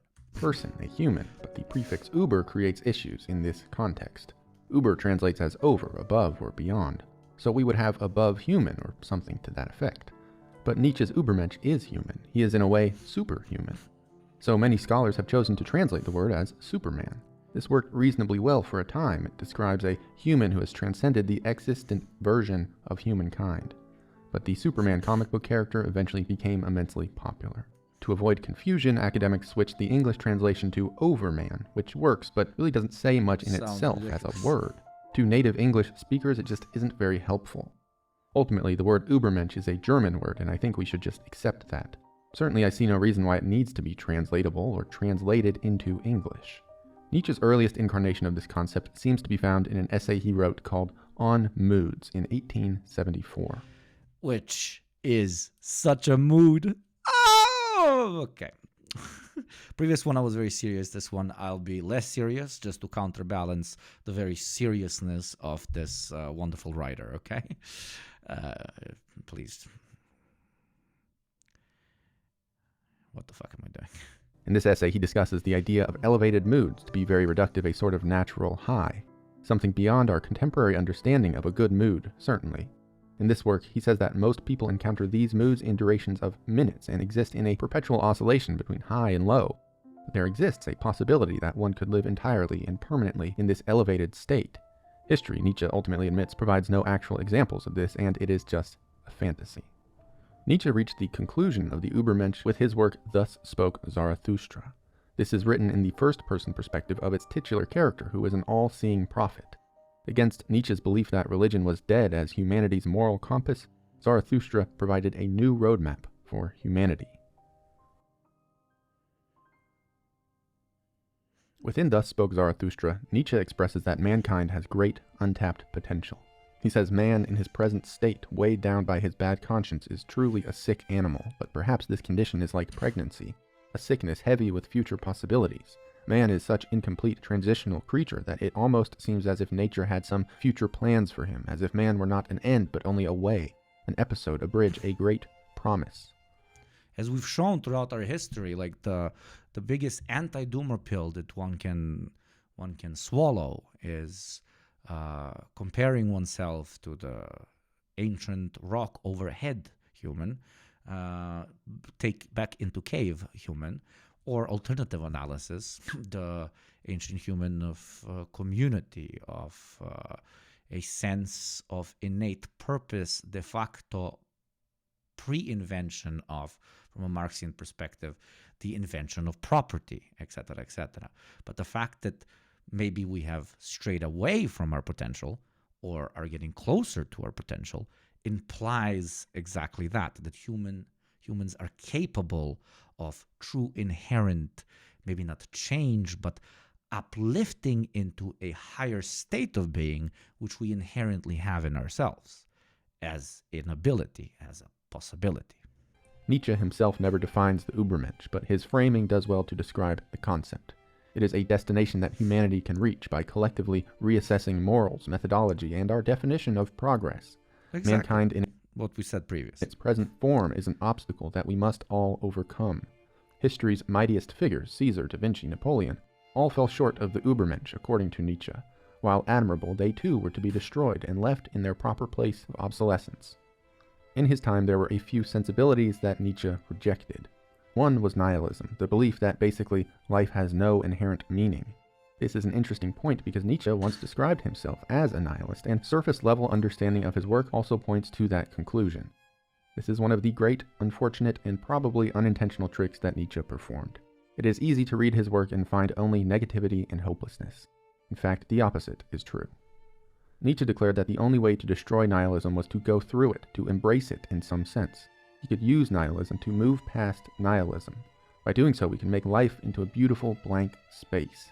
In this space, we could find and insert true fulfillment, an individualistic, unique happiness that was not bound to the ideas of others. In his time, then modern thinking sought happiness for all people based on Christian ideas of right and wrong. Nietzsche rejected this idea as well. He believed that the church had their chance to unify and improve humanity, but had spoiled it entirely. So Christianity, along with its dogmas, must also be rejected. Any and all isms were just boundaries to the radical, individualistic nature of the Übermensch. This higher version of man had broken free of rigid moral codes and societal expectations. He was perfectly free to be great. This new version of humanity was not something based in Darwinian evolution. It was not a flesh and blood new species, but instead a new paradigm of existence. It was also not any specific chosen one or even population. The Übermensch is an idea. The idea that mankind must, can, and should develop beyond its current state, that there is simply something more we can achieve. The values that created present humanity, Nietzsche recognized, would just create more of the same. This is sound enough logic. So instead, Zarathustra says humanity must develop an entire new system of values, with the end goal being the production of the Übermensch. Friedrich Nietzsche was inspired by the Greeks, which Marxians completely agree with, just on a material and societal level, right? All of the analysis of all of history is class warfare doesn't just apply to the modern context or the feudal context or whatever. All of history has been from a Marxian perspective, and a more, let's elevate it above the individual viewpoint, a constant clash between those who have vested interests in the current status quo continuing, because in it they believe they find themselves as the dominating force or the privileged force, or those in whose what's the word in whose kind of they are the ones that get the benefits of the way current society is set up, etc., versus those who believe it is the other way around. Those who believe it is the other way around don't come to that conclusion by itself, but by experiencing this this disbalance between what they are promised and what they receive through a long enough period of time, and eventually rebelling, but not just physically rebelling, but rebelling against the defined notion of what is normalcy of that particular era, what is the class relation of that particular era, and elevating themselves to a different view of what we see as a normal society, the moral compass of the society, the material relations of the society, etc., etc. Now, can an individual also rise above a particular system in which they find themselves in by rigidly questioning both the system and afterwards, if possible, questioning what it is to be human in general? Yes, absolutely. And that requires incredible amount of enlightenment and is, in my opinion, what closest to what I would define as purpose in life. But again, not to forget, not only as individual, but as a community, what is allowed progress is the constant questioning of, is this the most we can achieve? And when it comes to hopefully all of you in chat today, the question of if the consumer subject, the mega mall, which I like to use as an allegory, the mega mall of a society that we have built, is this the peak of what our species is capable of, both on a communal but also individual level? And different people answer that question differently. But if we look at history, it is this constant questioning and rebellion after the question was not answered properly, meaning we were told, no, this is how it's supposed to be, and that wasn't backed up, quite literally. We chose to surpass it. We chose to try the next thing. That doesn't mean that the next thing won't have its own contradictions as well, right? Once the proletariat, in our case, takes over the world, blah, blah, blah, and we establish socialism, for example, we might develop automation. And then the automatons might get consciousness. And then between the automaton slaves and the proletarians, a new class conflict could emerge. Very silly example, but you get what I mean. And then there's going to be a class conflict there. We're going to create a better society. And then there's going to be a class conflict there. And we're going to create a better society. The only bad video game ending for humanity is when we say this is the peak. This is what we can do. This is it. History has ended. This is what we can do. That is the opposite of Übermensch behavior. Greeks who largely rejected the idea of equality. Nietzsche believed that nature had always and would always create beings who were greater than others. Some individuals were the dominant members of a species, while others were passive. With this in mind, Nietzsche strived for a society that embraced individuality. He believed the rejection of individuality was an existential threat to the human race, and he knew that individuality inherently meant inequality. Nietzsche rejected egalitarian ideas like liberal democracy and socialism. Religions, politics, and ideologies were an obstacle to the creation of perfectly free spirits. Likewise, the Übermensch would be himself detached from these herdish ways of thinking. He would be violently, radically free. To modern sensibilities and those of his time, this could be taken as relatively extreme. But with Zarathustra, Nietzsche approaches the reordering of society with a degree of practicality. You see, it's easy to think that Nietzsche is saying we should swiftly and immediately cut down all that we know, but this is a misreading. Throughout his life, he expressed an understanding of the slow nature of social change. He pointed to the French Revolution, which he said would have been entirely different if cooler heads had prevailed. Any societal problem, Nietzsche says, is like a chronic illness. It develops from small habits repeated over and over. Nietzsche believes the cure must also come in this way, slow and steady. In Thus Spoke Zarathustra, the prophet proclaims that moderation and courage are needed to achieve the Übermensch.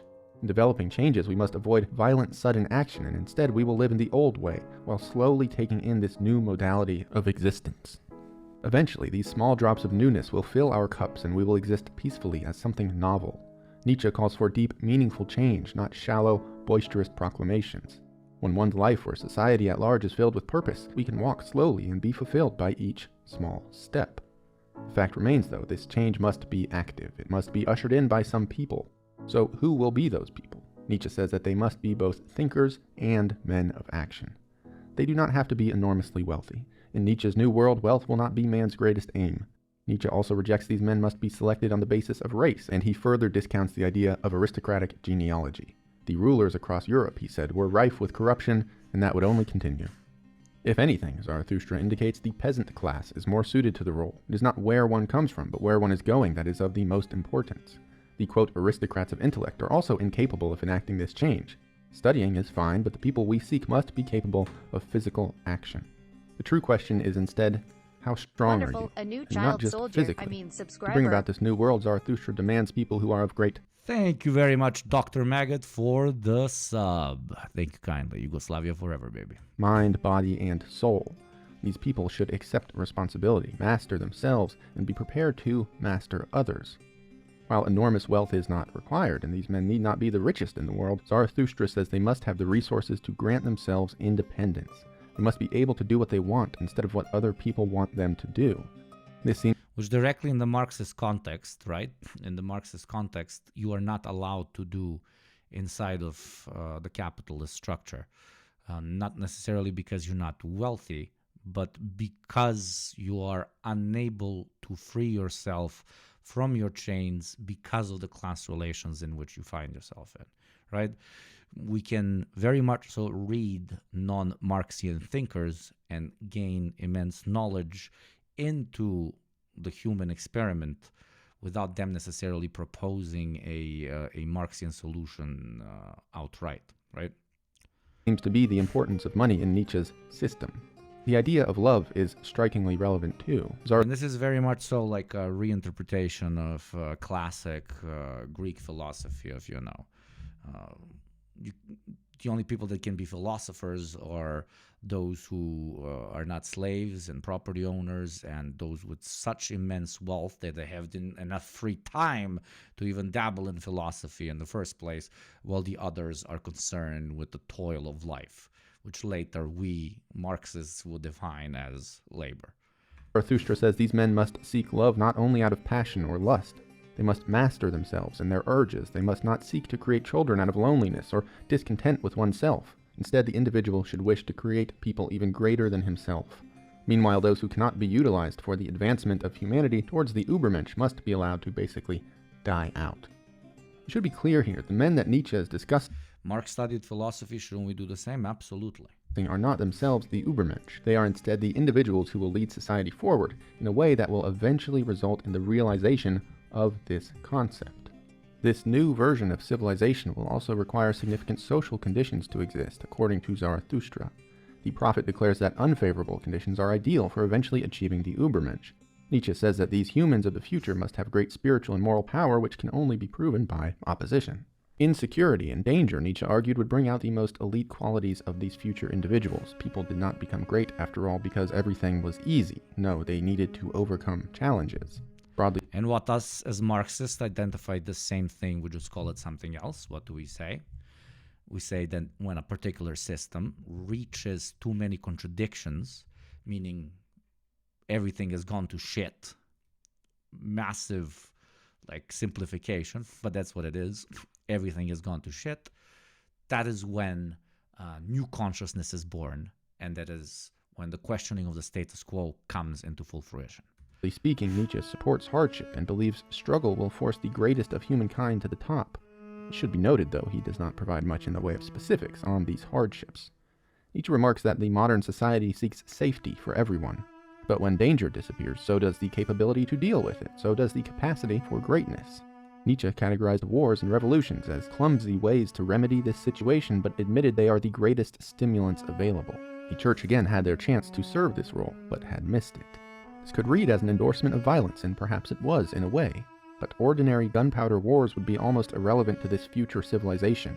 Nietzsche notes that they usually concern trade or money rather than the advancement of humanity. These could be the training grounds for future great men, but only incidentally and without any uniquely important purpose to Nietzsche's new world. The blades and guns type of warfare was not Nietzsche's focus. He was not a warmonger, nor does he express this idea as Zarathustra. Instead, he believes in wars between ideas. Most often, when Nietzsche praises the concept of war, this is the type of conflict he is referring to. By living in opposition to... So quantitative change brings qualitative change. That's from the Marxian perspective, yes. While Nietzsche himself, much more concentrated on the particular individual, even though he later states on how many individuals like this can exist. So he's still talking about community, but okay.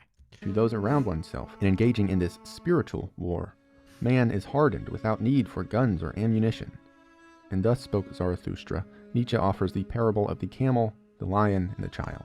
This concept strikes at the core of the book and much of Nietzsche's philosophy. The camel is burdened by the expectations, hopes, and sensibilities of those around him, those who are essentially exploiting him.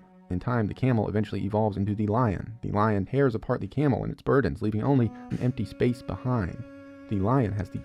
This, in our context, what would it be? Okay, this theory hour, I guess. I'm putting on the teacher hat. What would this be in the Marxian context? This would be proletarian class traders, meaning people who do not want to be oppressed, but do not embrace class consciousness and the fight for a better world, but instead become, through luck or through hard work, whatever you want to call it, the very exploiter, the very bourgeoisie. That's the entrepreneurial spirit of our time. Courage to explore. Yes, shifting of social roles.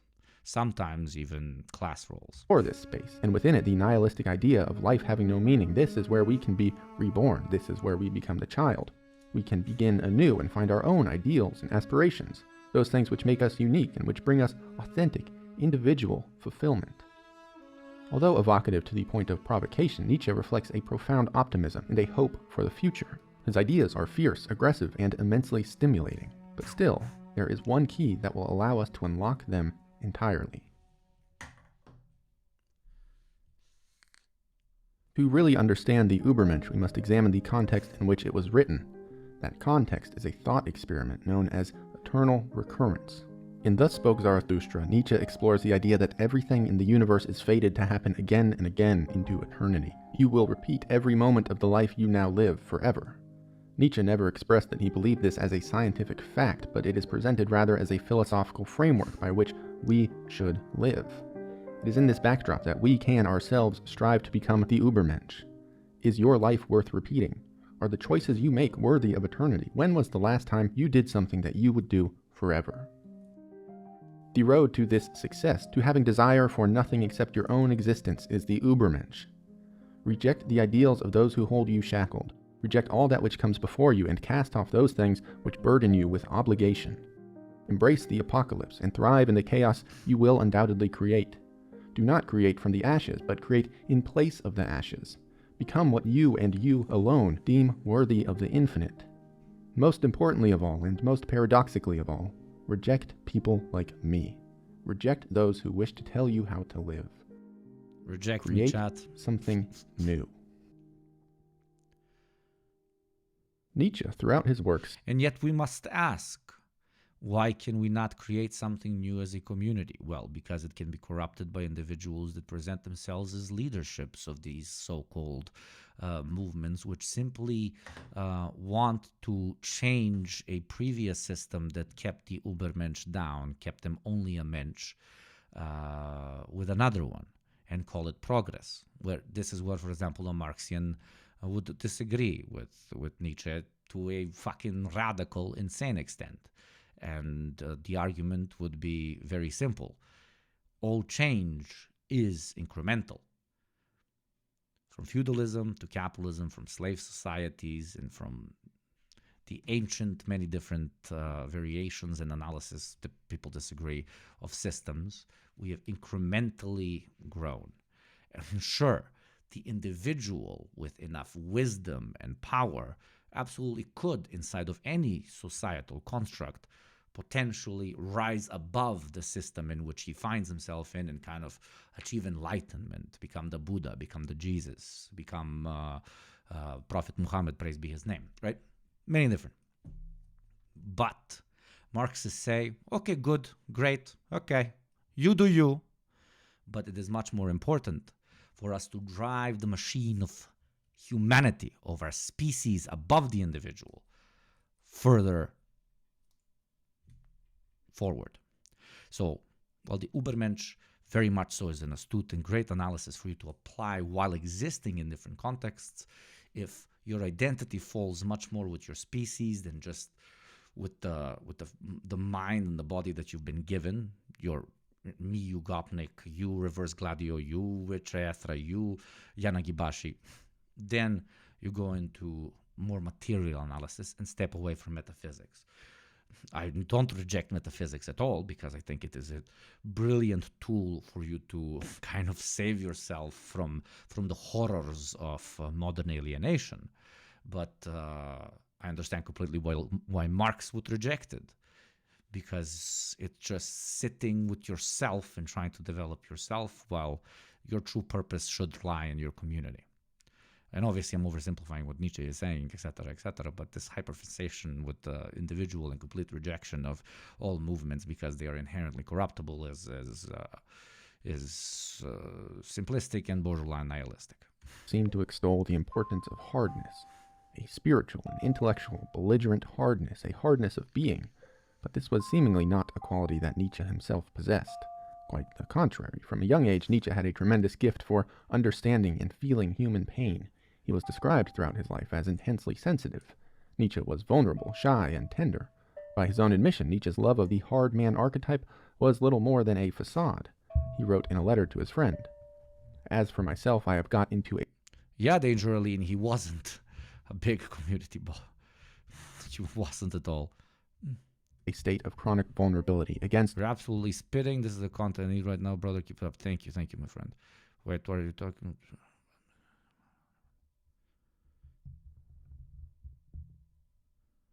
Which, when my condition is slightly improved, I take a sort of revenge which is not of the nicest description. That is to say, I adopt an attitude of excessive hardness.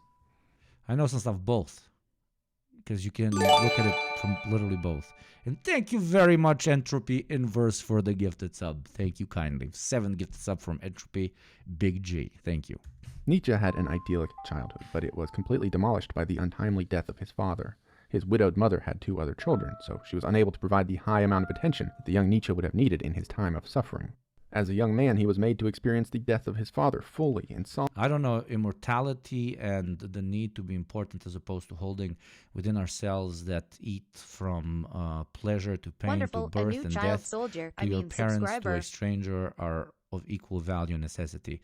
It's immature that we think good or bad based on how we subjectively feel, of course. Beautifully put, of course. And thank you very much, Paloki, for the resub. Ay, chiki briki damke. This is the most schizo Twitch stream on planet Earth. Like, one moment we were talking about Burkir, and in the other one about applying the Marxian concept of communal class evolution to that of the individual pursuing the status of Übermensch. We love it. And cat books, yes. Solitude. In 1878, he spoke of his childhood. We are devastated by the sight of the scenes of our childhood, the garden house, the church with its graves, the pond and the woods. We always see them again as sufferers. We are gripped by self-pity. When he was just 29, Nietzsche's intellectual idol was a composer named Richard Wagner. Nietzsche worshipped him like something close to a god, even publishing a work that praised the man publicly. This man became Nietzsche's de facto father figure. Nietzsche was a fucking edgelord hardcore. Like, if Nietzsche was living right now, he would be like doing like fucking schizoposting all the fucking time just so he can do it, okay? Inflated Wagner's ego, and he persuaded Nietzsche to pen a hit piece on a writer named David Wagner mentioned Strauss. This was Wagner's feud, not Nietzsche's at all. Nietzsche had actually enjoyed Strauss's work, but from loyalty to Wagner, he went ahead with the piece. Shortly after it was published, David Strauss died, and Nietzsche worried that his piece... Oh, this is interesting. By Nero, couldn't the Übermensch be a driver for societal instead of simply individual? Like in the context of eternal reoccurrence, I think the type of acts that one would want to repeat forever have significant intersection with socialist action. They absolutely do. But Nietzsche also mentions that whenever somebody presents themselves as a driver, they immediately need to be rejected. Therefore, movements in general are, in such as socialist action, are inherently not going to lead you directly to becoming the Übermensch. Our boy is basically skipping a bunch of steps. You can find enlightenment, but you need to leave to an extent society behind, and eventually we'll all end up finding enlightenment, etc. Piece contributed to Strauss's demise. Not long after this incident... That's valid. That's really valid. Then Wagner began to spread rumors about Nietzsche being a chronic addicted sex fiend who was going blind from masturbation. Wagner further launched another ruthless assault on the young Nietzsche in the book Bayreuther Blatter in 1876. Wagner in 1876 attacking Nietzsche. Wagner in 2022 driving towards Moscow. Fucking Wagner up in here. Anything associated with Wagner is like, kill your masters, but not really. Nietzsche severed ties with Wagner. This incident broke his heart and catapulted the sensitive young man into an era of emotional... Man, Nietzsche built same like Putin, bro. ...distress. In the wake of this personal tragedy, Nietzsche found refuge in the love of a woman named Lou Salome. Their romantic affair was intense and passionate, with Nietzsche saying she was as shrewd as an eagle and as brave as a lion. He earnestly believed he had found his soulmate. As it turned out, romancing with geniuses of the day was a pattern for Lou. She ultimately rejected Nietzsche, and the romance crumbled. In a photo she later flaunted around to other lovers, Lou was portrayed as a carriage driver, brandishing a whip over Nietzsche himself. At the end of this affair, Nietzsche wrote to his friend, "This last morsel of life was the hardest I have yet had to chew, and it is still possible that I shall choke on it. I am now being broken, as no other man could be, on the wheel of my own passions. Unless I discover the alchemical trick of turning this muck into gold, I am lost." Nietzsche... My boy got a breakup and he was like, that's it. I cannot get out of this. All of existence is futile and meaninglessness. There is no way I can get out of this muck. My boy... Oh, God. Nietzsche would go on to live a life plagued by psychological turmoil, eventually resulting in a complete psychotic breakdown. Gunnar Emo. Yeah, Nietzsche OG Gunnar Emo. Zarathustra, Nietzsche presents a hard man ideal who could endure suffering and use it to find greatness. It has been argued that this was just a sort of persona, an aspirational abstract that Nietzsche used to cope with his own sensitivity. An ideal that Nietzsche himself fell tremendously short of. Maybe. But it seems to me that the opposite could be true. I think that to be strong is not to forego feelings or to be immune to them. It is instead to act because of, or in spite of, those feelings. Indeed, Nietzsche, with his tremendous sensitivity, did just that. When all was said and done, he did perform the alchemical trick of turning muck into gold. Maybe he didn't live to see it, but some century and a half later, he has emerged as one of the most influential thinkers of all time. There is the meme with Nietzsche and all of these communities. Please go subscribe to this channel. It's pretty good.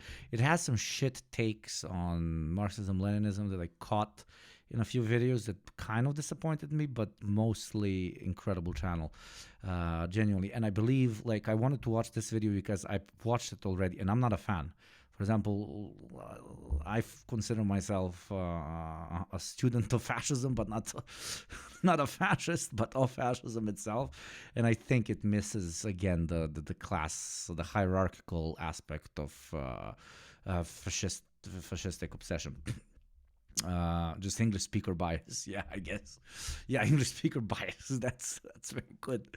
Finding English speaker, like first language speaker English people. I no longer speak London language. Okay. Yes. Okay. So we had a bit of theory hour. I want to talk Sartre, whatever you want to call him, next time we have theory hour as well. And then we can actually talk also some Marxian thinkers so that you guys don't fucking kill me and call me a European philosophy snob or whatever the fuck. Nietzsche is arguably where I lack in the most, because what I was saying in the beginning, there's a meme with Nietzsche and Hegel in particular. There's whole books on how to pretend that you understand anything that Nietzsche or Hegel wrote about, but Hegel specifically is like, Jesus fucking Christ, that is written in Chinese, my friend, not in English. But yeah. With that, I have kept my promise of trying to make the streams longer. We're close to a 5 hour. It's almost midnight here, or past midnight, or before 11. I will never tell you. Look forward to maybe a stream tomorrow, and definitely on Thursday. On Thursday, it's happening 100%.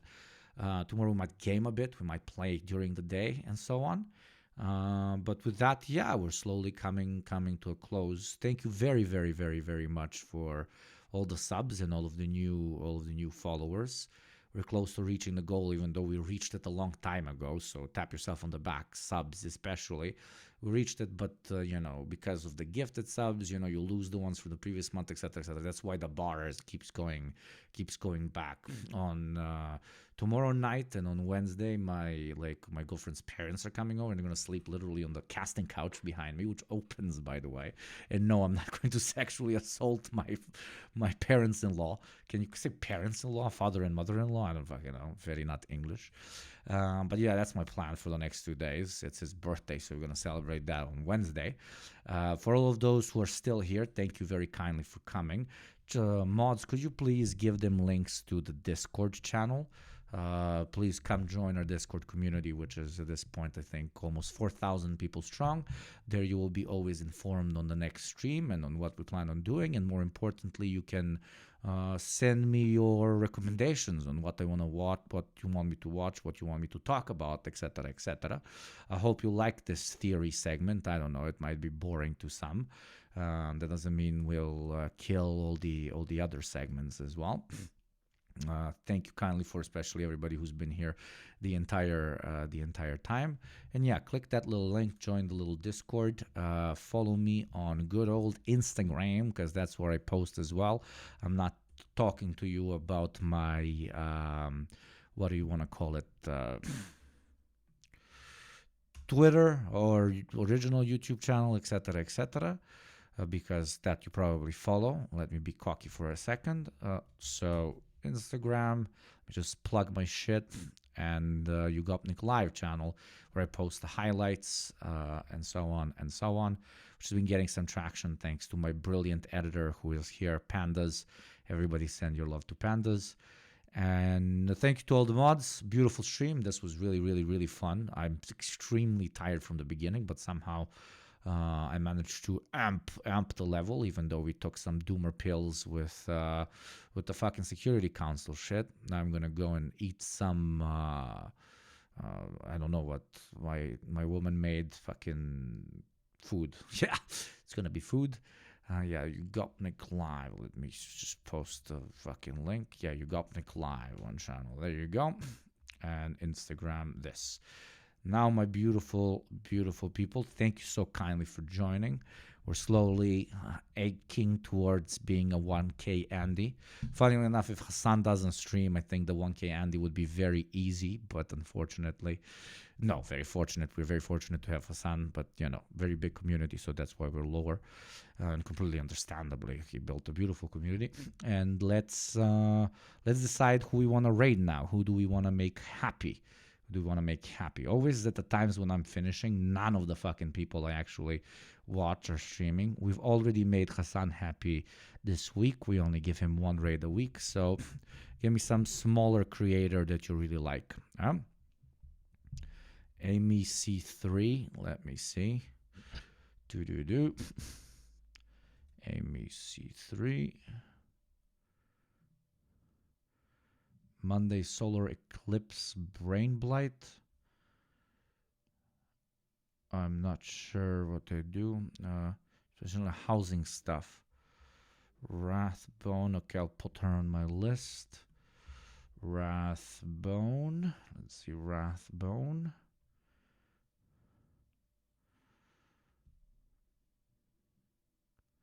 Monday Yapaton. Joe Bart. Sorry, I'm being a very slow boomer with this shit. Joe Bart.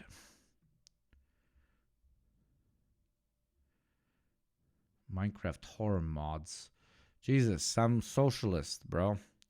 MEC super nice. Wrathbone is cool. Wrathbone is annoying. Serfs, we already raided serfs. When they raid me, I'll raid them. We raided serfs yesterday. Okay, I guess housing is important. Housing is very important. So, I might say it is. Go and enjoy their work. Wait, where do I click this? Oh shit, okay. Raid Ameitsa. There we go. Okay. Go and behave. Behave. You understand me? Behave. And see you. Chances are tomorrow, but 100% on Thursday. If you want to see all the schedules, always click down there. Follow me on Instagram, on good old Discord. And remember to have fun, okay? You might not become the Ubermensch tomorrow, but it is a long grind and an achievable one. Thank you, everybody, for joining me. Go and have some fun. Bye-bye. Have a great day.